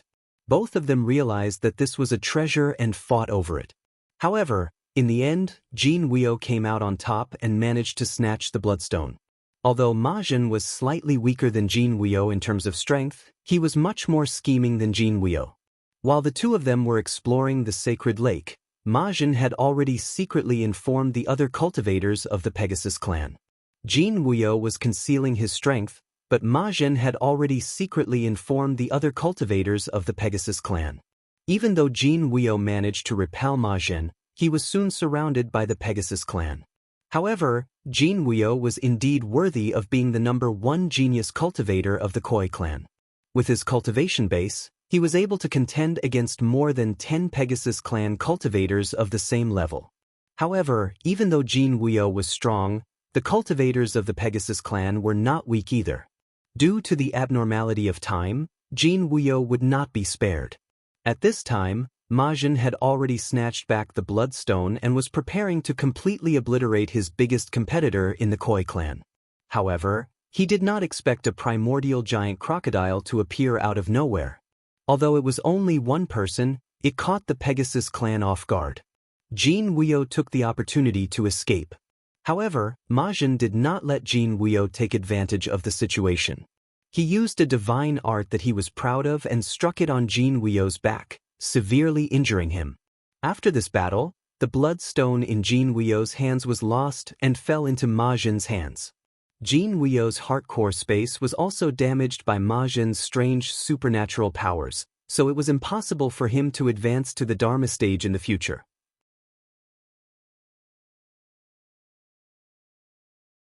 Jin Wuyo, whose foundation had been damaged, was naturally no longer a target to be groomed by the upper echelons of the Koi clan, Laozu. The #1 prodigy of the past had been completely abandoned. This huge disparity, coupled with the fact that he had offended quite a few people as the #1 prodigy, caused Jin Wuyo to have no choice but to distance himself from the Koi clan and fade out of their sights. After that, some people said that he went overseas, some said that he went missing in the lush jade swamp, some said that he was killed by his enemies, and so on. And after Majin obtained this bloodstone, due to the temptation of his bloodline, he instinctively refined it into his own bloodline, causing the quality of Majin's bloodline to improve greatly. However, these were not the only benefits. In the short span of a few hundred years, Majin's level of cultivation and strength had been soaring. Now, he was already at the mid-Dharma stage. Among the cultivators of the same level, He was even better than the cultivators from the Holy Lands. Nearly 200 years ago, Ma Zhen, who had just passed his first lightning tribulation and reached the mid-Dharma stage, inherited the position of the leader of the Tenma people. In the next 200 years, Ma Zhen worked hard to make the Pegasus clan a force that played a decisive role in the Demon clan and even in the entire world of practice. The Pegasus clan prospered, and the leader of the Tenma people, Ma Zhen, was equally famous. It should be known that the practitioners of the Tenma people who were able to make Laozu had to at least have the ability of a late Dharma adept. However, Ma Zhen was able to use the ability of a mid-Dharma adept to overpower a great adept elder of the Tenma people and secure the position of leader. This in itself was inconceivable. Although Ma Zhen was talented, no one believed that he had such potential in the past. In the end, both the Tenma people and the Koi clan focused their suspicions on the mysterious bloodstone that Ma Zhen had snatched from Jin Wuyo after they had discovered it at the sacred lake. An item that had almost been buried in a pile of old papers and had almost become a legend was unearthed by the old antiques of the two clans, the dragon bloodstone. Only this kind of thing could fundamentally change a cultivator's aptitude, especially if the cultivator was already at the core forging stage and had cultivated for hundreds of years. As for the dragon bloodstone, legend had it that in ancient times, it was made from a drop of blood from Jiao Doran's body. In the past, Jiao Doran had a servant who was a practitioner of the Ice Dragon clan. It was because he had received a drop of blood from Jiao Doran himself. Later, with the help of Jiao Doran, this Laozu of the Ice Dragon clan had successfully become a celestial being. He had relied on the Ice Dragon Pearl, a special treasure, to pass on the bloodline of the Ice Dragon clan. Although he was not a direct descendant of Jiao Doran, he was still a special existence among the top demons. After tens of thousands of years, the quality of the dragon bloodstone might not be as good as the drop of blood that Laozu of the Ice Dragon clan had obtained in the past.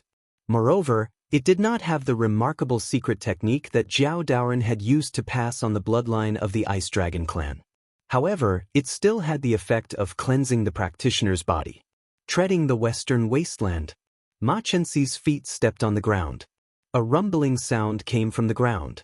Li Tong's sword had not even opened the gate of heaven when it was transformed into nothingness by the energy bursting out from the ground. The two of them clearly already knew each other's methods.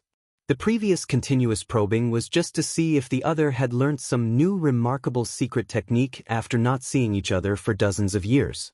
After Ma Chenxi had resolved Li Tong's remarkable sword technique, he attacked first. This time, he also used a short dagger forged from the horn on his body. Breaking Wind Stab. However, this dagger forged from the horn of the Pegasus was clearly not Ma Chenxi's personal magic weapon. Seeing Ma Chenxi's first attack was so sharp, the swimming fish sword in Li Tong's hand also seemed to be in the middle of the Yulon River. It created huge waves as it pounced towards the breaking wind stab. Just as the two's attacks collided and were about to cause a huge commotion, Ma Chenxi suddenly drew the breaking wind stab to the side. Li Tong did the same as well. The two of them seemed to have a telepathic connection. They suddenly changed the direction of their respective divine abilities, striking towards the empty space next to the two of them.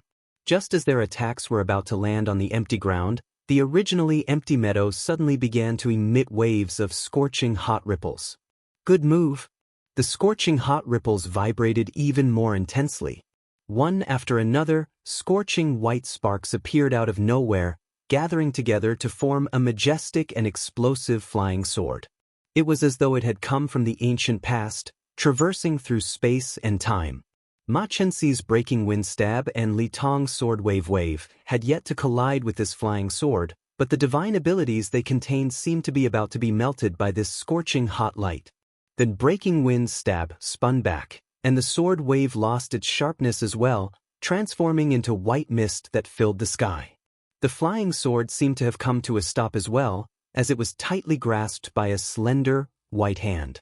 Xie Tianyang. When did one of the 6 great divine swords of Ziyang Palace also learn to be sneaky?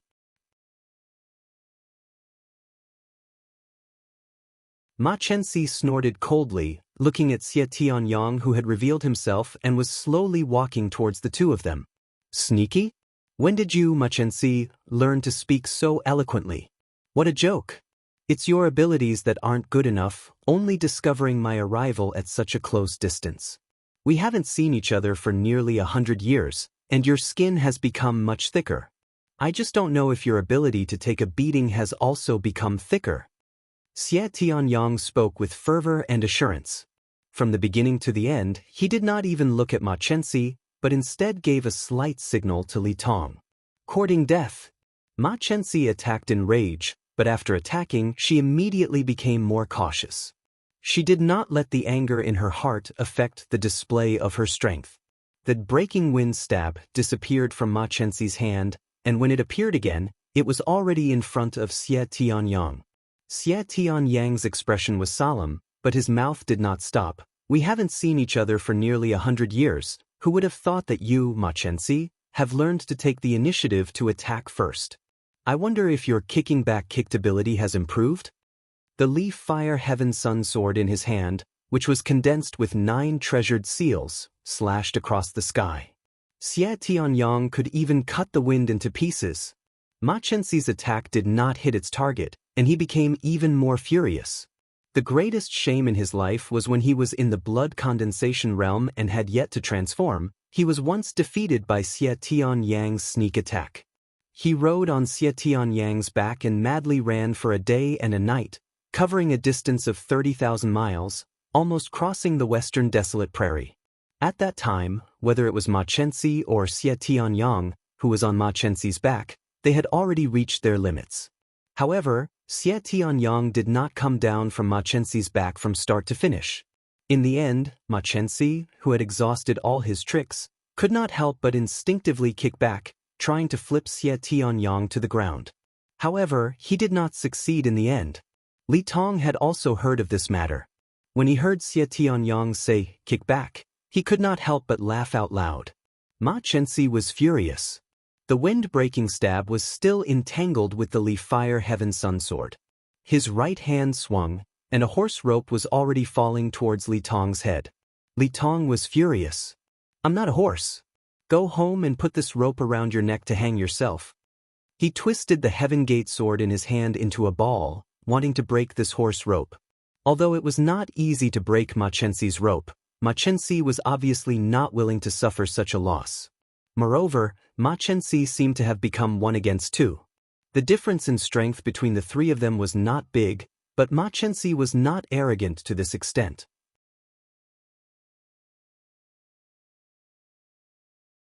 Xie Tianyang used his finger as a sword, and a sword chi accurately struck the spine of Li Tong's Heaven Gate sword, which was flying at high speed.